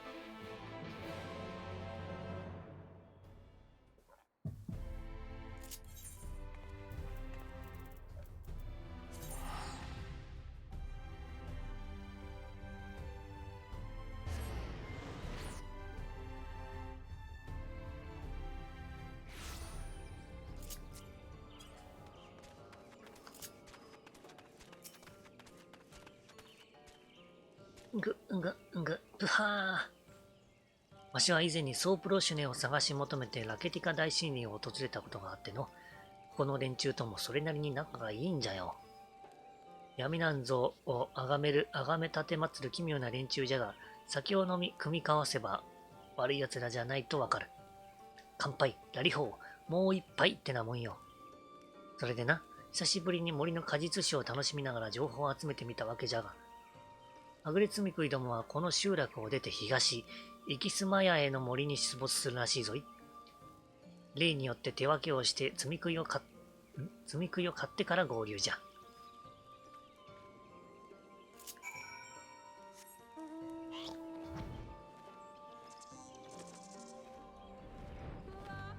ラヒー。お、ここは通れないかな。通れない。こっちか。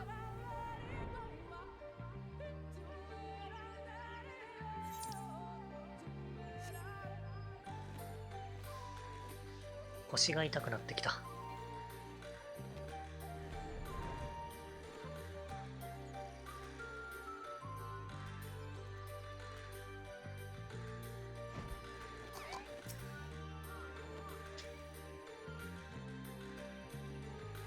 いしょ。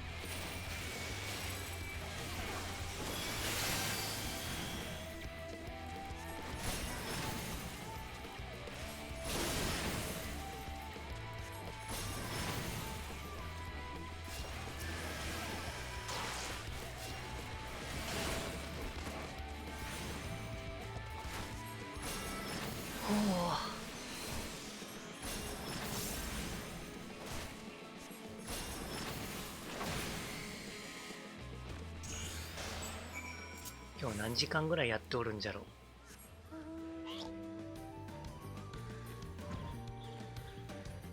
この枠だけでもう4時間やってる。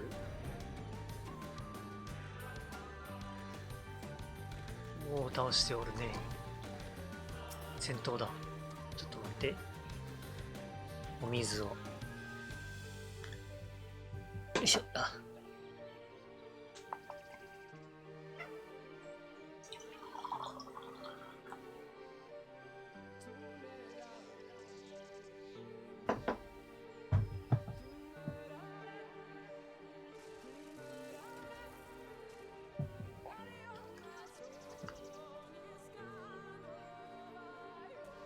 さて、これで下準備は完了じゃな。そこらの木陰に隠れてやっこさんを待つとするかの。おーい。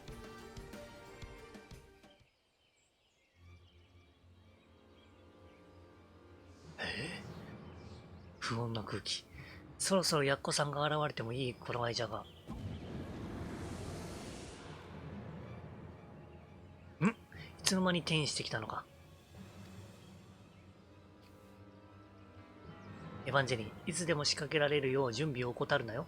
まずは観察が優先じゃが、いつ見つかるかわからんからな。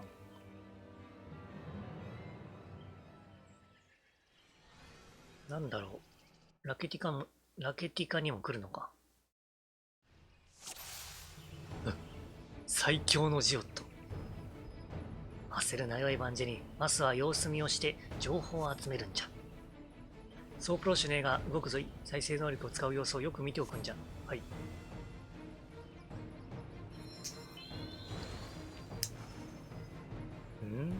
やはり復活させよった。しかしもう一匹はなぜ再生しようとせん。わからんことを考えても仕方がないの。よし、仕掛けるぞ、エヴァンジェリン。了解。ソープロシネを叩こうにも、周りが邪魔だな。まずは雑魚が片付けるぞ、と言っていた。チャージ。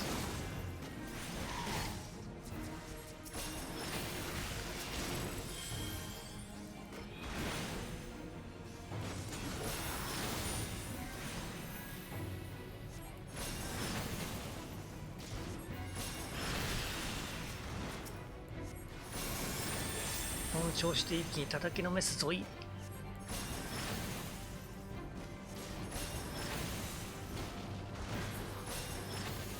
よし、いいぞい。次はソープロシネをってなんじゃ。あら、そっちを復活させるの。またも雑魚を復活させよったぞ。なんと厄介な。よし、雑魚のことはわしが引きつけておく。その間に相棒はソープロシネを叩いてくれ。了解。なんだろう。元が人なのか。関係ないか。あれは、今ジョットが相手してくれてる方は、確かに元が多分人だと思うんだけど。ケアルラ。ずるい。私も回復する。ホーリー。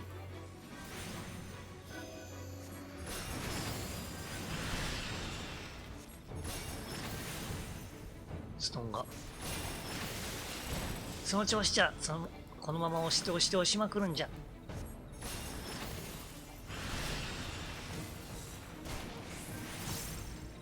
ジオット大丈夫か。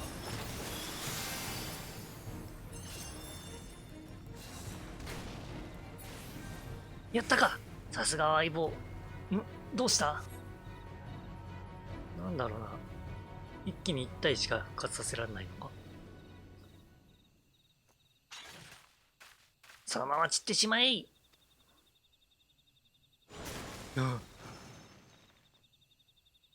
どういうことだろう。なんかエフェクトがおかしいね。おかしいというか違うね。まあそううまくはいかんわな。無限の再生能力。こいつはちと厄介じゃぞい。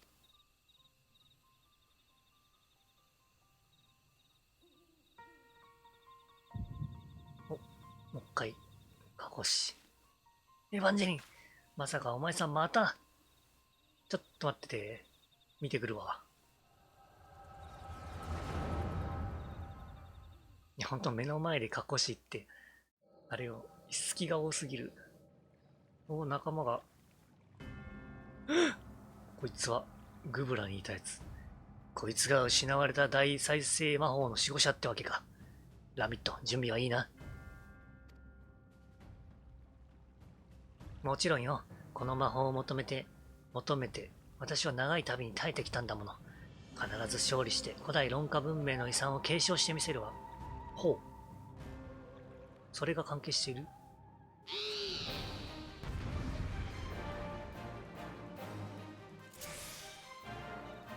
追体験せよ。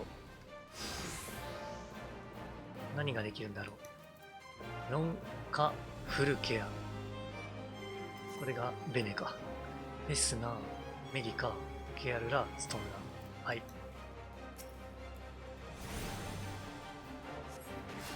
うりゃー。あ、レンダレイがいるね。シルバーもいる。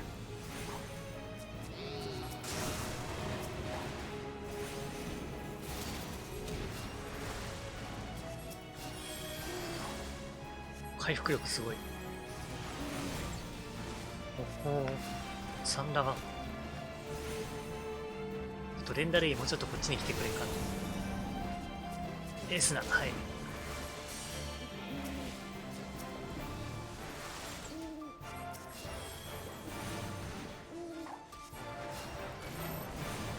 集まれー。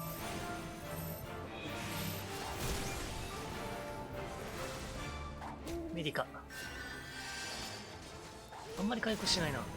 レンダレイこれ大丈夫か。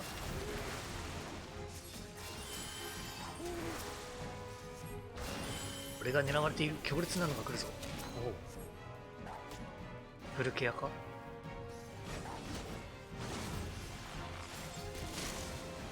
そうでもないな。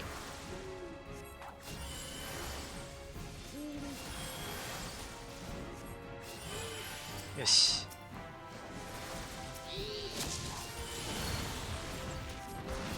なんか来た。違う違う。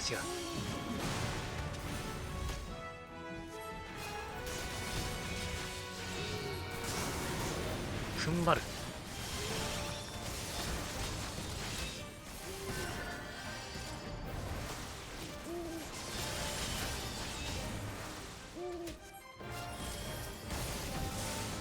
硬いね、確かに。手伝うか。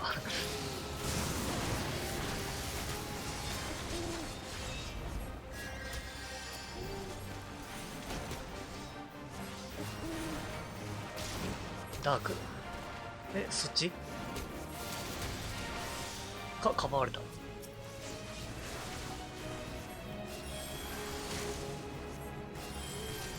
フルケア使っちゃうか。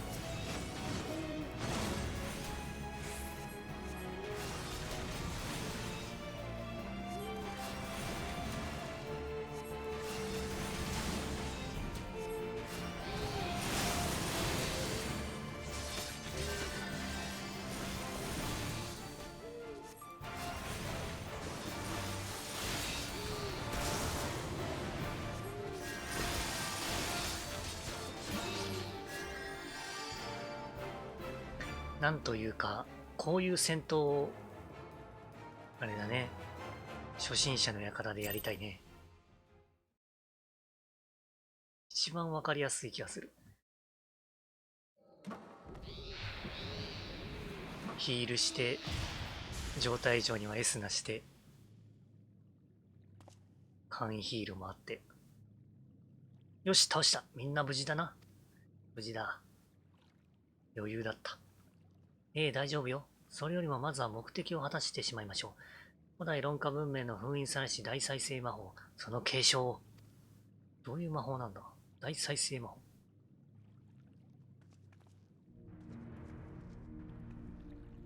ちょっとお腹が空いた。ラミット、この像から感じる魔力は相当なものです。お気をつけて。ありがとう、シルバー。でもここまで来て後戻りなんてできないわ。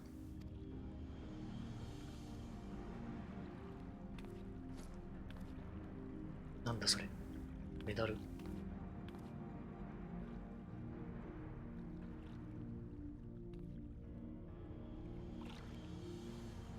知恵の番人たる聖なるフクロウよ。論化皇帝の名において、同志ラミットが命ず。ウーゼラレシ再生の魔法を我に開示せよ。開示。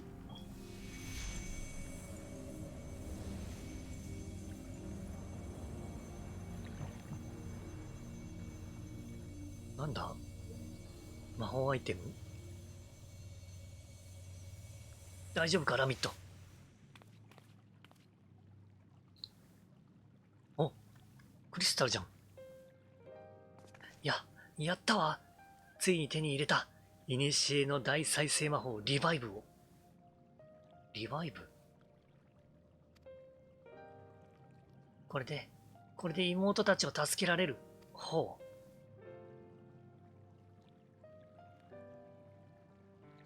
う。よし、それじゃあブランデンやナイルベルトたちと合流して妹さんのところに向かおうぜ。あ、もうみんな仲間になってるんだね。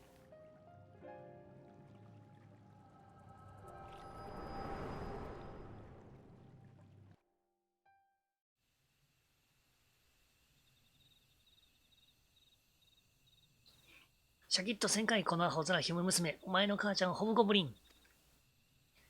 ヒュムって呼ばれるのあんま慣れてないな。どうやらまた過去を見たようじゃな。その力、知り得ぬことを解明するには役立つが、戦の最中だけはやめてくれんか？そりゃ、こっちだって見たくて見てるわけじゃないんだ。フラフラのお前さんをかばいながらソープロシュネを追い返すのにどれほど苦労したことか。まあ一族最強のわしの腕前に感謝するがいいぞい。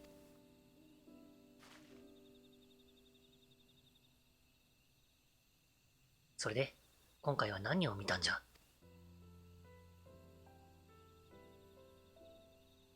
ふむ、古代論化文明の封印されし大再生魔法か。どうにもそのあたりがソープロシュネの能力と関わりがありそうじゃの。よし、今回はここまでとしよう。いずれにせよもう少し調査が必要じゃ。クリスタリウムに戻って知的探求といくぞい。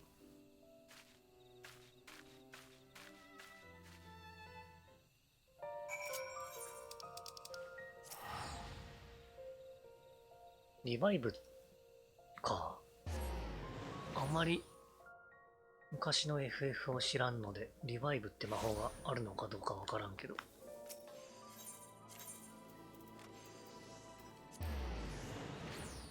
で、腰が。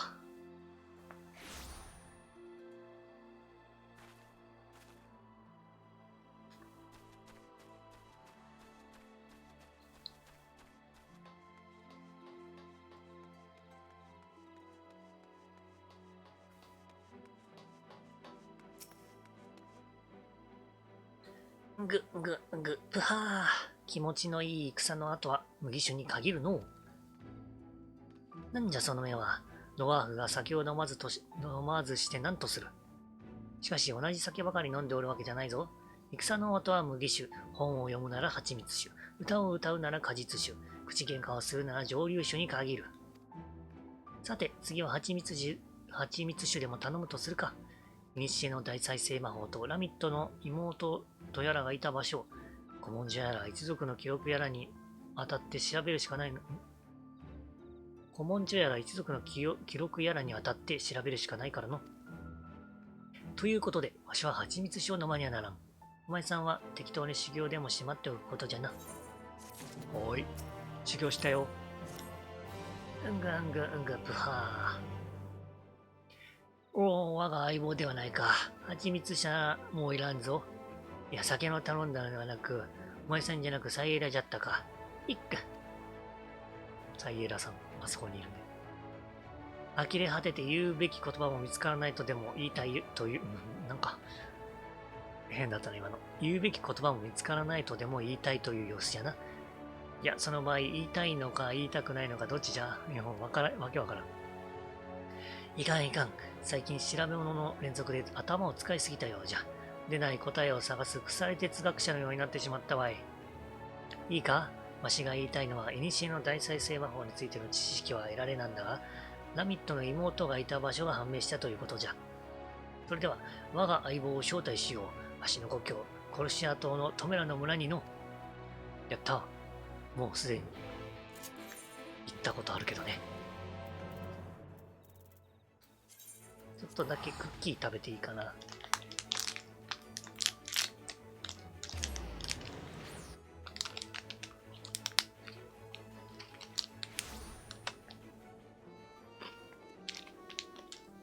ダメだ、普通に音が入る。サクサクだからな、これ。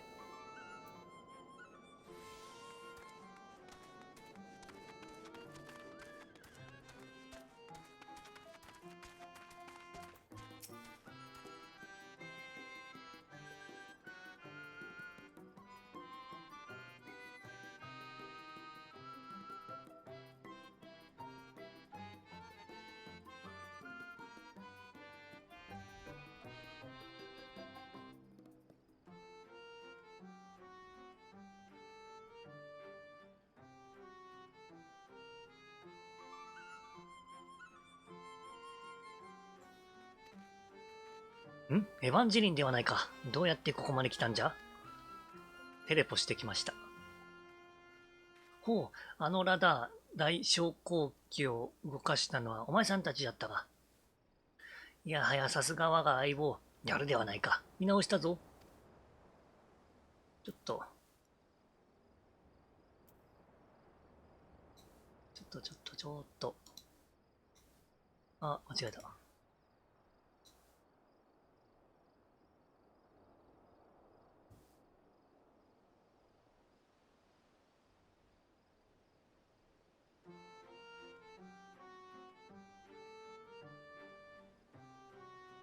こんなもんかな。セリフにめっちゃ被ってたね。5本。ともかく目的地はすぐそこじゃ。今度こそしっかり案内する上でついてくるがいいぞい。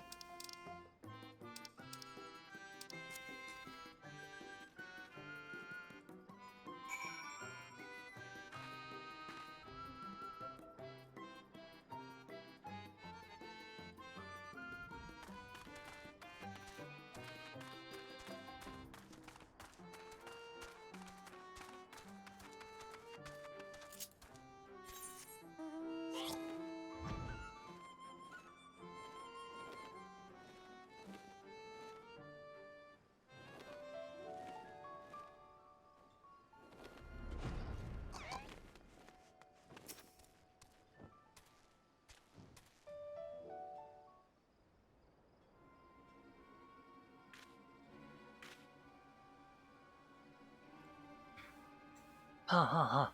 封印されていたハイコードの扉を開いたら、中から突然こやつが飛び出してきよった。んなんか嫌な予感が。一族最強のわしは、身内程度ではやられはせんがの。顔面に渾身のドワーフパンチをお見舞いしてやったわい。ドワーフパンチって何で、ここは何なの？ドワーフパンチとは。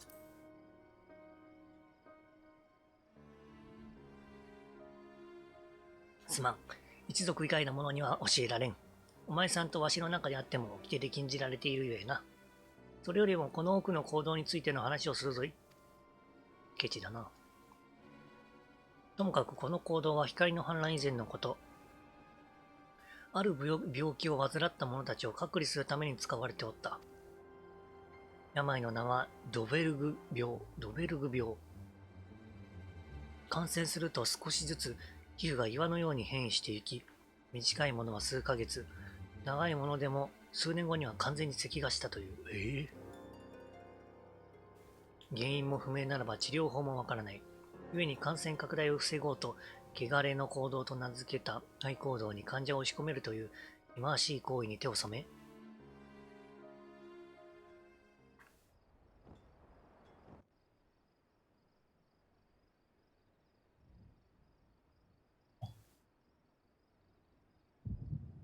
またしても。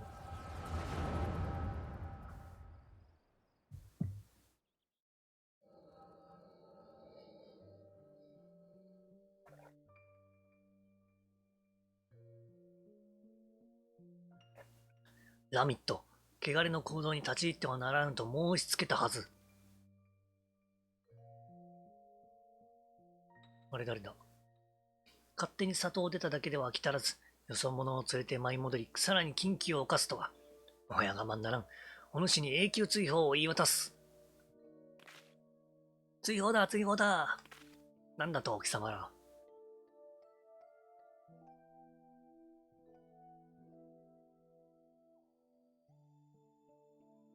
なぜだ。ラミットは苦労の末に大再生魔法リバイブを習得して、不治の病に侵されていた妹さんたちを救ったんだぞ。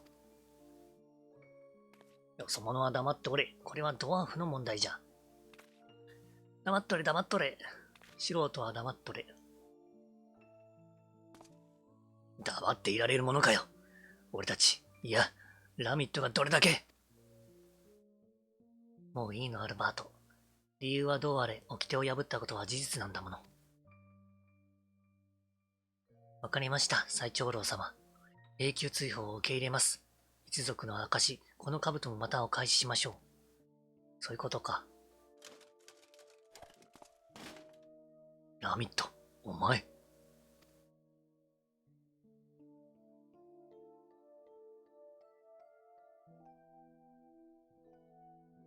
これ妹ちゃん？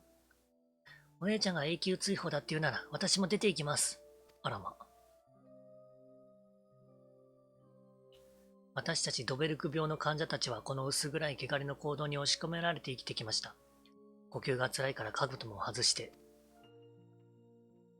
家族以外の者には素顔を見せるべからず、掟を破ったから追放だって言うなら私たちだって。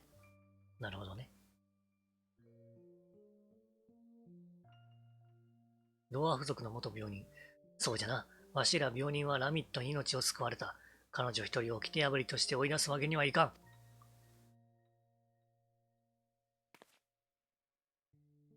行くを皆の者、誇り高き掟破りの追放者として、この里を出るのじゃ。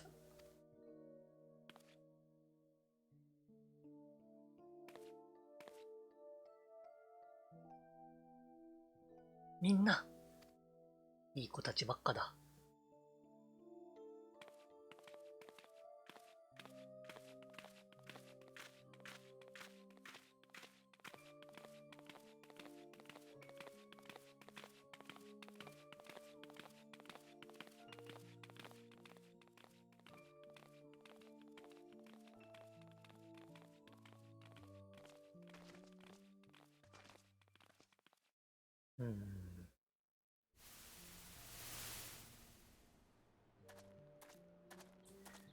あれでよかったのかよ。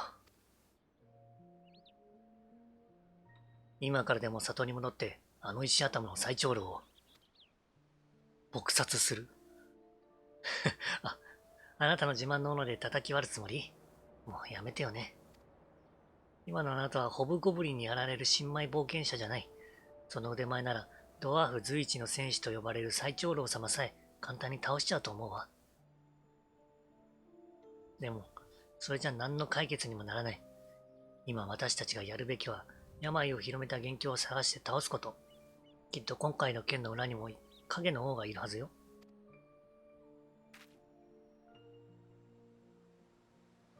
アルバート、私この世界を救うためになら故郷だって捨ててみせるわ。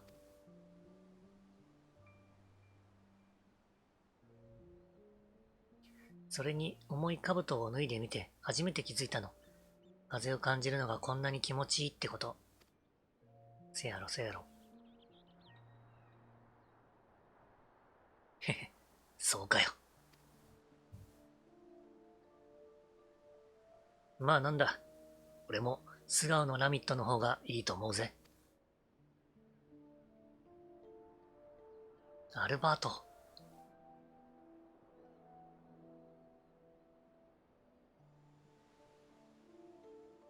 むむ。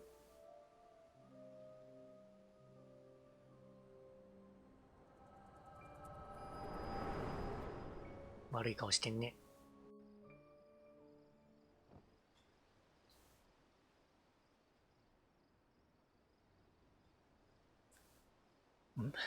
また心にもない罵詈雑言を言わねばならんのか？やいこのアホ面ヒュム娘、お前の母ちゃんホブゴブリン。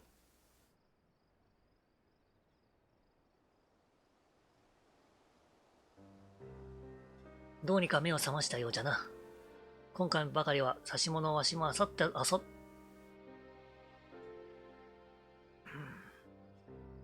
ったぞい。突然お前さんが例によってフラフラし始めたかと思えば、倒したと思っていた積み食いが動き出すしで、まあ積み食いの件はとどめをさせていなかったわしが悪いんじゃが。それで今回は何を見たんじゃ？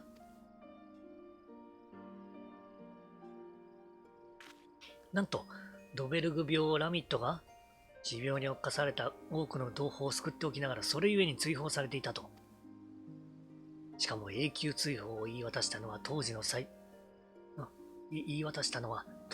長老は、わしのじいさんとかひいじいさんとかかな。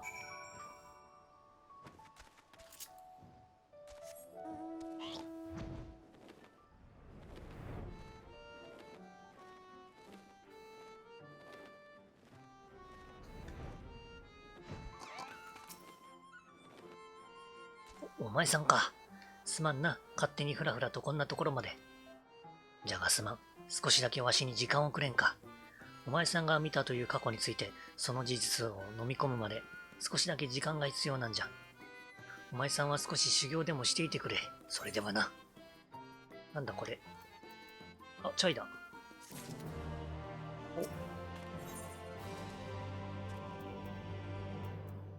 お。これは80だね。なんとかロールクエストも終わった。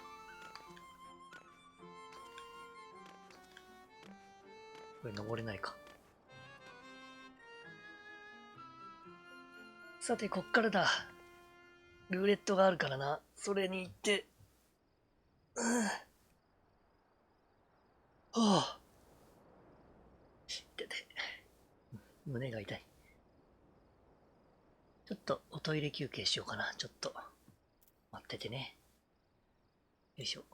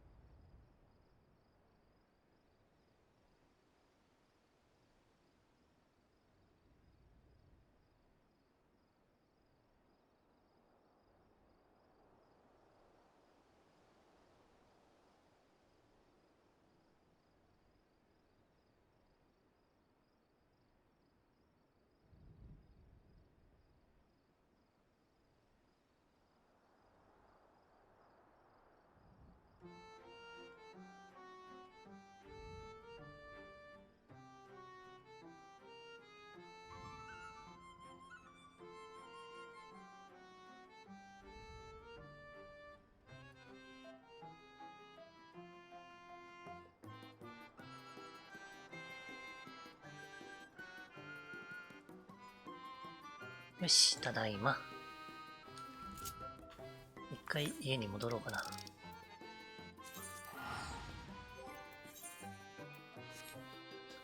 ふぅ、もうちょっとだ。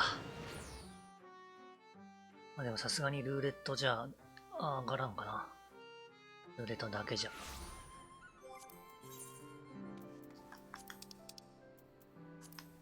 レベル0。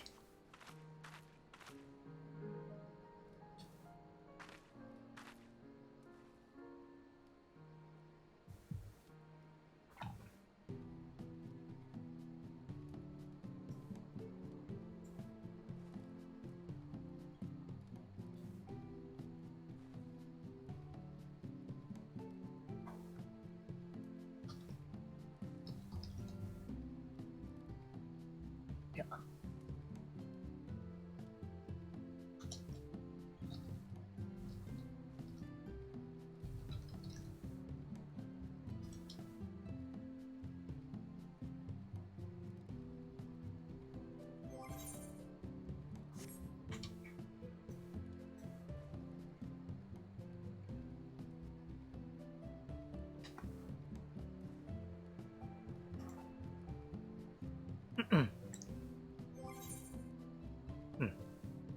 大丈夫、79だね。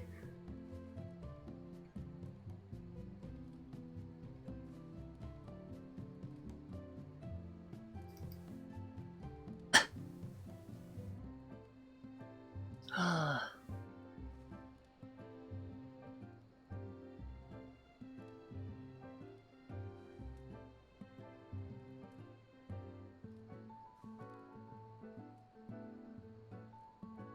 おお。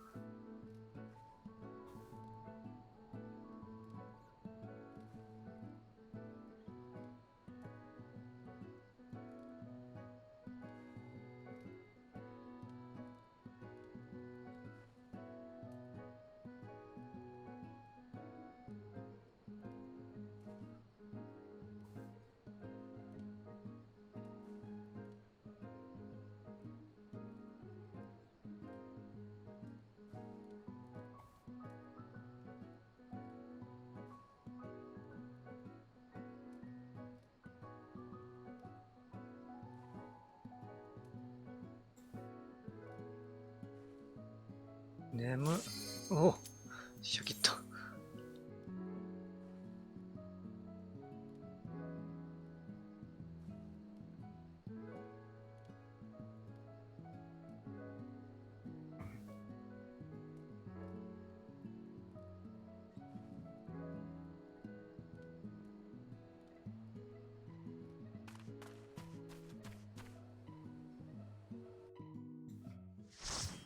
よーし、頑張るぞ。最後のラストスパートです。おっと、来たんだか。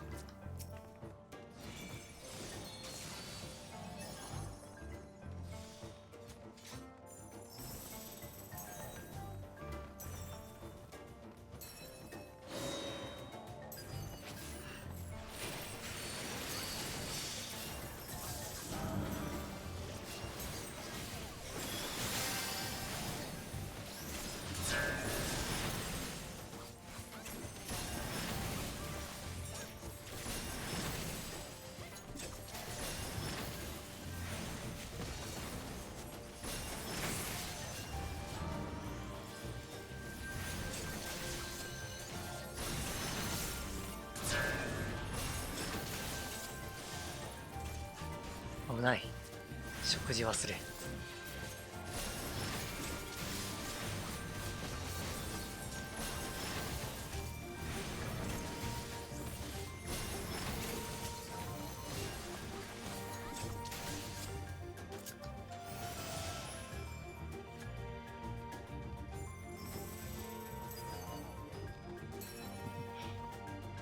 なんか白魔同士のスプリントって結構必死感あるよね。もうちょっと優雅にできんもんかな。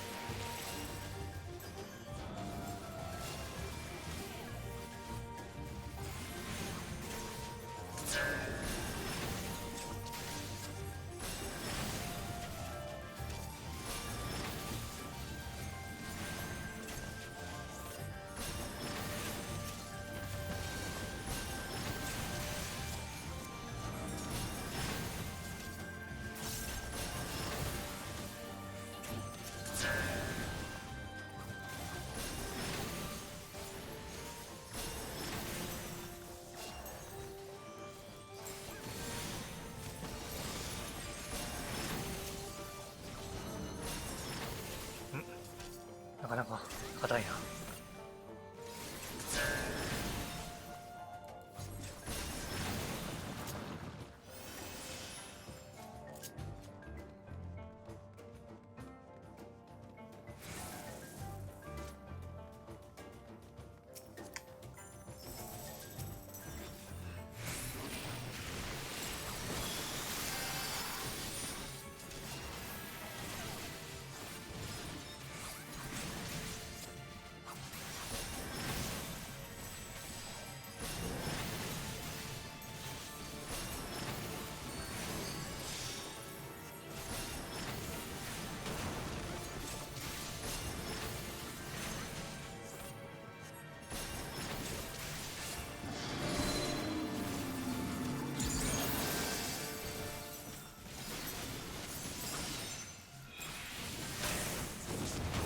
おお。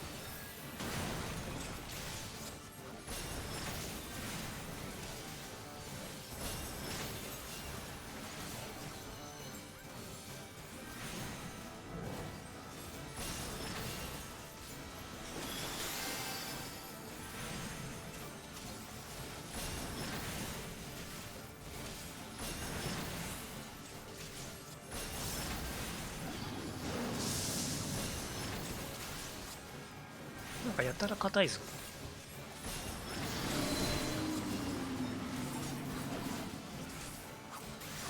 正面か。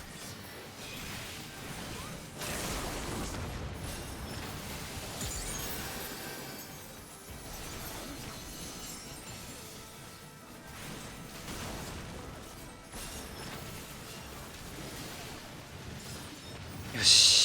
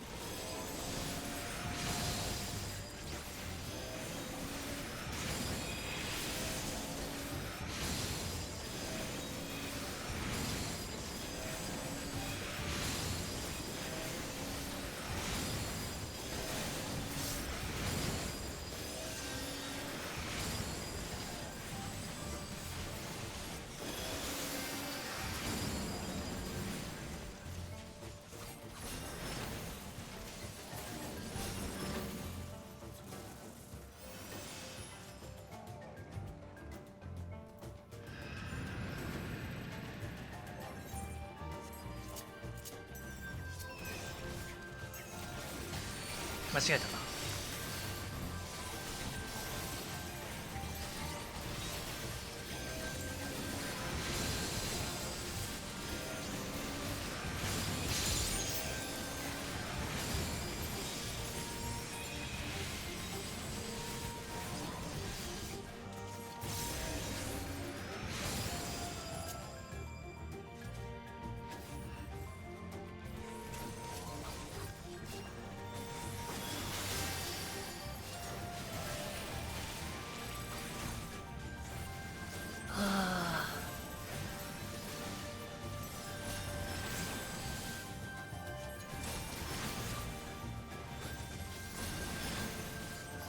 あとちょっと、もうちょっと。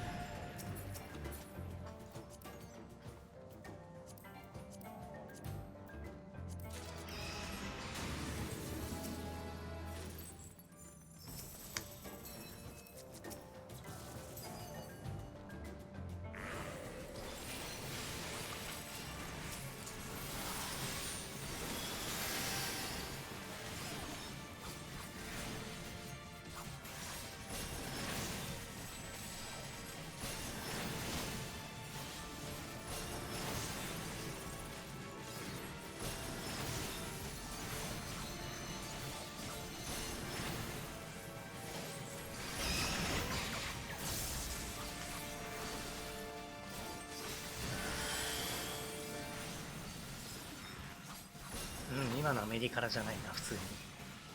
サブソニクスの時がアメリカラがいいのか。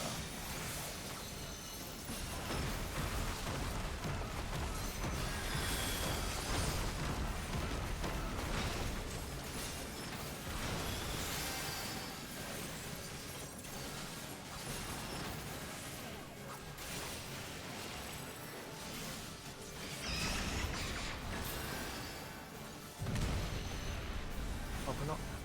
周り見てなかった。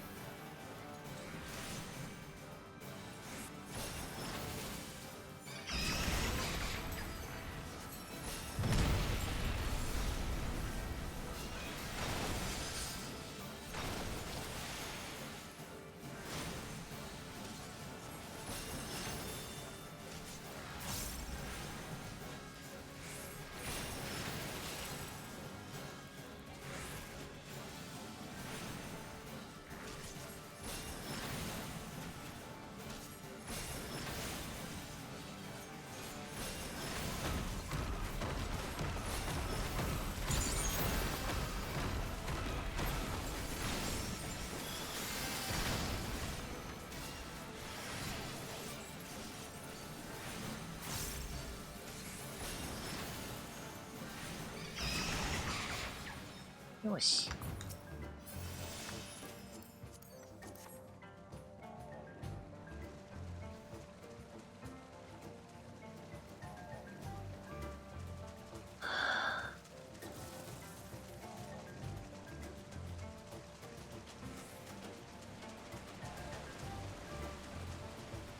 もうほとんど喋ることが尽きてしまったので無言だけど、まあいいやな。私がいるそう。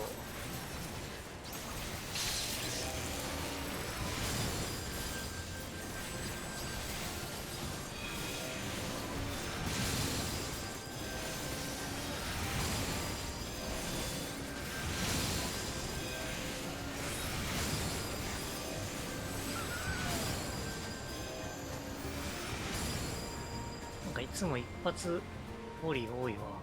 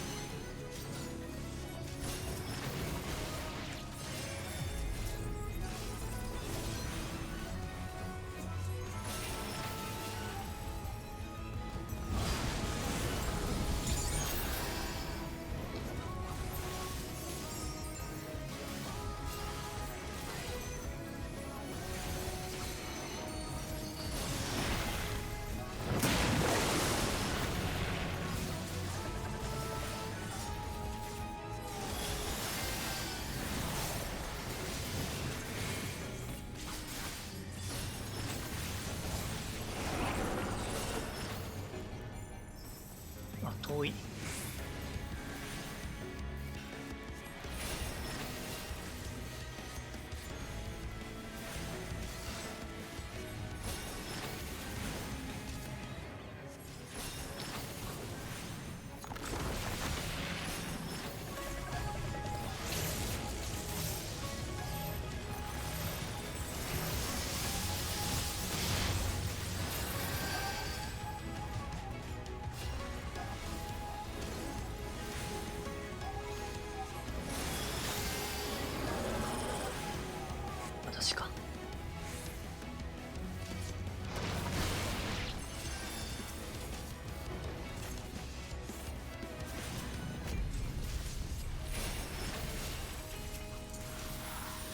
こじゃないなこれ。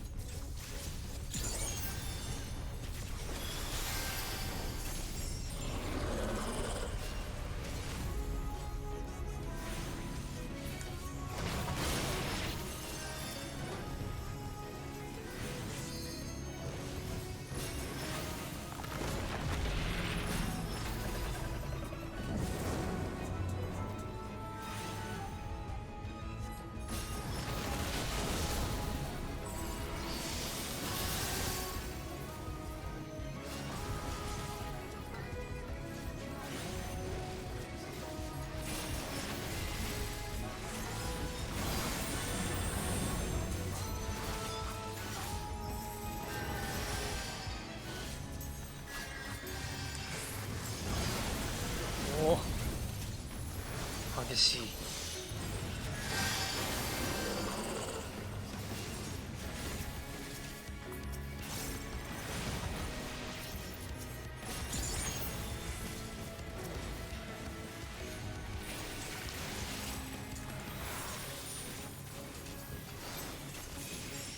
よし。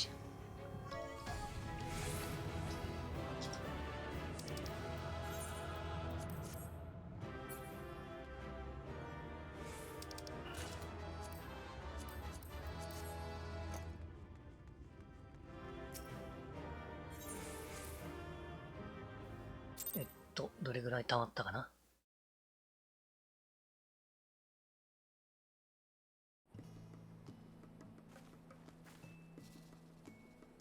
半分ちょっとしたか。半分ちょっとしたってめっちゃ頭悪いな。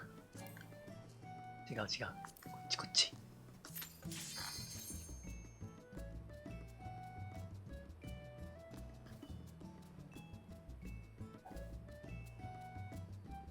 めっちゃ喉鳴った。お、もちいらっしゃい。あと一息をカンストまで頑張ろう。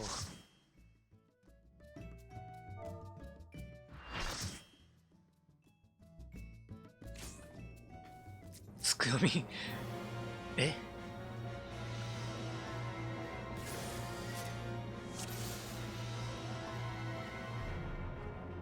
初見さんもいらっしゃる。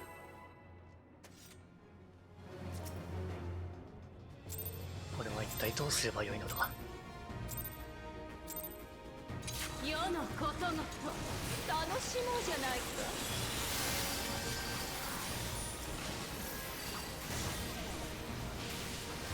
いまいましい。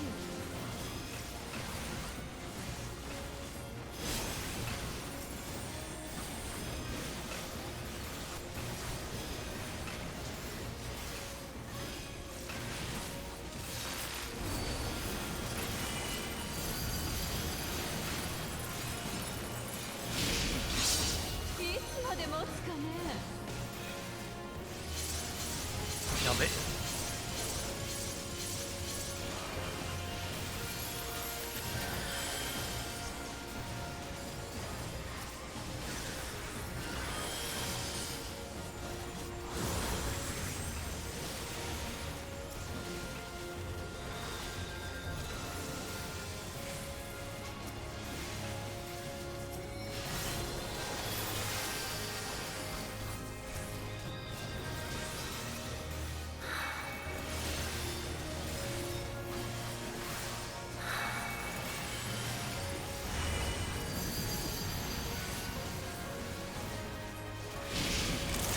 泣いておくれよ。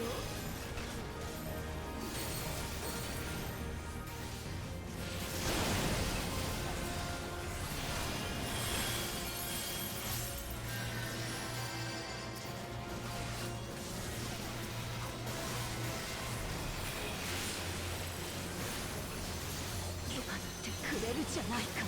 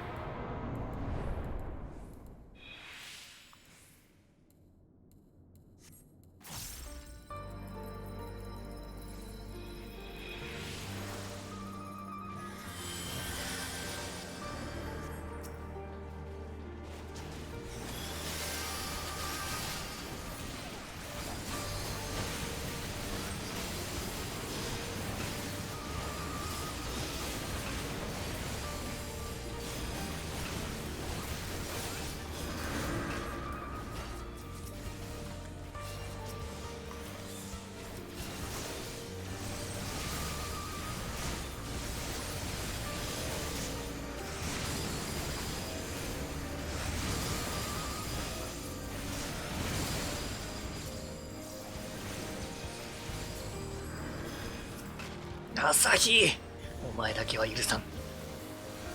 石を投げてやる。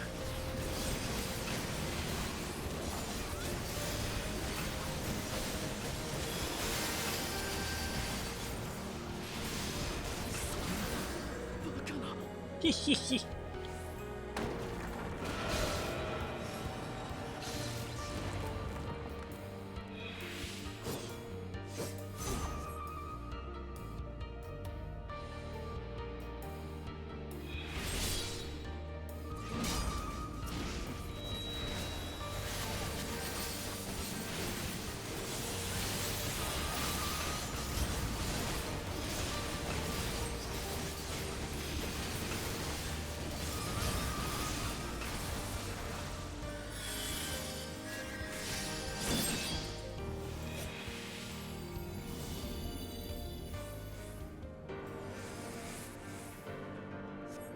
ああ、このイントロが最高だな。悲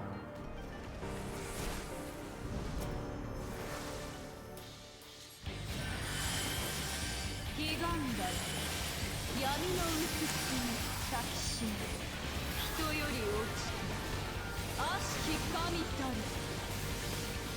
光混じった月は舞う。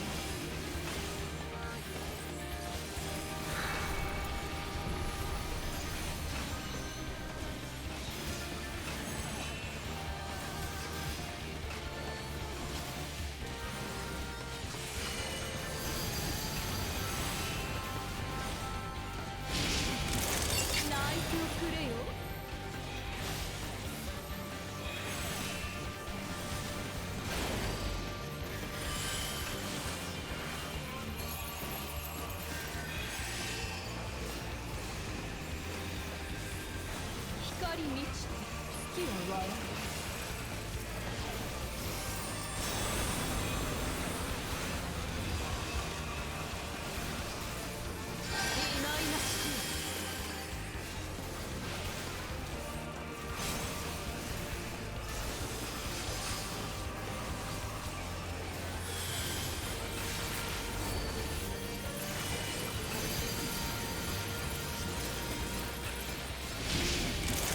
泣いておくれよ。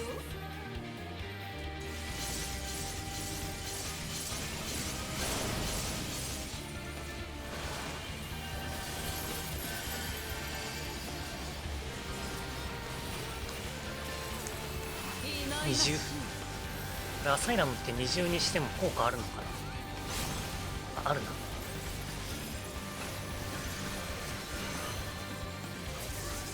光混じる月は舞う。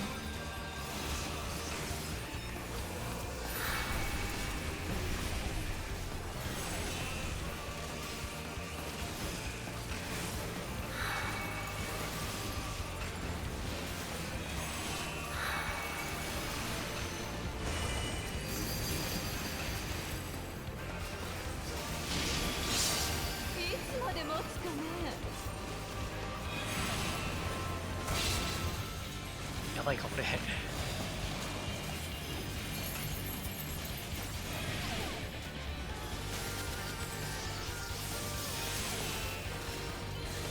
光かけて月はイサチ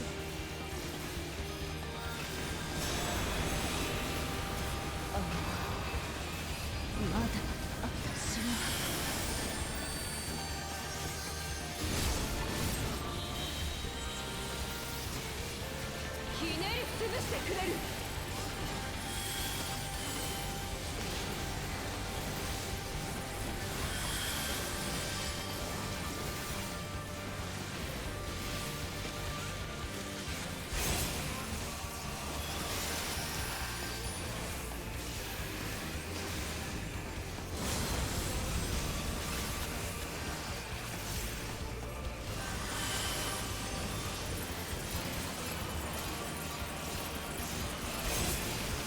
ひねり潰してくれる。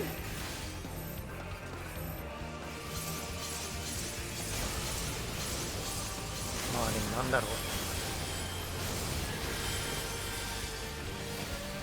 最初の頃に比べたらめちゃくちゃ落ち着いてプレイできるようになってるんじゃないでしょうかね。おつでした。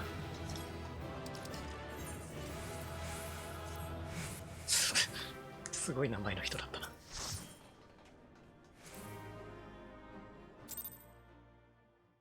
最初の頃なんてなんか ID でヒーヒー言ってたのにね。このデイリー始めた頃。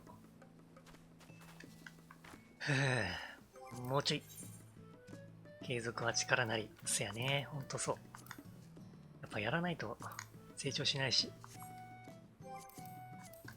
続けないとね。力も使う。DPS か。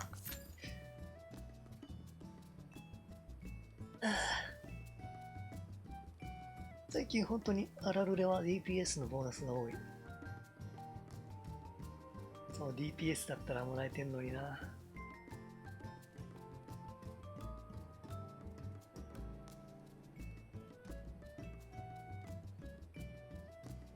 忌憚なやマリカはボス戦でキラがきついし。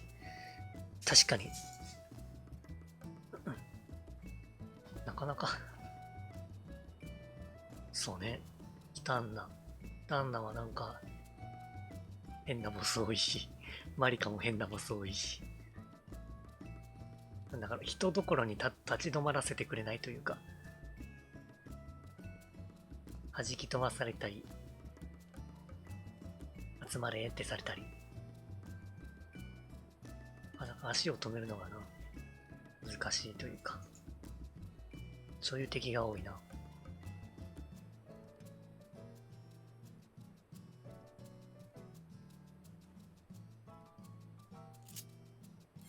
さあ、ここで70のアライアンスレイドが来たりしたら嫌だな。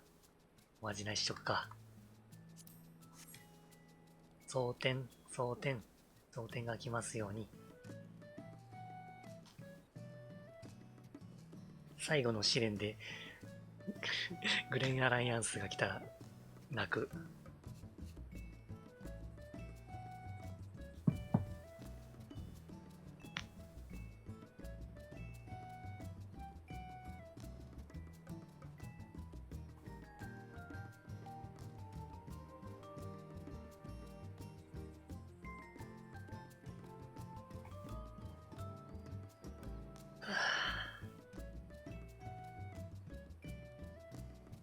そうだ。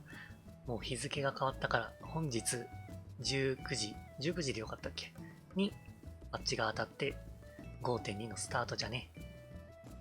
一応、バッジ当たった瞬間から配信始めようかなと思ってるけど、まあ、みんな自分ので忙しいから、誰も来んと思うけど、記録として残しておきたい。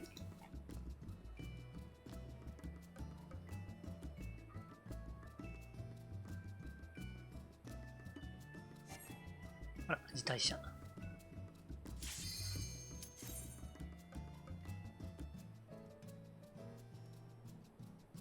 サムネ作って後で予約しとかないと。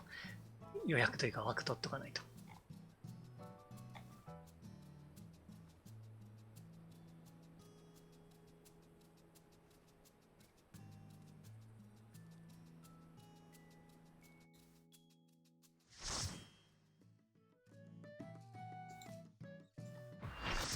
さ、どこだ。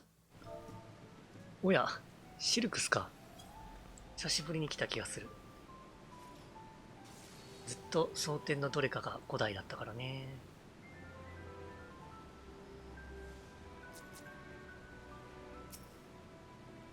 シルクスならお気軽だわ。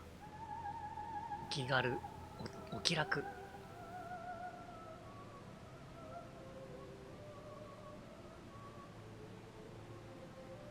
なんだ、70グレンアライアンスフラグ立てたんだけどな。フラグ折っちゃったか。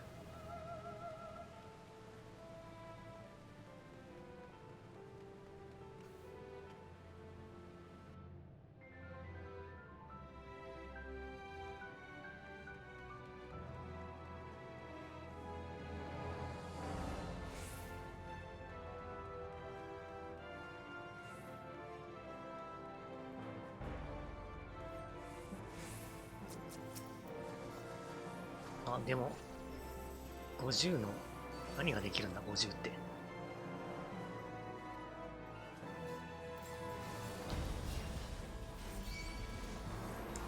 ホーリーできれば何でもいいか。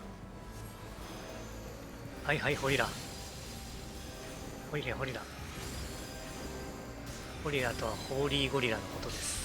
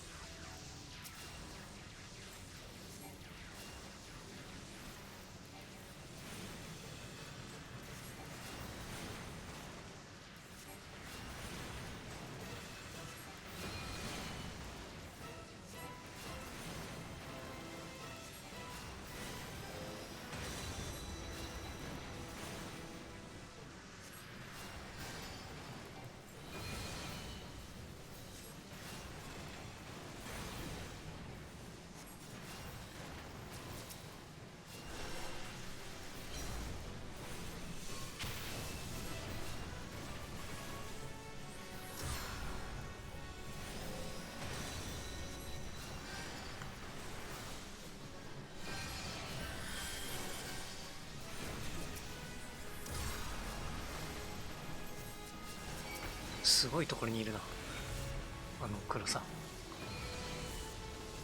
危ない。ここ良くない気がするな。大丈夫かな。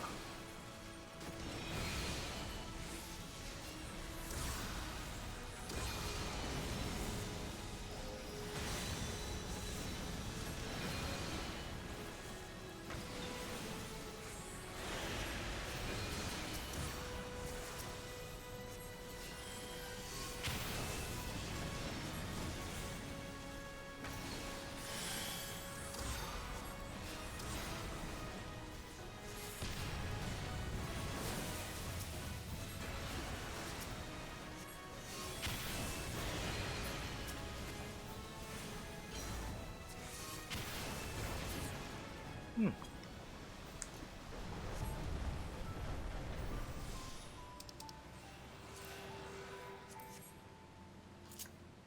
ひょいっと。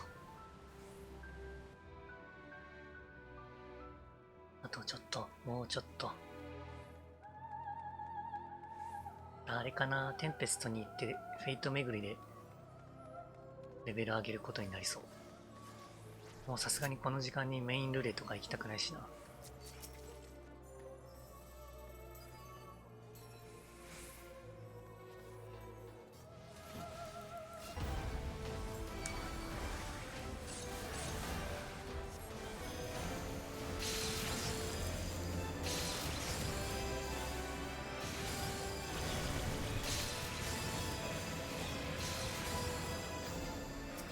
あら、まだ生き残りが。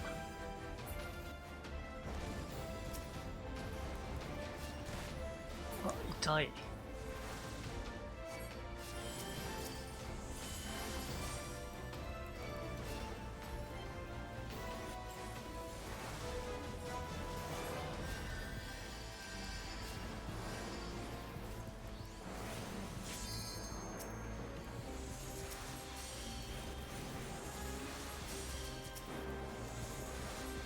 丁寧に毒を治していく。お手本のような。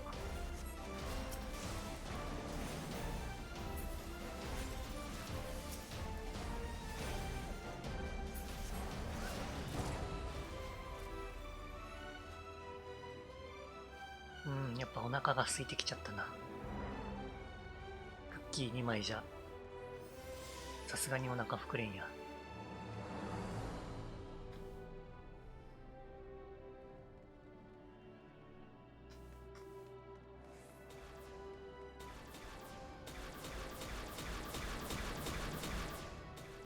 なんか打ち出される音が面白いな。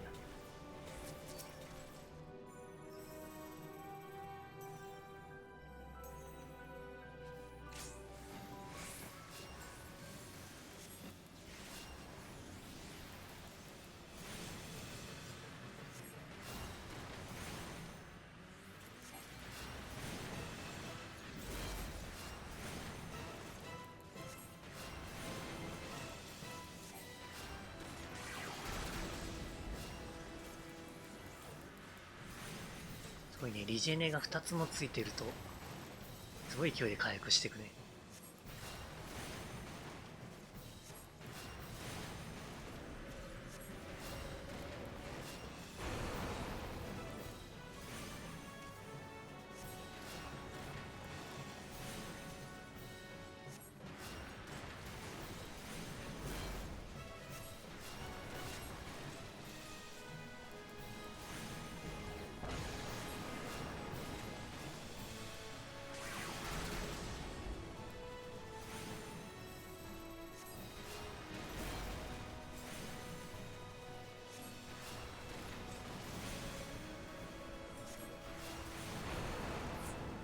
ほんとだ、 HP 全然減らんな。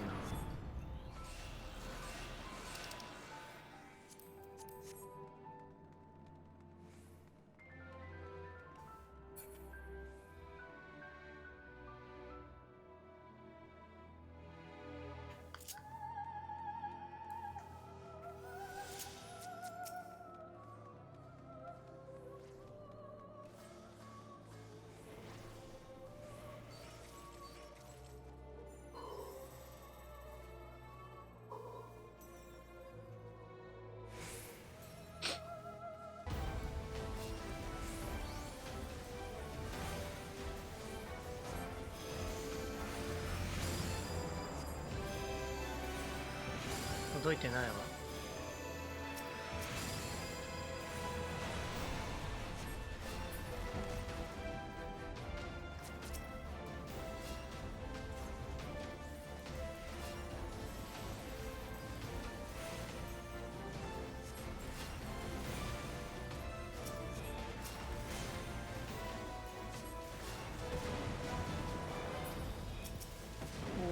おお、あちー。ローストビーフになっちまう。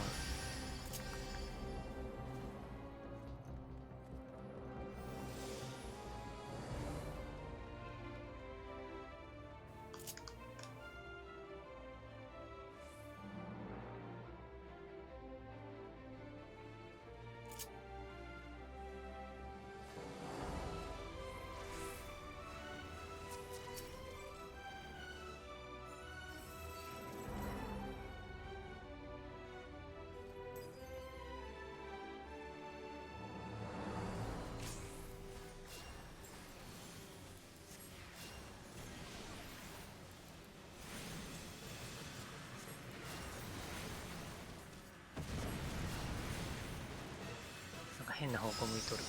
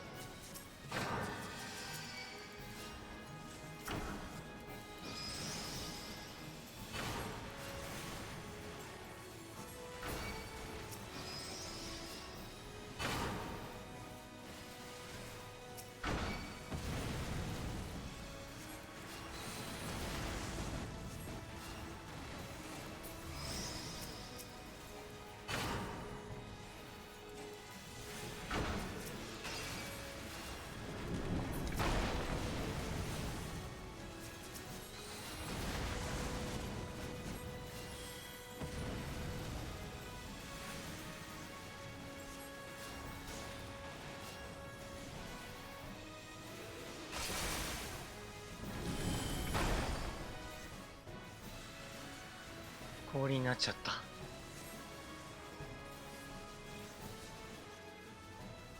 ふと思ったけれども、このステージって我々ちっちゃい人間からしてみれば広いステージだけど、アモンのサイズで考えたらそんな広くないよね。かなりむしろ狭い。何を考えてここ設計したんだろう。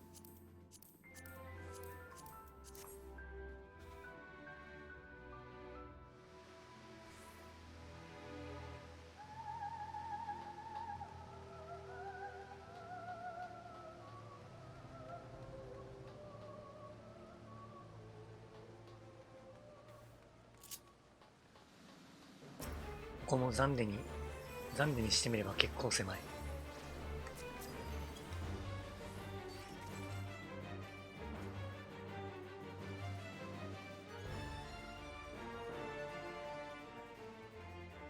感覚的にはなんだろう、レッスンルームみたいな広さ。違うな、それよりは広いか。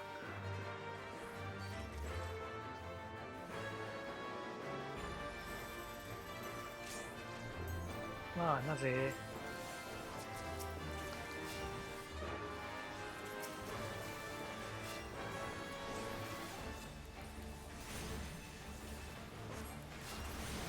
お腹鳴る。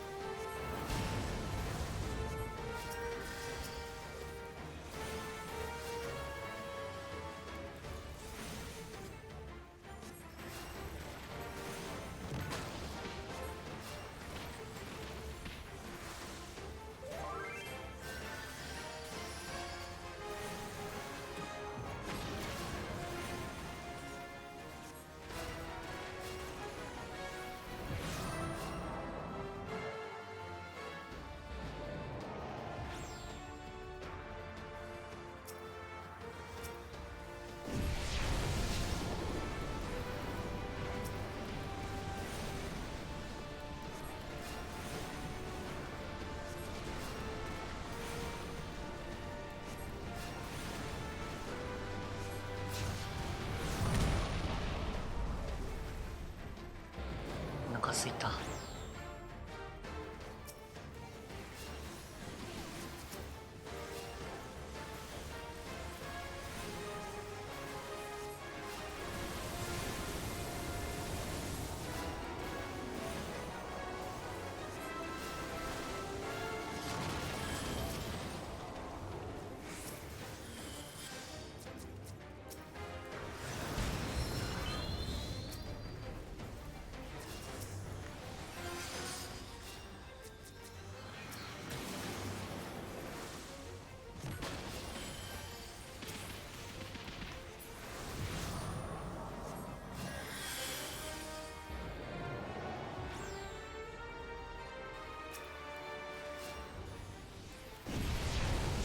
お腹すいた。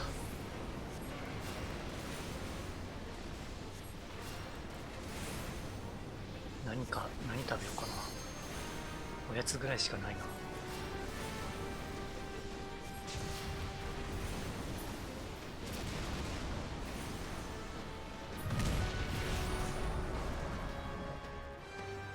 チーズケーキ食べようかな。プリンもあるな。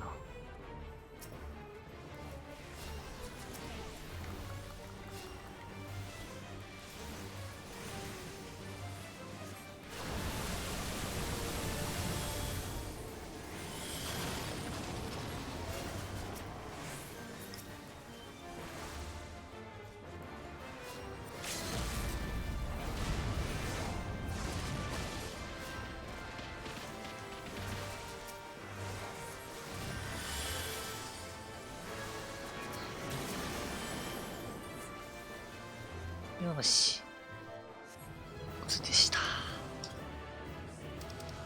いや、あとちょっとというのに言うには多いな。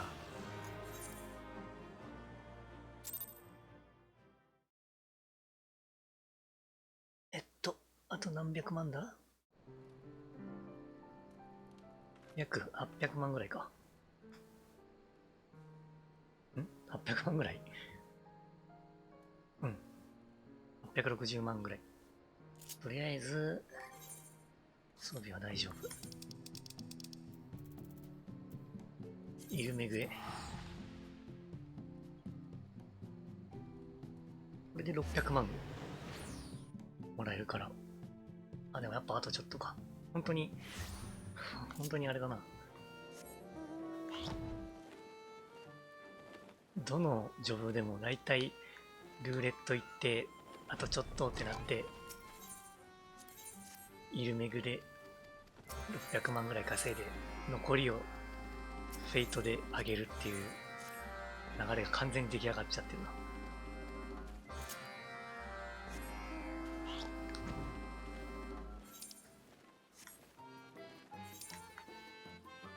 うん、王道だね。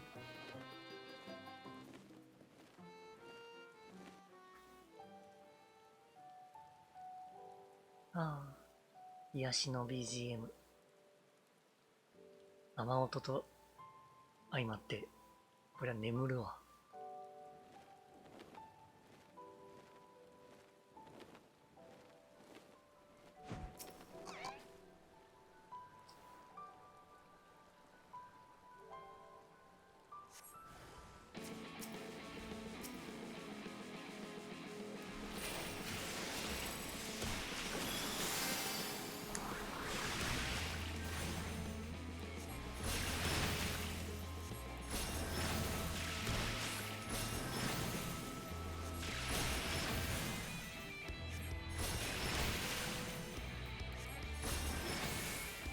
微妙に硬いなこいつ。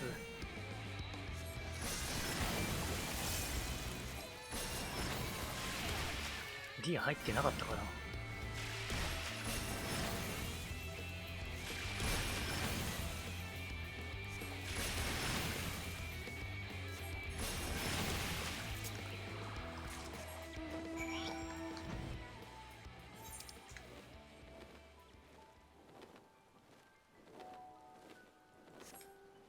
虹を泳ぐ魚。仕掛け取りに行くやつか。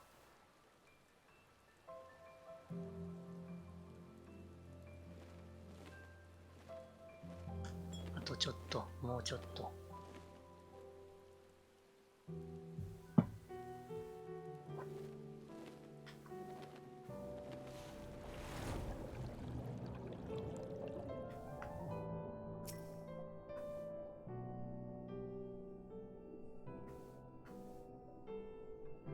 どういう仕掛け？ただの壺にしか見えん。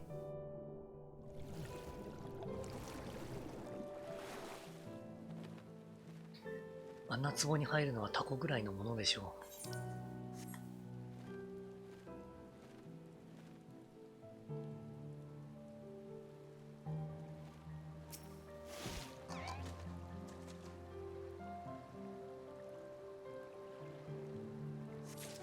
ここも逃げるか。ちょっとめんどくさいや。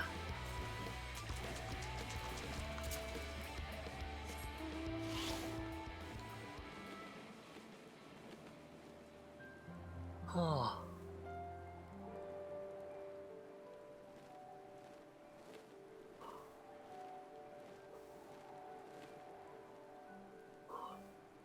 ああ。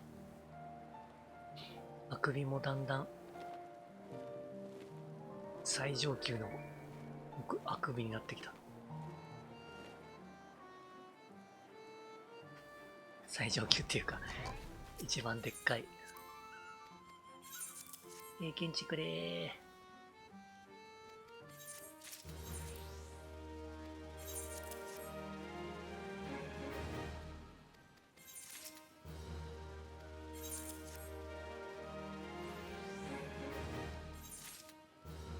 あと計算ができないが140万ぐらいか。よーし、テンペスト行くぞ。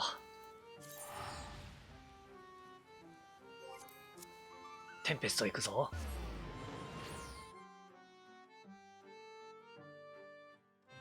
テンテンペスト。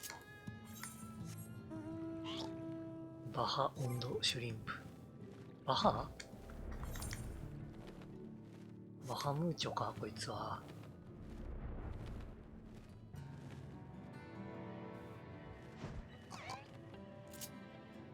ほい。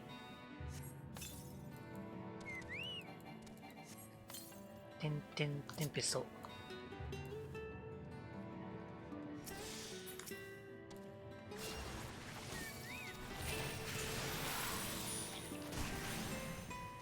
間違えた。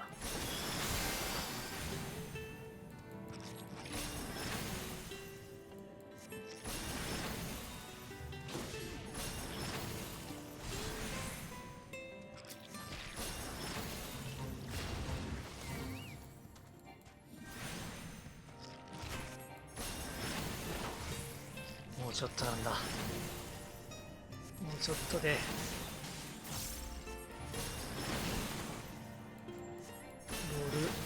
ロールクエストのエクストラクエストでいいのかな、立場的にできるようになるんだ。邪魔しないでくれ。邪魔せず栄養になってくれ。我が糧となれ。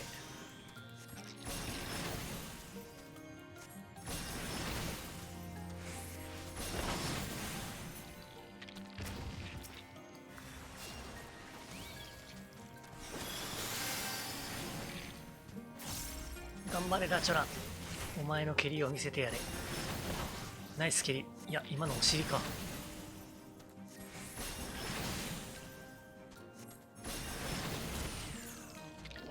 いいぞダチョラ、シャインスパークだ。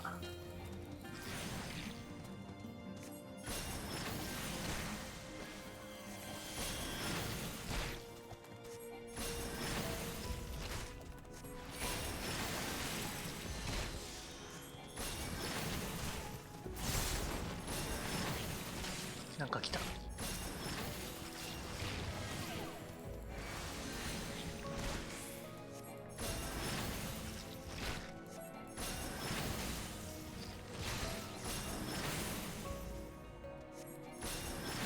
誰か来た。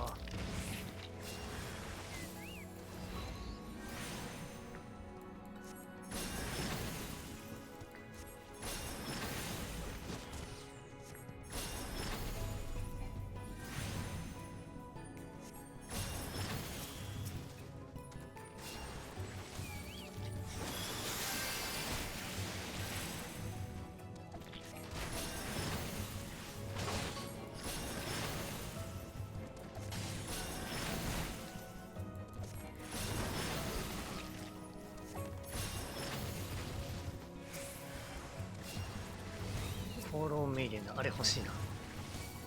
我が糧となれ。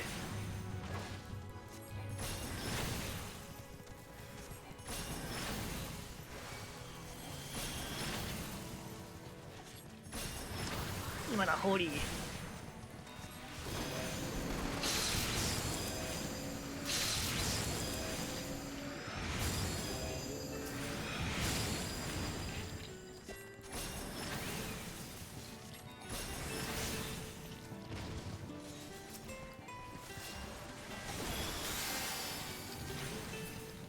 あ、相沢さんいらっしゃい。今日鬼のように配信してるね。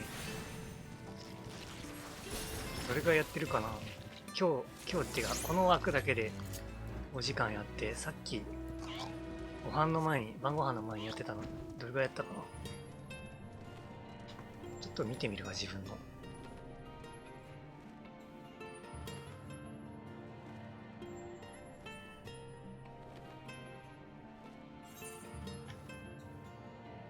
シルバニアファミリー、あ、違うわ、ダンバニアファミリーだ。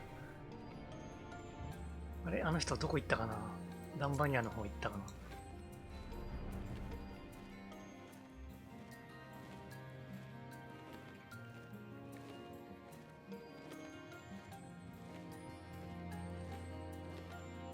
な。あ、でも2時間半やったんだ、さっき。まあだから8時間20分ぐらい。まあいいんじゃないかな。行き過ぎた。あ、どうかな、こっちに来てないかな。あ、来てるかな。どこ？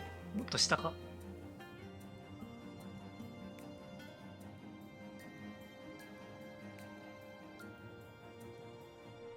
これがダンバニアか。全然可愛くない。さっきの人じゃない。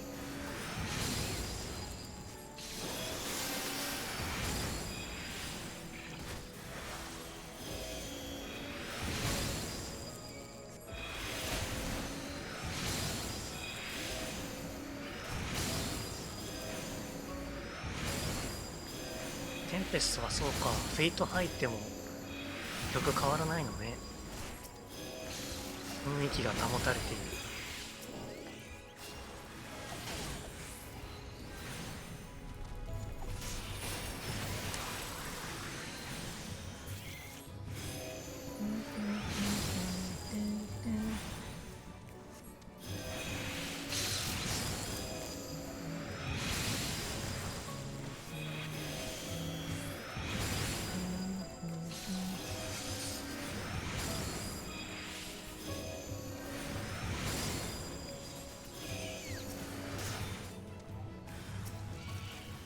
まだ来るか。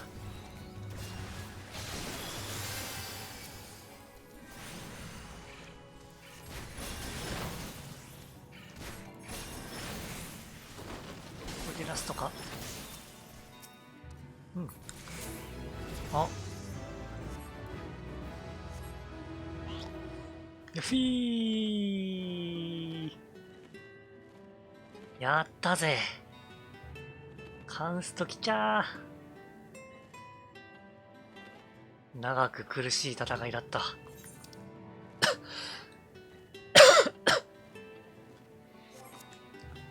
本当に長く苦しい戦いだった。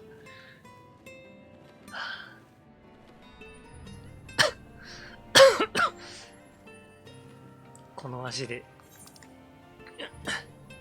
装備もらおう。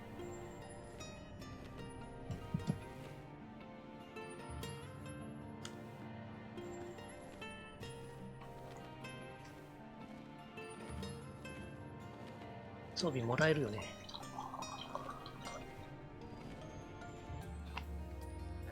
ロールクエストクリアしないとダメとかないわ。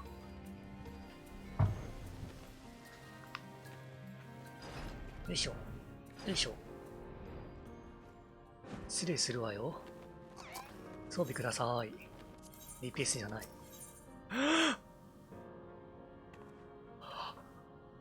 はい。やっぱりロールクエストクリアしないとダメなんだ。なんと。違うな。トメラの村。そうやね。ロールクエストやろうね。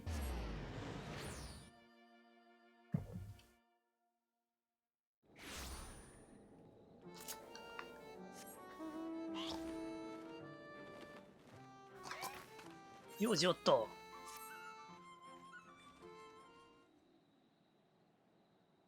お前さんか。わしじゃよ。ラリホー、お前の母ちゃんホブコブリン。こっち選びたいかも。ラリホー、お前の母ちゃんホブコブリン。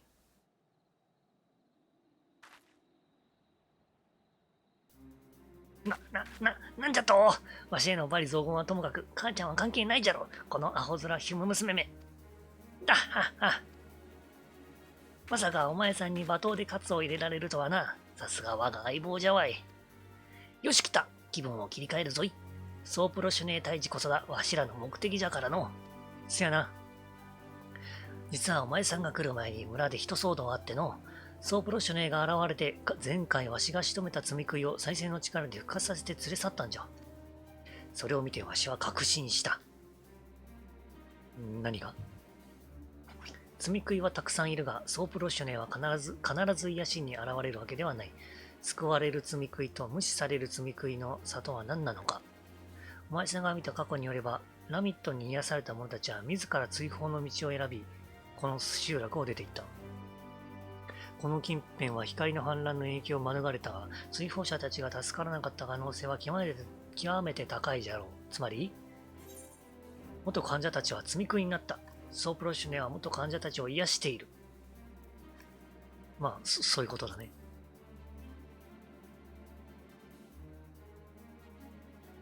その通りじゃ。追放者たちは不幸にも積み食いと化してしまい、今もソープロシュネは彼らを救い続けている。ならば倒す方法は簡単じゃ。ヤッコさんにドワーフの兜をかぶせる。掟に従って生きる者の証したる兜をかぶせてしまえば、治療かこれは。治療するべき追放者ではなくなり、再生の対象外となるのじゃ。はあ。そんなバカな完璧な作戦じゃ。もうどうにでもなれ。完璧じゃ。ナイスー。なはは。もっと褒めるがいい。お家康的な知恵者とな。まあ賛成しようが反対されようが、わしは試すつもりだったがな。試してみて失敗したらとんずらかまして再興するのみよ。ソープロシュネーが現れてからさほど時間は経っていない。この近辺ではぐれ積み食いを倒して奴をおびき寄せるぞい。了解了解。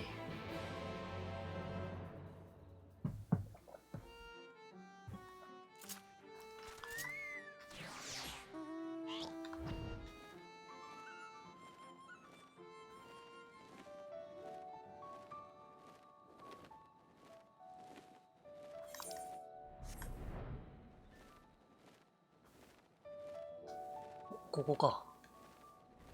なんか、妙な位置で戦うな。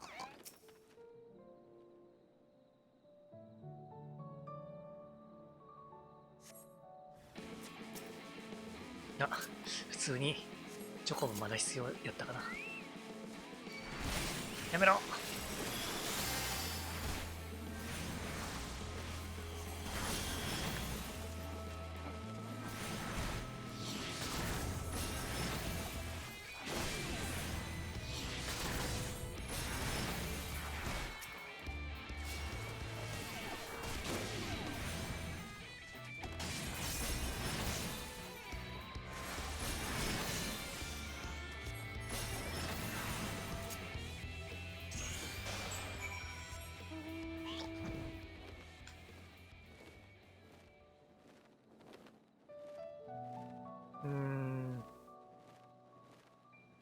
どうしようかな。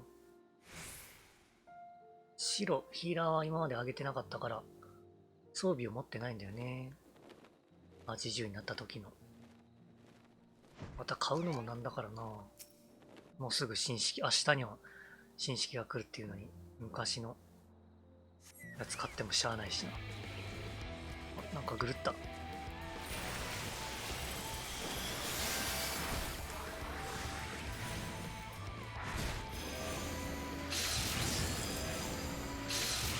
本格的に白をやるわけではないから、丈夫装備でいいか。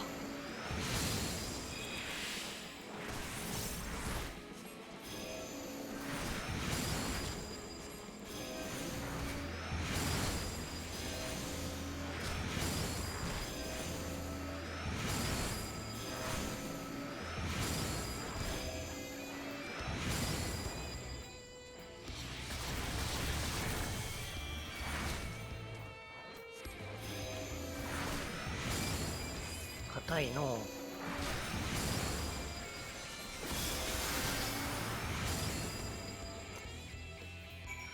よーし。ついに最終決戦かな。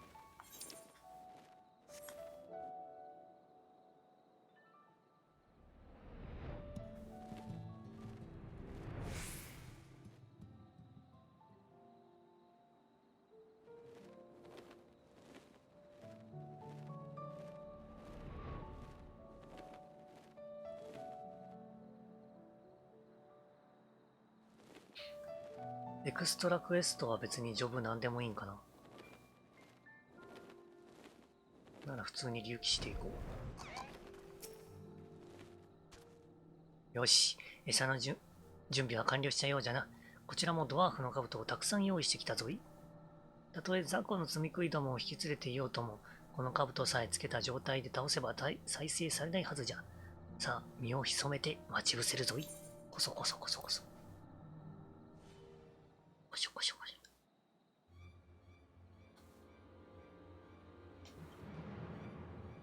ちょっとでも大丈夫かな、装備足りるかな。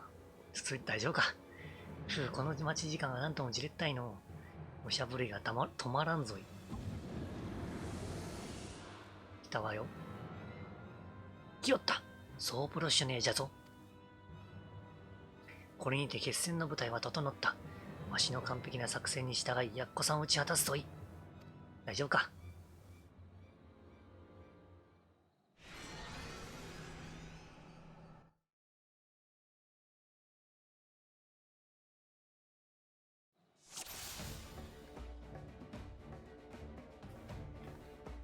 わしの作戦を試すための奴が雑魚を再生するのを待つんじゃ。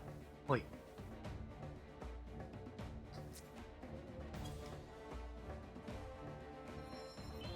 来た。睡眠耐性。は？睡眠耐性？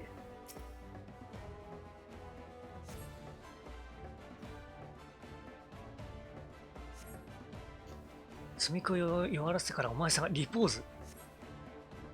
はい。なるほど。わかった。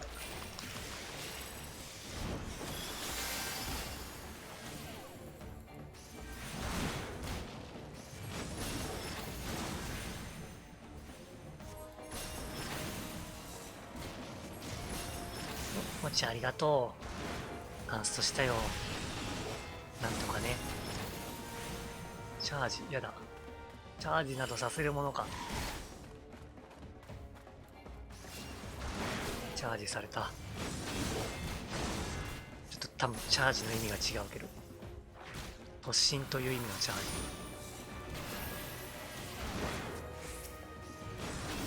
はい。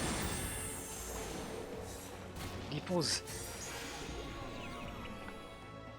必殺カブトかぶしじゃー。かぶった？かぶってる。あ、危ない。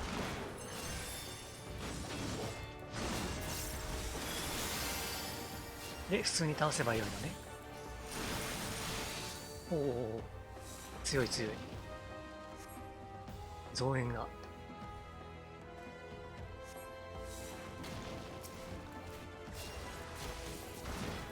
ジオット選ぶのめんどくさいな。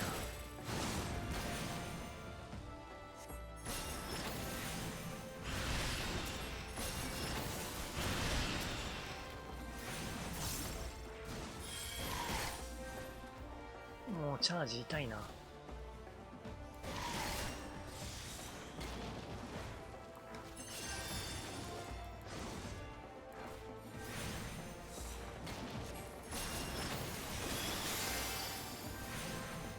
まだか？来た。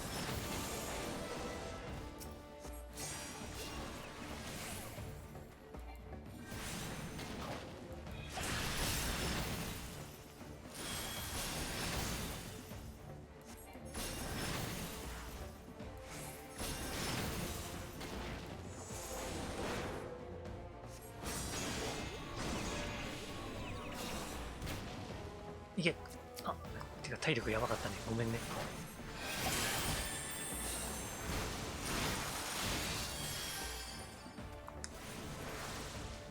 まだ来た。も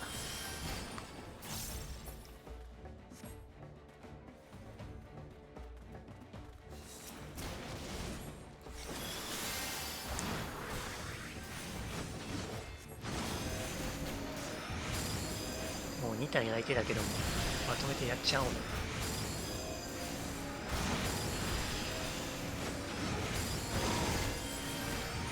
あ、ヒールされた。マジで。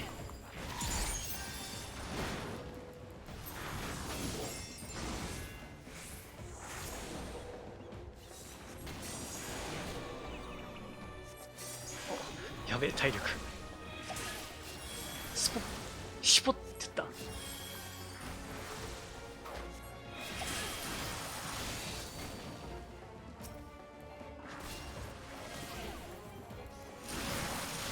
ナイス。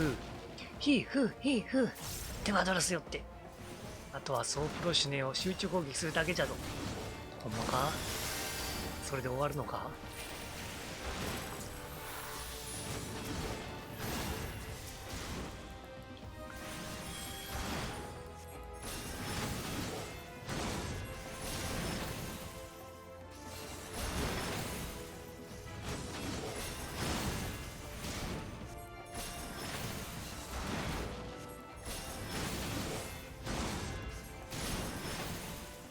なんともろい。ああ、かわいそう。今が好機じゃ。これをかぶれ。はあ、それは絵面がうおー、はあ、砕けてしまった。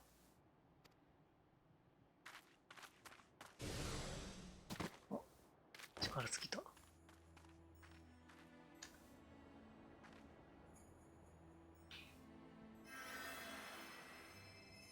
もう兜はない。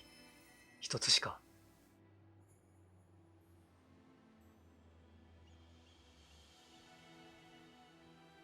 助かったわい。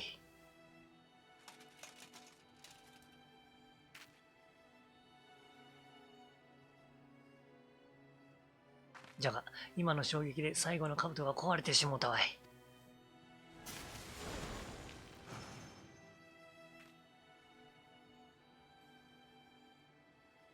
やっこさんも完全復活したようじゃな。これでは拉致があかん。兜がなければ。あるだろうが。脱げ、脱げ。そうか、兜なら。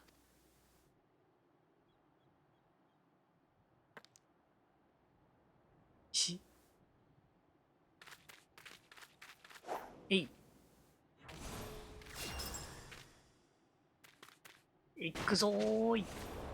お、ちらっと見た。ちらっと。かぶせた。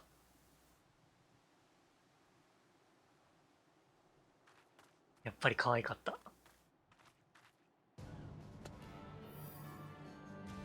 エヴァンジェリン、あとは二人でこやつをソープロシュネをしばき倒すといい。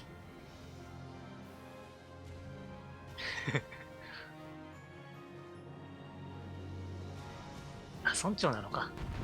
あ、そうね。先代がっぽい言い方してたもんな。うんうん。オッケー。頑張れ。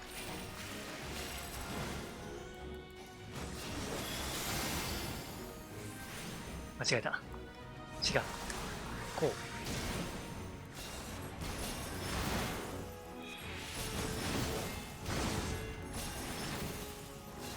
自分を回復することもできん。めちゃくちゃ弱ってんの。おお。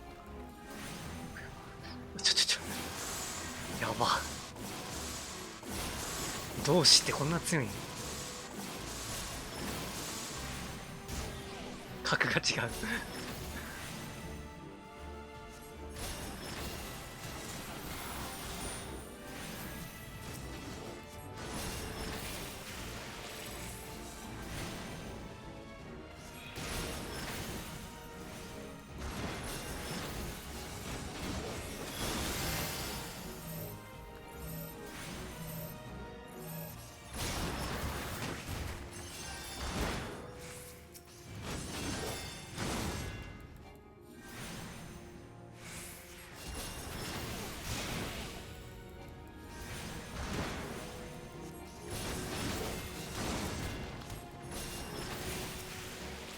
節制の杖。いっ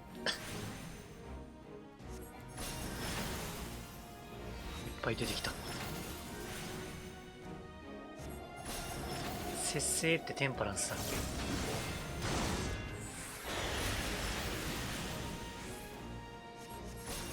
でもテンパランス覚えてたな。怖っ。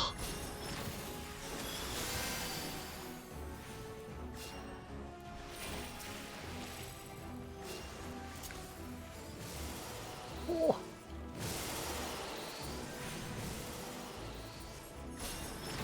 なんちゅう攻撃だ。強すぎるぞ、光の戦士。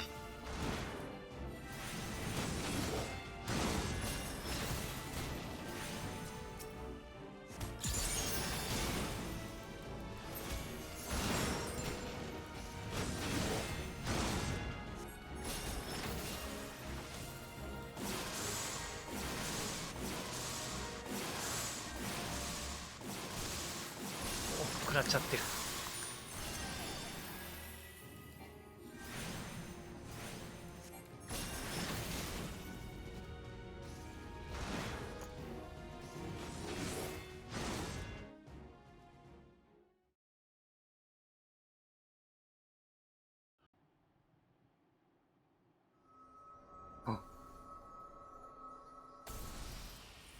あ、兜ごとくだけだ。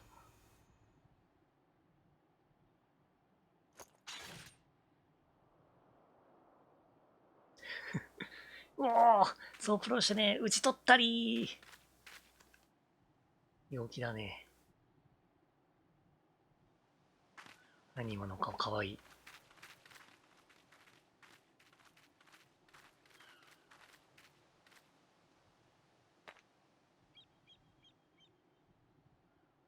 どうしたエヴァンジェリン、何か見つけたのか？クリスタルのかけらかの。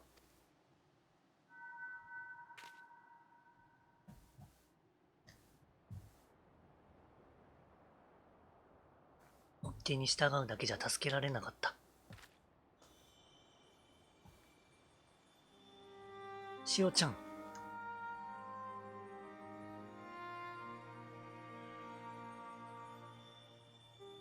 だから里を出た。そしてあの人に、アルバートに出会い、仲間たちを加えて、冒険の旅を続けた。お前さん、ラミットなのか？わしはお前さんのことをハレンチ者などと。妹、ロベルグ病のみんなを助けるためなら、厳しい旅路も、辛い戦いも耐え抜いたわ。わかっとる。今のわしはわかっとる。じゃから。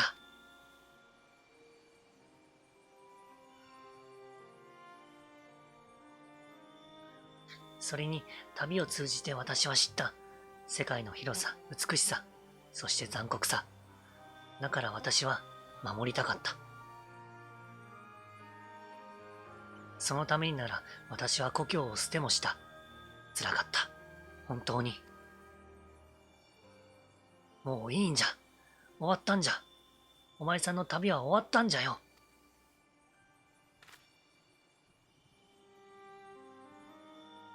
辛かったけど耐えられた。あの人がいたから。アルバート、頼りなくて、でもひたむきで、諦めが悪くて、ただただ優しいあなたを、私は。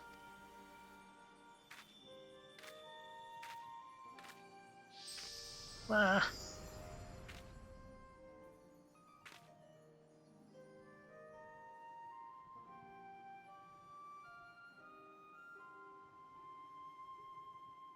おやすみラミット。会いに来た資料深き癒してよ。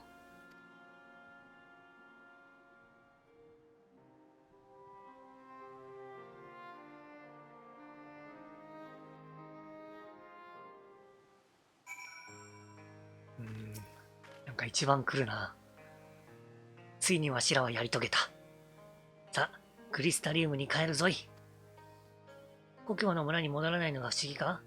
わしもこうして家族ではないお前さんに素顔を晒してしまったからには、掟破りじゃからの。かつてラミットに救われ、自らの足で故郷を去った人々のように、誇り高き追放者として生きてみせるぞい。ほれほれ、そんな顔するでない。帰るぞい。我らがクリスタリウムに。家族になれば問題ないな。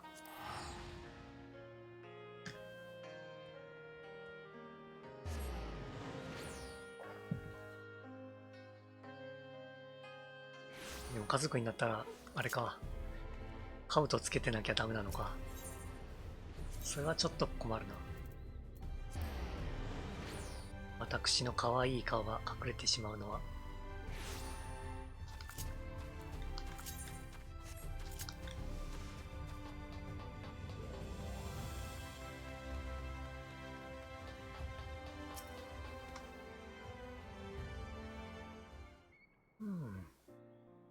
まだ飲んでる。ぷはー。どうした相棒。わしの顔なんぞをじろじろと見よって。結局酒飲みだな。素顔の方がいいと思う。素顔の方がいいと思う。激しく同意ってやつだ。何を言い出すんじゃ。危うく本気にするところじゃったぞい。ともかく、ソープロッシュネを討伐できたのはお前さんの協力があってこそ、これまで礼を言う機会がなかったが感謝してるぞい。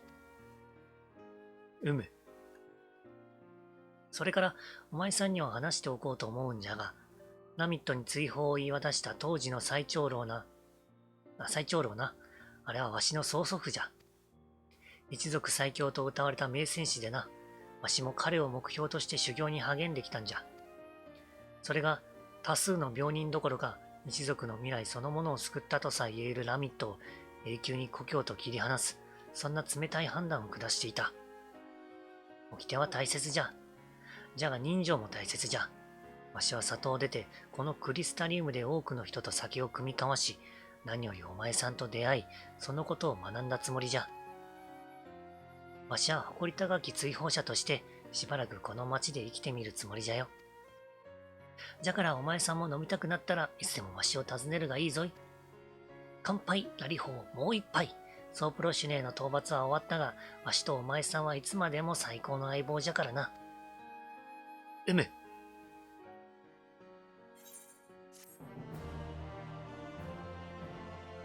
ちょうど乾杯エモートンを持ってるしな。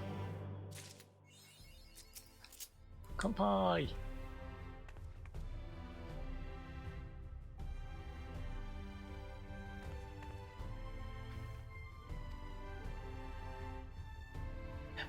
やっぱヒゲ邪魔なんだな。やったー、全ロールクエストが終わった。あとは、そこのグリナードさんから依頼する分だけだ。と、その前に、テンペストを言って、装備もらおう。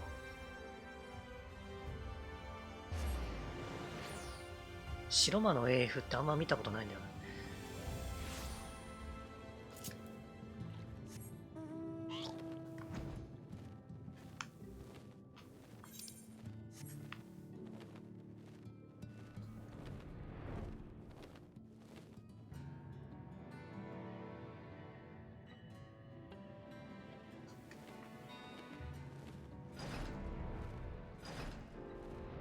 白のやつ好き。いい感じか、じゃあ。ください。ウィズード。ティッシュトライヤー。なんだ、ティッシュトライヤー。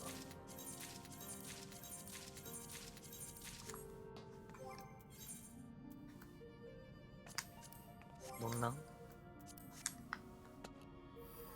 あ、これか。こりゃ綺麗だよね。頭。あ、なるほどね。普通にいいな。かわいいね、普通に。いいっすね。スカートで、サイブーツ。かわいい。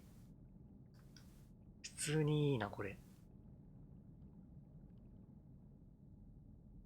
頭は初版の事情により見たことがない。なぜ？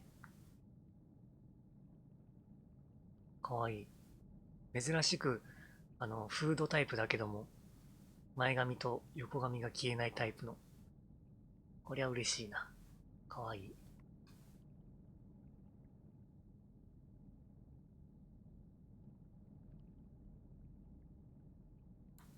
イエーイ。やった。やっと終わった。これは、丈は同じぐらいの丈なのか。あ、外せない。耳が邪魔での。ああ、なるほど。ビエラは、これつけらんなくはないか。見れないのか。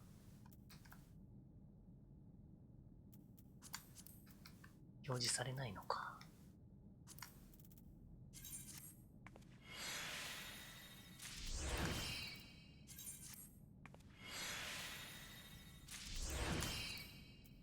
このレベリング過程で手に入れた装備は置いときたいけど、邪魔なんだよな。また集め直すか。その時になったら。ねえ、うさぎ頭装備。やっぱ分かってたことだけど、事前に聞いてたことだけど、装備したいね。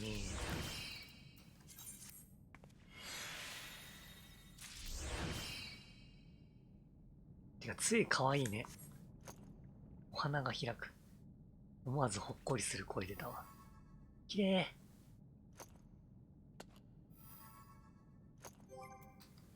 い。いっちゃんいいギミックじゃないこれ。バ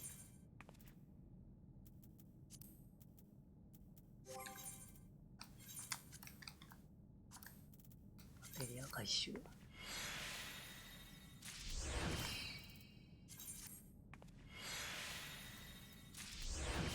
あ、もうドレッサーに突っ込んじゃおうかな。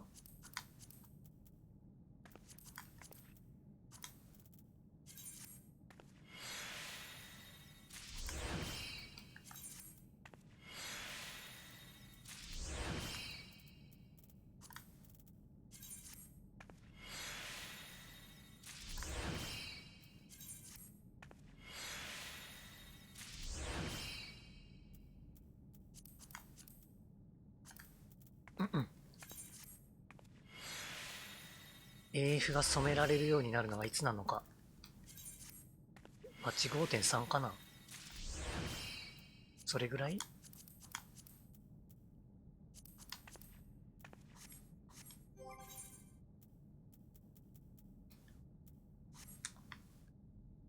いいですね。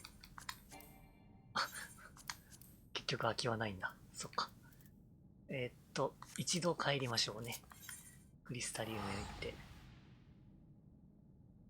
ウッブートとか、ドレッサーに入れよう。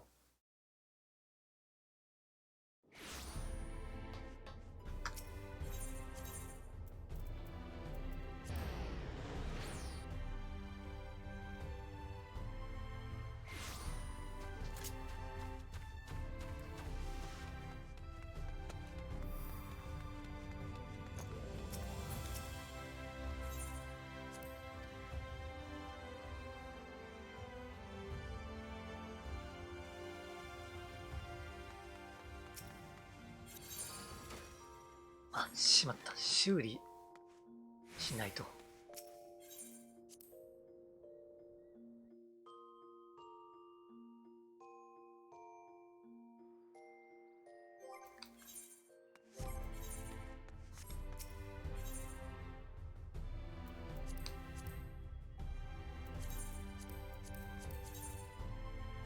いつもこれで修理しちゃってるんだけれども、普通に自分で修理した方が安いか。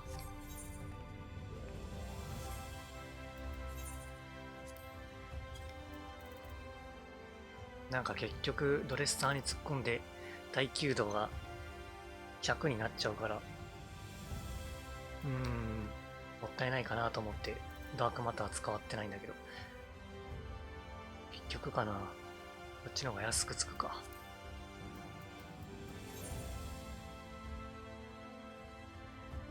G7 あんまない。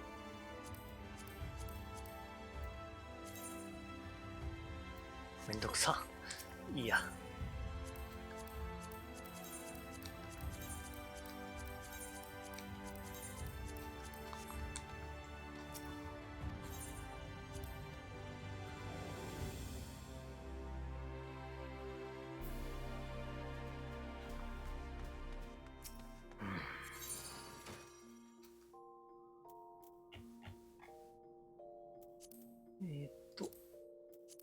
武器も入れちゃおうか。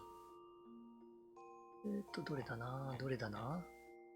ナワサ連携員結構かわいかったな。これは置いとこうかな。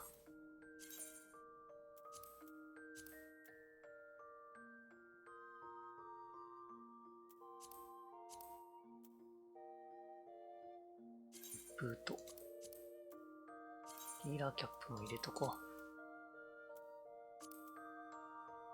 どうどう。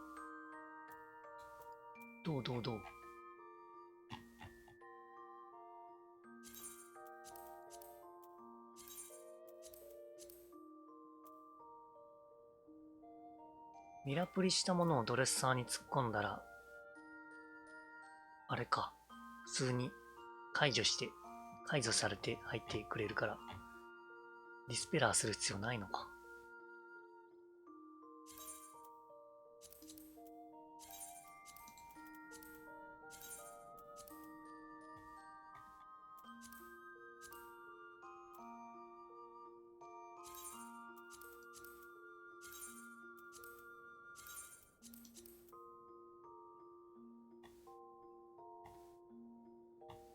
あれこれだけか。そっか。あれだわ。ゾーヌメグの鬱風と足は持ってないんだ。取れなかった結局。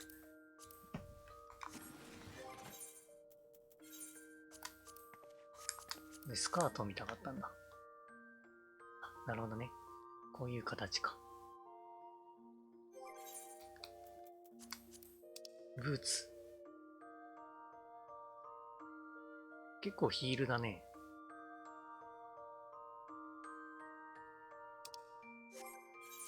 すごい格好してた。でもやっぱ 2B 足が好きなんだよな。これを白にして履くか。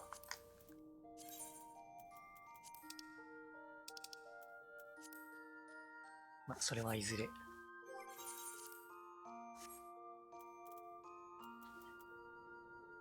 ったー。疲れた。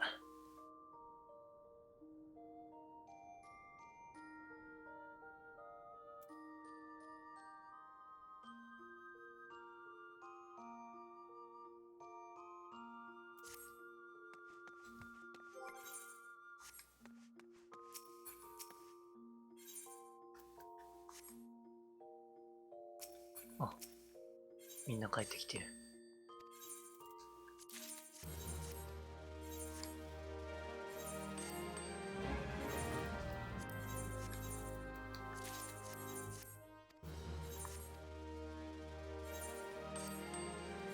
うわあ。よし。真の目的であるエクストラロールクエストに挑みましょうか。の、ミトツ機能だ。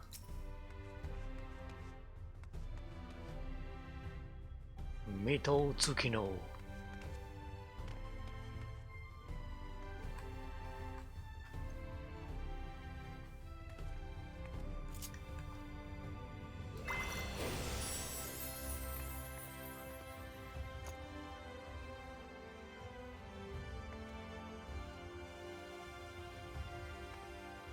いい。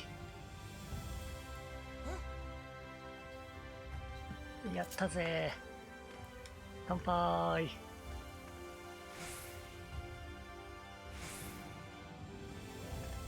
テンパランスの効果は一定時間自分の回復魔法の回復力 20% 上昇させ、自身と周囲 30m 以内にいるパーティーメンバーの被ダメージを 10% 軽減する。強っ。めっさ強いよ。お、ざわさんだな、さては。やったー。ありがとう。無事、味中になりやした。乾杯。グビグビ。わーい。もっと撫でてくれ。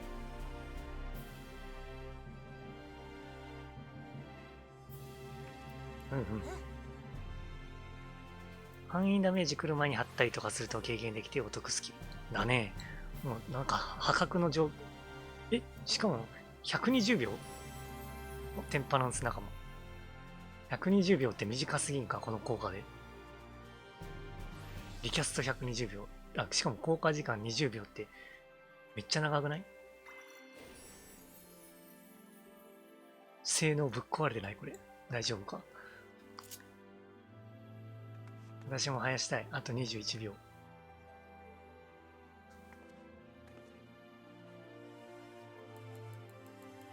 おお。めっちゃ強いね、テンパランス。見た目可愛いだけじゃない。あ、そっか。その分ダメージがえぐい。せやな、10% ぐらいじゃ。テンパあれば人死なない。素晴らしい。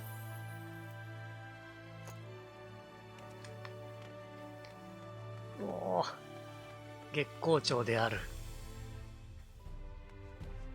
よし。羽はいいでしょう。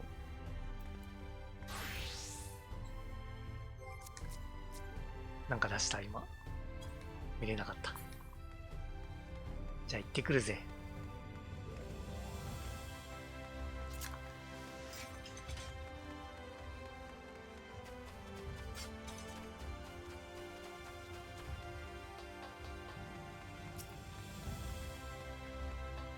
よう、グリナードさん。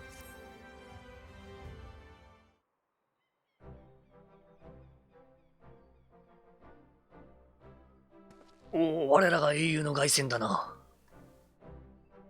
なんだ忘れちまったのか。この酒場から4使徒を倒す英雄が現れたら、俺としても誇らしいって話をしたことを覚えてないな。あの時は夜の訪れで舞い上がってたから、冗談半分で言ったんだが、まさか全ての使徒を倒すとはな。まさしく英雄、いや、大英雄だぜ。テレリコ。私はマスターと違って最初にお目にかかった時から信じていましたよ。あなたが4使徒を倒してくれるって。本当か？は調子のいいやつめ。が、そんな話はともかく、せっかく来店してくれたんだ。一杯おごるから罪食いとの戦いの旅について聞かせてくれ。いいでしょう。なんかでももう昔のことすぎて覚えてないや。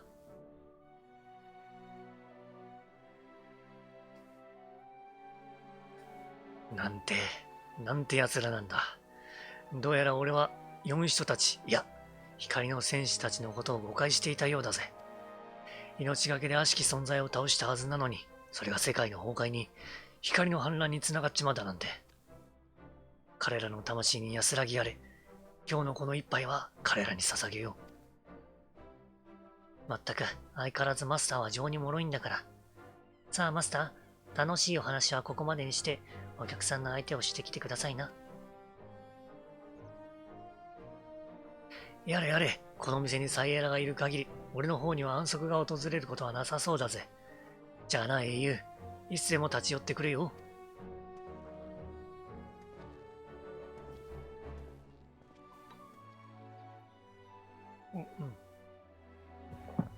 エマンジェリンさん。本日は貴重な話をありがとうございました。その上で厚かましいのですが、聞いてほしい話があるのです。なんじゃらほい。まだ残っているのですよ。倒すべき、存在してはならない悪しき存在が、4使徒を倒したあなたにぜひその討伐を依頼したいのです。もしも興味を持ってくださるのでしたら、天外の座にいらしてください。どうかよろしくお願いします。どこそこ。いずこ。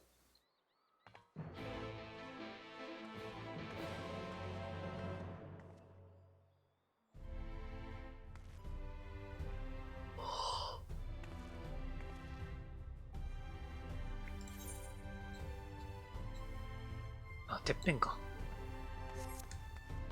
じゃあ、ミーン工芸館から。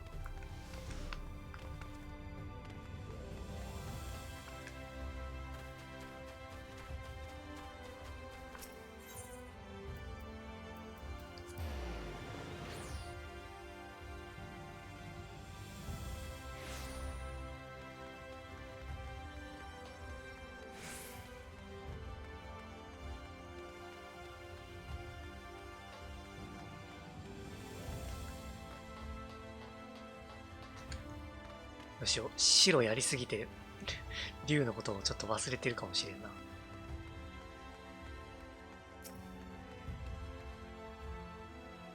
来てくださったんですね。あなたはやはり私が思った通りの人です。倒すべき悪しき存在がいると知れば、無視はできず助けを求められれば、つい手を差し伸べてしまう。やはりあなたはいい人です。何？ふふ、そう身構えないでくださいな。討伐すべき悪しき存在がいるという話は嘘などではありません。しかも、あの4使徒が生まれる要因となったものなのです。酒場のウェイトレスに過ぎない私がそのような依頼を持ちかけるのが不思議ですか？ですが話の順序が逆なのです。私は一連の事件に終止符を打つために酒場で働き、4使徒を倒せる人材を探し、賞金稼ぎたちに紹介しちゃうんですから。もうそろそろ舌が全然回らなくなってきた。常に倒すべきすべての元凶の正体は目星がついています。ですが、そのものを追うには根気がいることでしょう。どうか長旅となる覚悟をした上で来てください。最初の手がかりがあるのは殺し屋と偏屈者の小屋にてお待ちしております。どこだそれ。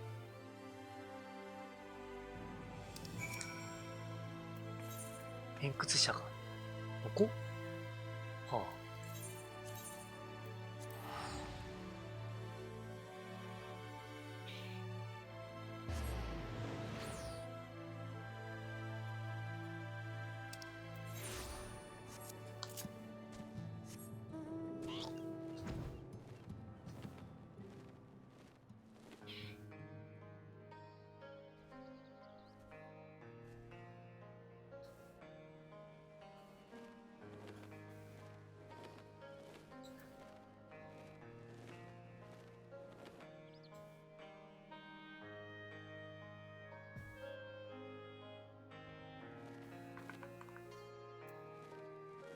誰もおらんの。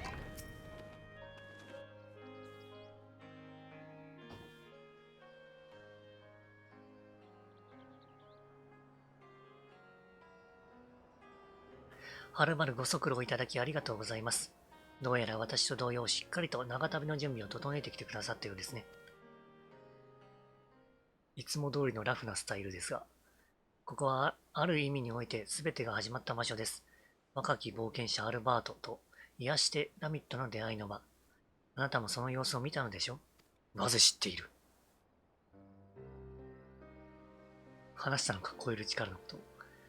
彼らは若く未熟でしたが、ある才を秘めていました。あなたと同じく英雄となるべき異能を有していたのです。が、その才が開花するのは後のこと。当初は一介の冒険者として旅し、放浪の騎士ブランデンや森の狩人レンダレイを仲間に加えていきました。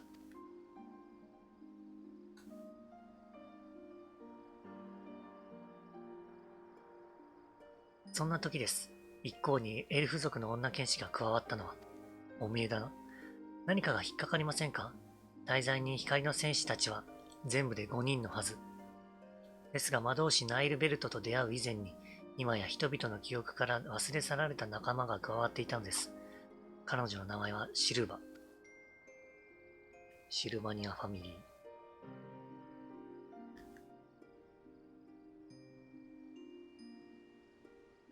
あなたが見た過去の情景にもその姿があったはずです。思い出せましたか？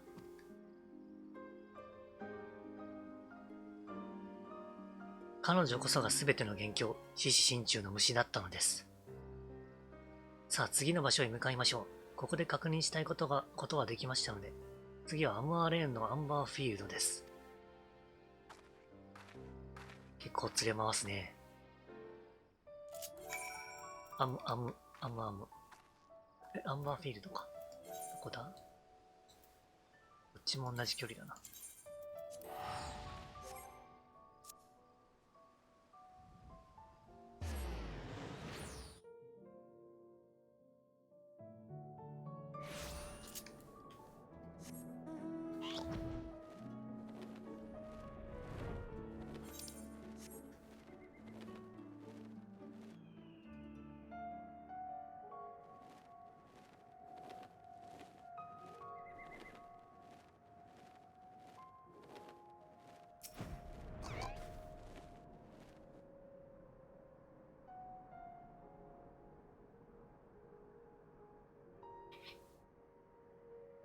お待ちしておりました、エヴァンジェリンさん。さあ、早速物語を再開しましょう。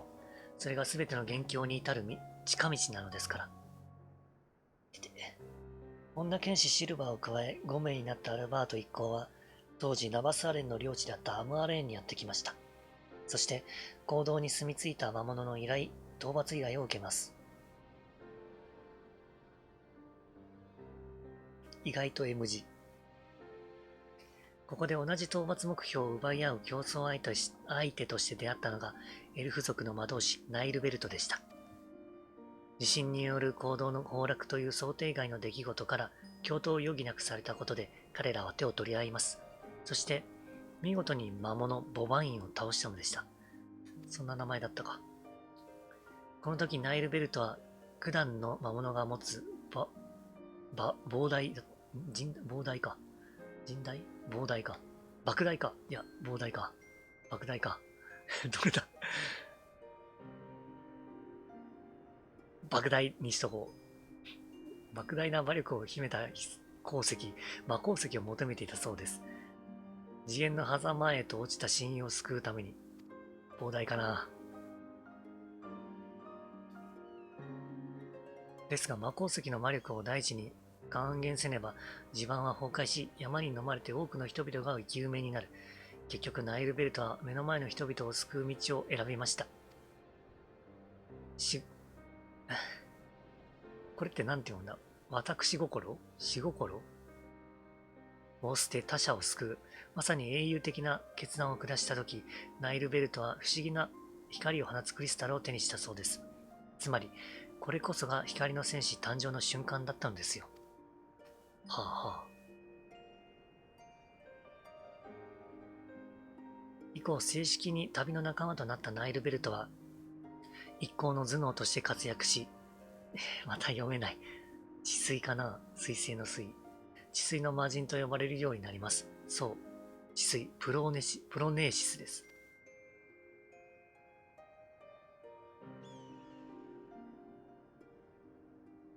一方、英雄としての第一歩を踏み出したナイルベルトを見て、女剣士シルバーは内心ほくそ笑んできたことでしょう。彼女は彼が捨てた、追母の心を盗み、追母でいいのかな。ひそやかに自らの力へと変えていたのですから。何のことかわからないですか？いずれ理解できますよ。さっぱりわからん。さあ、次の手がかりを追いましょう。少し退屈でしょうが、これは倒すべき元凶を追うには必要なこと。ラケティカ大森林のシチュアシッチ。シチュアシッチまで来てくださいね。言いにく。シチュアシッチ。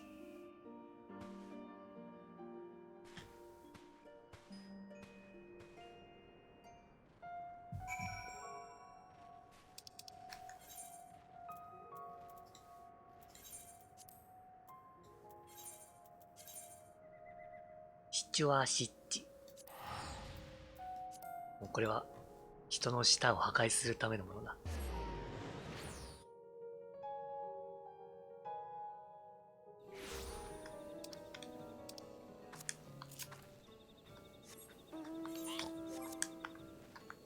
飛べよー。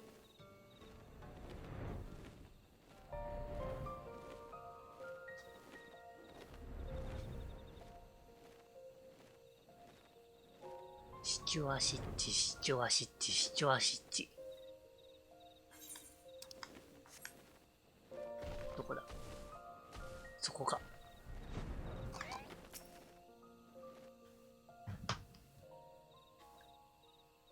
いしょ。よくぞおいでくださいました。またも長話になりますが辛抱してくださいね。やだ。アムアーレーンでの一件で冒険者としての名声を高めたことで、アルバートの一行には次々と依頼が舞い込むようになります。彼らがラケティカ大森林を訪れたのはそんな自分でした。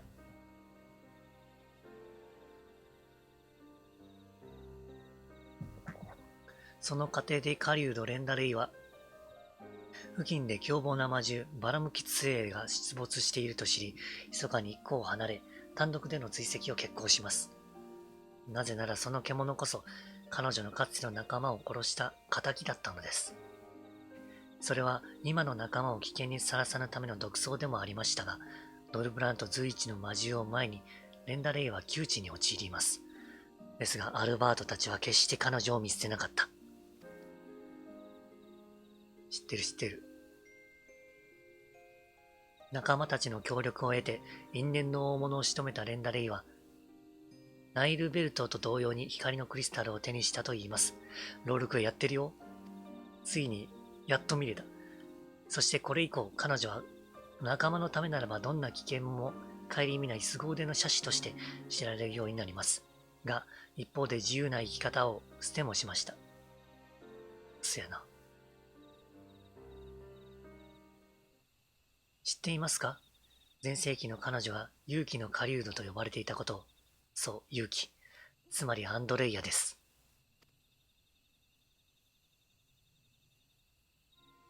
そしてシルバーはまたしても盗みました。レンダレイが捨て去った自由なる心を。どうかご安心くださいな。倒すべきすべての元凶の痕跡はしっかりと見つけています。どうやらそのものもここに来ていたようですね。さあ次の場所へ向かいましょう。続いて訪れるべきは妖精教イルメグの中心、リエーギア城です。腹が立ってきたな、だんだん。さっさと話さんか。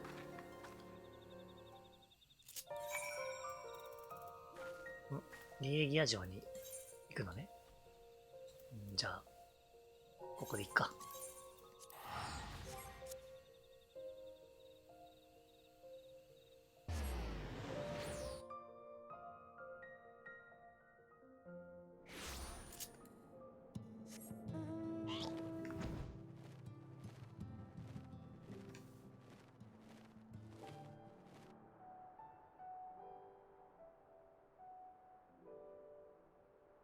そろそろ私の腰も限界だぞ。一体何時間座り続けているのか。まあ、途中トイレとかにも行ってるけど。7時間ぐらい。もう6時間49分やってるわよ。やべえな。お、ここですか。ちょっと君、一旦帰ってもらおうか。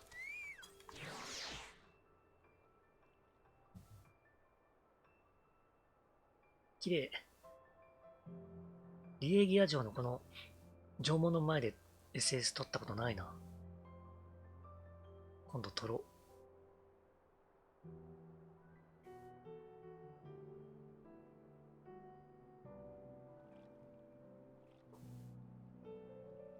はあ、長旅ご苦労様。私が妖精教を無事に旅してきたことが不思議ですが。そんな些細じゃないな。歳末さ末読めないことは置いておいて、物語を続けましょう。バロンキツへの討伐という偉業を成し遂げ、一行の名声はいよいよ英雄へと近づいていきます。その最後の一押しとなったのが、フップート王国での事件です。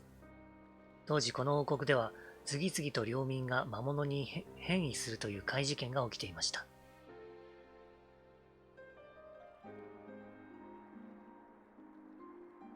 かつて王国騎士だったブランデンを故郷から切り離すことになったほどの難事件です。ですが、彼らは旅を通じて経験を積み、大きく成長していました。やがてアルバートたちは事件の黒幕が宮廷魔導士であることを突き止め、打ち倒しました。が、そこに喜びはなく、大きな悲しみを背負うことになります。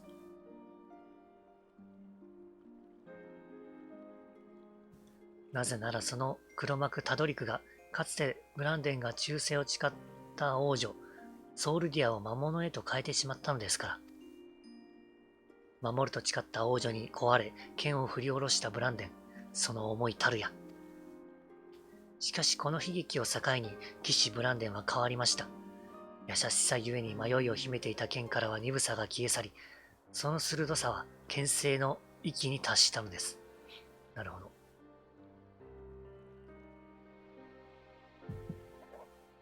あまりの荒々しさゆえに人々はブランデンをこう呼びました。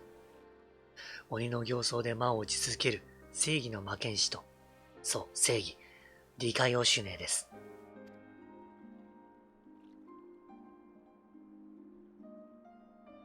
もうお分かりでしょうが、またもシルバーは盗みました。ブランデンが捨て去った温情の心を。彼女は心を盗むたびにその力を強めていきました。急激に剣士として強くなるシルバーをアルバートたちは修行の成果だと思ったでしょうが、違ったのですよ。さて、ここにも全ての元凶が現れていたようです。追い詰めるのもあと少し。次は再びの殺し屋とその山岳部トメラの村に向かいましょう。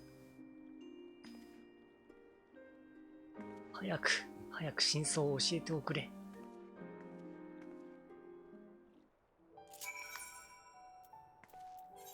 あ、もう村だ。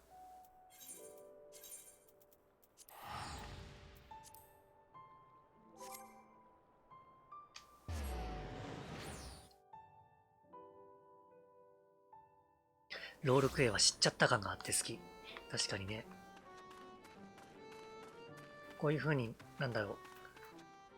今までのジョブクエストと違って、ロールに焦点を当てて、こうやって、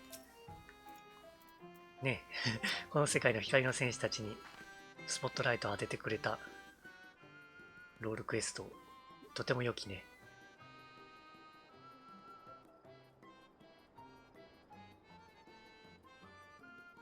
のんきな BGM が流れているが、長旅に付き合っていただき感謝します。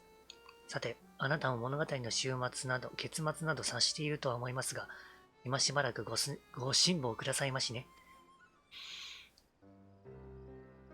フップート王国の一件は、彼らの名声を確固たるものとしました。しかし、もう一つの英雄的行為についてはあまり知られていません。何でしょう。あ、それか。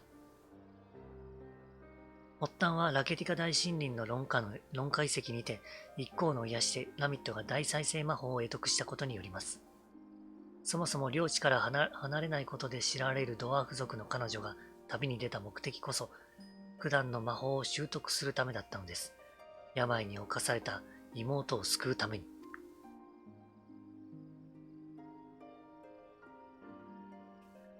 ですが妹を含む数多くの病人たちを救いながらも、掟を破ったとして、彼女は永久追放を宣告されてしまいます。一族との結びつきを重んじるドワーフ族にとって、これがいかにひどい仕打ちか、あなたには想像できますか？それでもラミットは失意の底に沈むことなく、一族の証したる兜を脱ぎ、英雄として生きることを誓いました。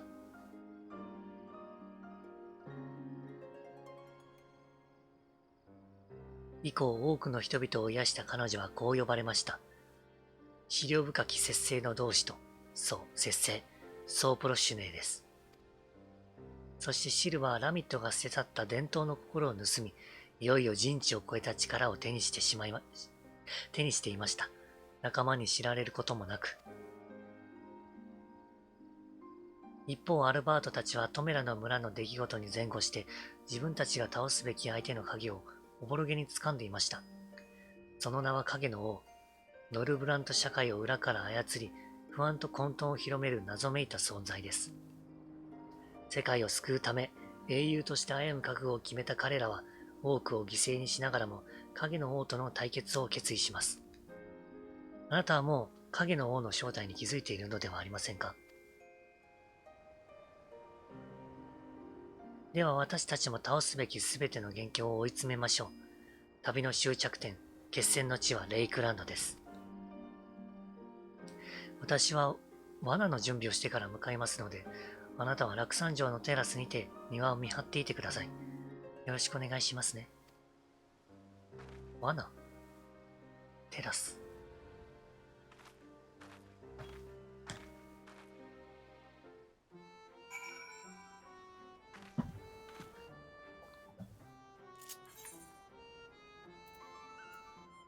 オスタルでいいか。どっちも似たような距離だね。ちょうど真ん中だ。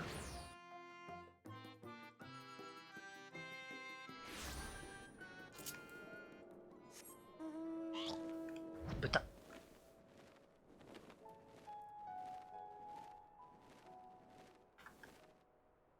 手がしびれてきた。やんやん。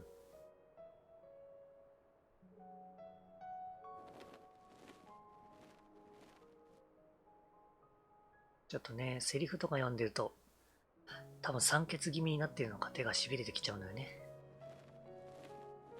よく息を吸おう。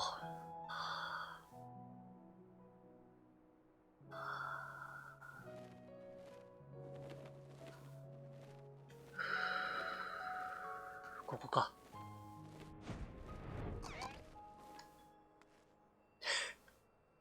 なんかいるが。あの文字は KEMT。私はあの文字列に見覚えがある。かいみとグサさんがこんなところに。いや、フレイか。三千と輝く KEMT。かいみとてーてーな。待っててくれたのね。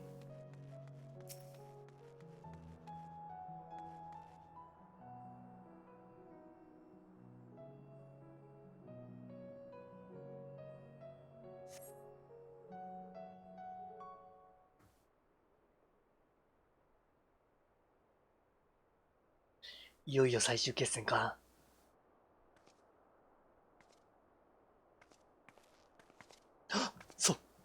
その格好は。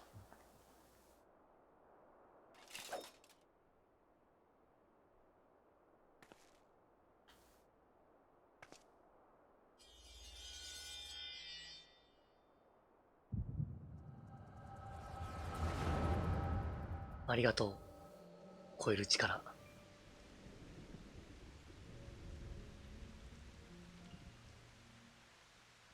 すぐ超える。なぜだ、シルバ。なぜ俺たちを裏切った。俺とお前は、俺たちは仲間だったんじゃないのか。もちろん仲間だとも。世界を救うため、英雄になると誓い合った大切な仲間だよ。だったら、なんだってお前が影の王なんだよ。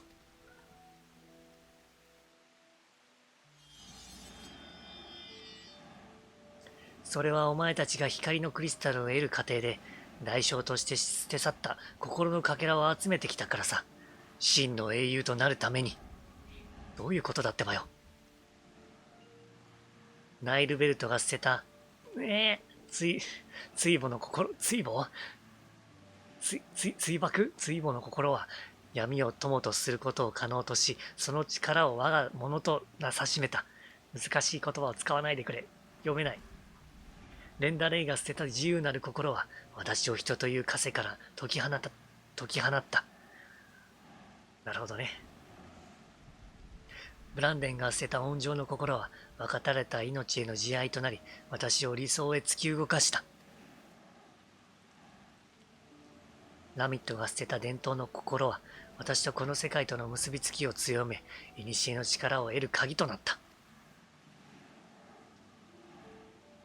そして、アルバート、お前はこれから友愛の心を捨てる。旅の中で友情を育んだ私に、その斧を振り下ろすことによって。ほう。私はその心を糧として戦おう。君を愛するがゆえに。なんだと。私は影の王。闇に沈みし世界より来たりて、この世界を砕き、その魂を救う者なり。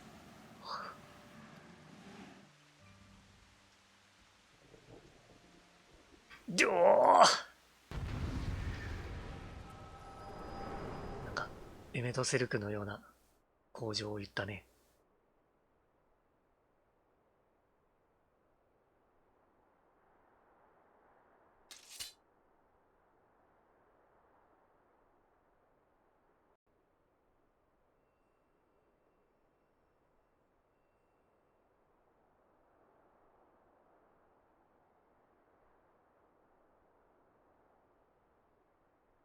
どうやら超える力によって私の過去を見たようだね。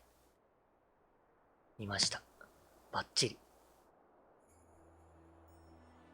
そう、私こそが6人目の仲間、シルバだ。いや違うな。そのナすら本名ではない。なぜなら私は、君と同じくこの世界の住人ではないのだから。なんだと。はあ、私は闇の反乱によって滅びた第13世界で生まれ、故郷を救うことに失敗した英雄のなり損ないの一人なのさ。ボイドの人？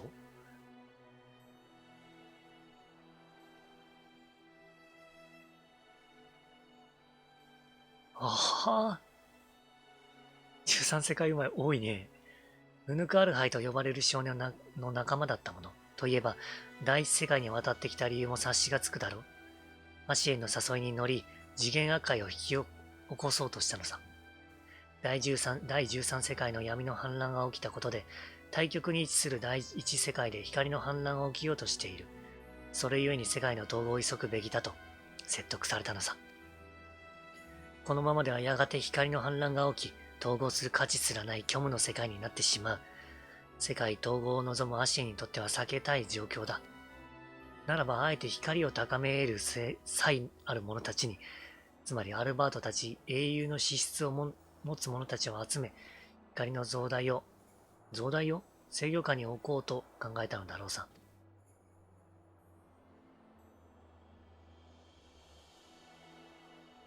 私に与えられたのは英雄一行に仲間として潜り込み、その成長を支えつつ、密かに力の一部を奪い取ること。そして、己が闇の英雄となり、彼らの歩みを止めることだ。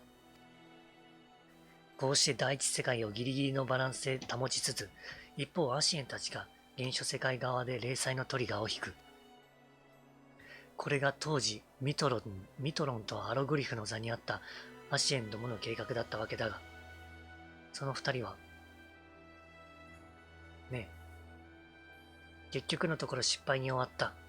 英雄のなり損ないである私は、英雄が捨てた心を盗むことで、影の王として力を高めたが、それでもなお敗北したのだよ。敗因はアルバートが決戦の中でさえ、友愛の心を捨てなかったこと。アルバート。あのバカ野郎は、裏切り者である私すら、本気で救おうとしたのさ。そして最後の力を奪えなかった私は、戦いに敗れた。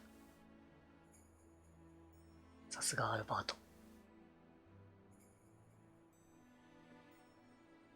後の展開は知っての通り、光の戦士たちはそのままミトロンとアログリフを撃ち、懸念されていた光の反乱が発生した。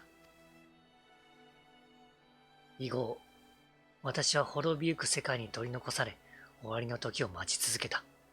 これでも不滅なる者の端くれだから簡単には死ねないし、すべてを見届けるのが関与した者の責務に思えたのでね。だが数年前に4使徒が現れた。タイミング的には君の仲間が第一世界に渡ってきた時期と一致する。光の使徒の介入を感じ、アシエンが対抗として用意したのだろう。ドーンバウスリーあたりに入れ知恵をして、光の戦士たちの遺体で積み食いを作らせたといったところか。彼らの墓はリュールモア領にあったからな。あら、まあそうなの？ところがどういうわけか、かつて自分が裏切った仲間たちの姿をした4使徒を見たとき、私は怒りに飲まれ、許してはおけないと感じたんだ。罪悪感や後悔がそうさせるのか、この感情は自分でもうまく説明はできない。いずれにせよ、今更善人を気取るつもりはないがね。ともかくアシエンを警戒させる存在が現れたのなら、かけてみようと思ったのさ。だからサイエラと名乗ってクリスタリウムに移住し、酒場で働きながら積み食い狩りの賞金稼ぎを集め始めた。いつか来るアシエンの敵と引き合わせるために。そして君が現れ、4使徒は撃たれた。彼らの魂にもようやく安らぎが訪れたことだろ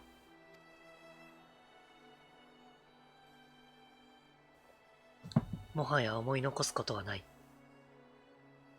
すべての元凶として世界を砕こうとした影の王として、真の英雄たる君に撃ってもらいたいんだ。この世界にもう舌が回らんな。この世界のため戦い続けた英雄、光の戦士たちの真実を語り終えた今、私の役割は終わった。ロールが終わる。身勝手な願いとは重々承知の上だが、どうか私を殺してくれ。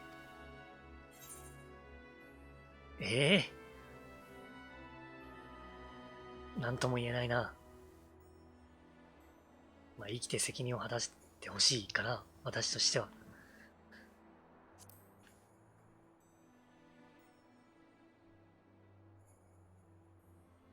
何をバカなことを。君もアルバートと同じように情けをかけようというのか。いいか、私は影の王として多くの人々の命を翻弄してきた。真に大罪人と呼ぶべき者がいるとすれば、それは私だ。君は倒すべき全ての元凶を見逃すというのか。冒険は終わらない。それでも生きて責任を果たすべきだ。ならば責任を果たしてから死を選べ。それでも生きて責任を果たすべきだ。それが君の咎だろう、多分。英雄ってやつはこれだから。こうと決めたらその道を進み続ける。ちょっとやそっとで方向を曲げさせることはできない。奴の隣を歩んだことで知っていたはずなんだがな。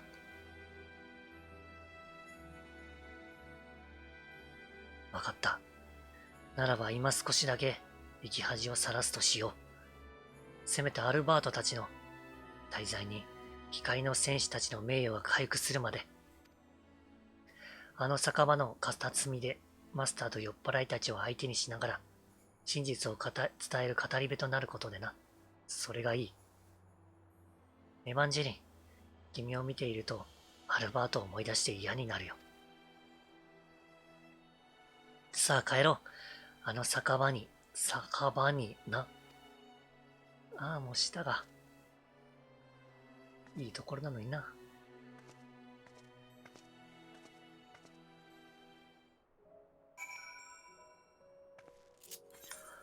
なるほど、そういうことだったのか。いや、まさか第13世界の住人とは思わんかった。これちょっとウヌクアルハイ君に話を聞きに行きたいね。語ってくれるでしょう、多分。彼なら。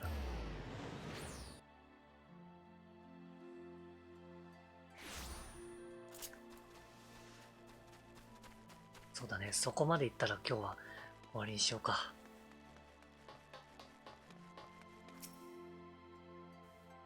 やれやれ、久しぶりに鎧を着たら肩が凝って仕方がない。時を経て消耗した私には、そこらの増票にも劣る力しか残されていないものでね。本当かな。せいぜいこれからはアルバートたちの名誉のため、酒場の語り部として過ごしてみるさ。私の独りよがりな旅に付き合ってくれてありがとう。君は真の英雄としてこのまま歩み続けてちょうだい。私にはそれができなかったから。英雄譚の語り部。はあ、終わったね。うん。近況について。グリナードと酔っ払いどもの世話役に逆戻りさ。まさかこの暮らしこそが君の与えた罰ってことか。だとしたらこれ以上ないほど効果を上げているぞ。それはともかくとして、最近は給仕の合間に余興として客たちに光の戦士たちについての話を聞かせている。もちろん真実をな。正直酔っ払いどもがどれだけ私の話を信じ、覚えていてくれるのかは定かじゃない。だがそれでも語り続けるさ。彼らの名誉のためにな。頼んだぜ、本当に。やったね、終わったね。これでもう 5.2 を気兼ねなく迎えられる。現代のノルブラントでは闇を司る存在と考えられている。その影の王を大罪に至る光の戦士たちが倒したことで光の花が起こったというわけだな。これはある一面においては正しい。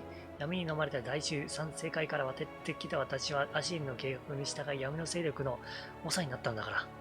影の王たる私に与えられた役割は主に2つ。1つはアルバートたちが英雄として歩むために成長を助けつつ倒すべき目標を演じること。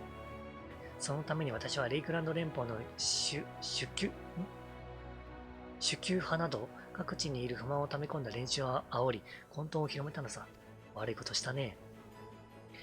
もう一つの役割は最終的に英雄たちを倒し光の力の増大をギリギリのタイミングで止めること。そのために英雄から力を奪いもしたが結局敗れたんだ。光の戦士とは光の反乱を引き起こし世界を破滅に導いた大罪人だ。アルバートを筆頭にナミット、ブランデン、レンダレイ、そしてナイルベルトの計5名で構成されている。というのはあくまで歪められた歴史でね。彼らはただの気のいい連中だったよ。それが出会った人々を助けるうちに、やがて英雄として頼られる存在になっていった。その立場さえ一夜にして崩れ、世界を滅ぼした大罪人ときたもんだ。だが決して彼らは諦めなかった。白鳳へのアシエンと組み、自らの命を絶って原初世界に渡り、それ以下のことは君の方が詳しいはずだろ。だね。アルバートったら。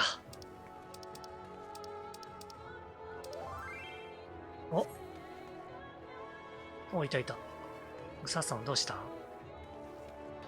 なんだろう？なんかある？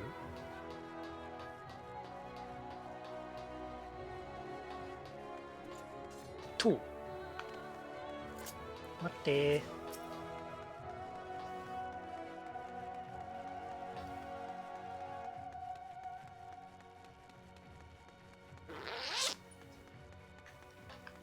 ちょっと手がしびれて操作がおぼつかんね。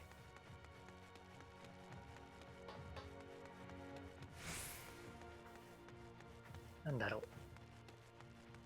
何かあるのかい？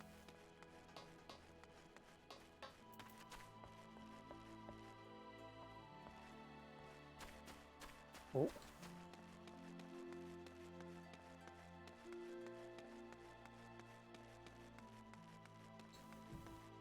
待って待って。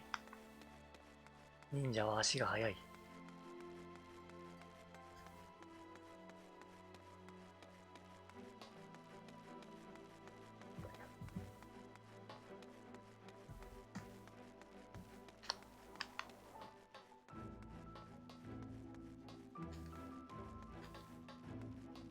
あ、手が。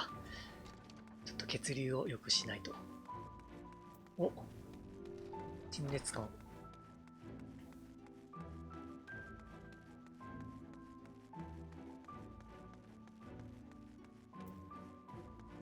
モーレン？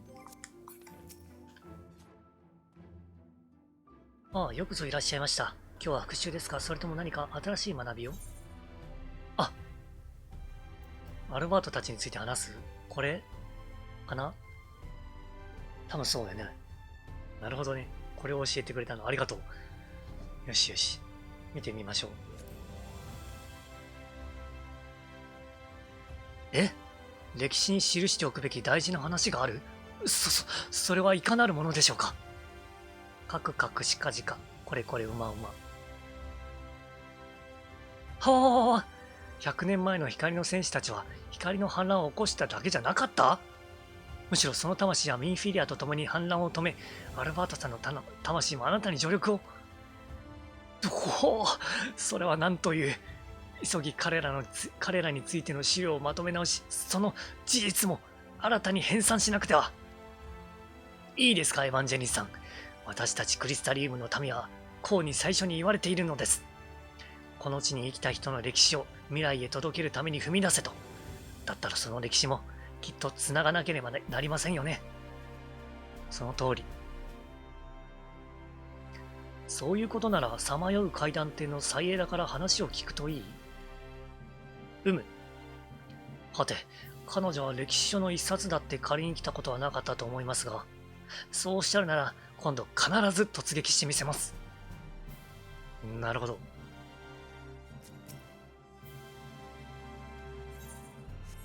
いいですね。ここからまた新しいノルブランと死が刻まれていくんだろう。ありがとうね。多分気づかんかったわ、これ。自分だと。よすよす。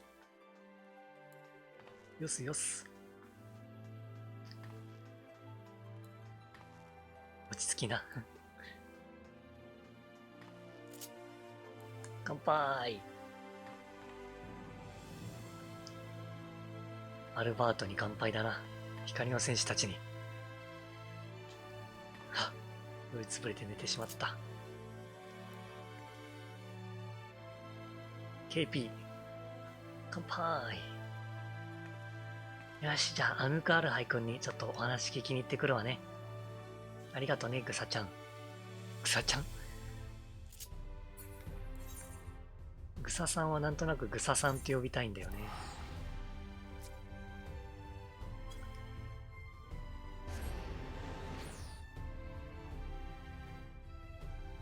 あ、お腹すいた。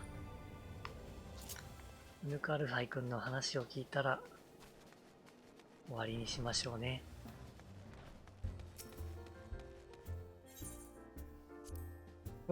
用事終わってきたらまだやってた。まだやってるよ。7時間になるね。そう、終わるところ。もうちょっとで終わる。ようやくね、白も80になって、ロールクエストも全部見て、宇佐さんに案内してもらって、モーエンにも、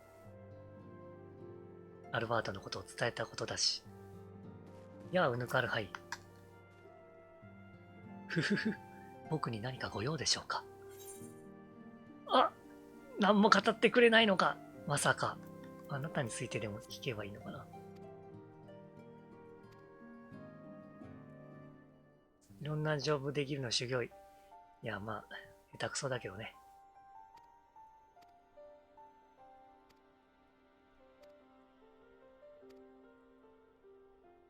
うん。光を正したよ。これは聞いたかな、前。あー、ダメか。サイエラのことは聞けないのか。くぅ。もったいないよ、ここは。13世界、ウヌクアルハイと聞いたら絶対みんなここに聞きに来ると思うんだけどな。まあでもしょうがないな。はあ、手がしびれた。疲れた。よし、白馬になって。見て、かわいいでしょ。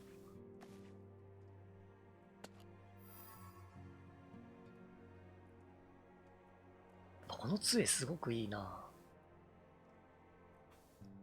あ、よし、お家に帰ろう。よいしょ。帰宅。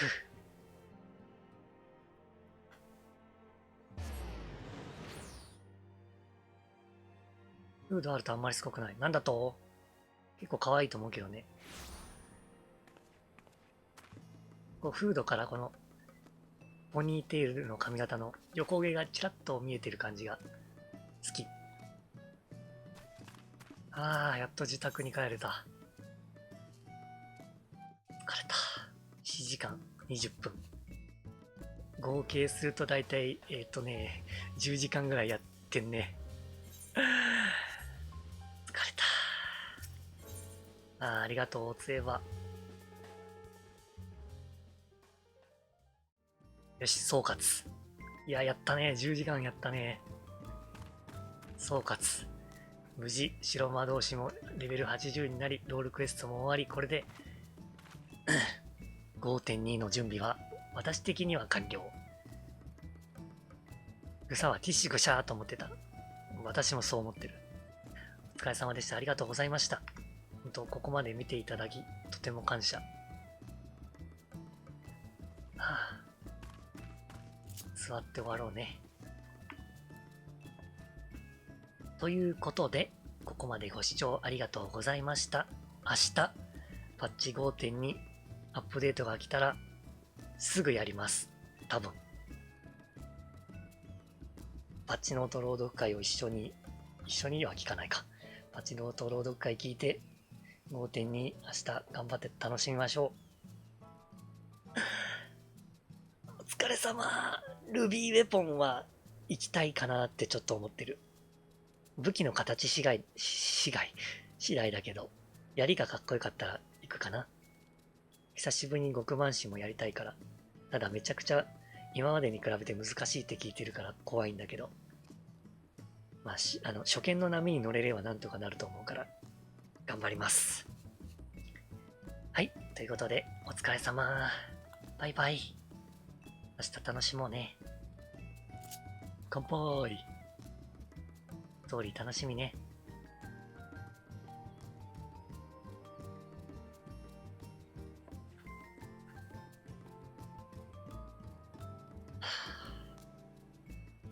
なんか食べよう。そういえば。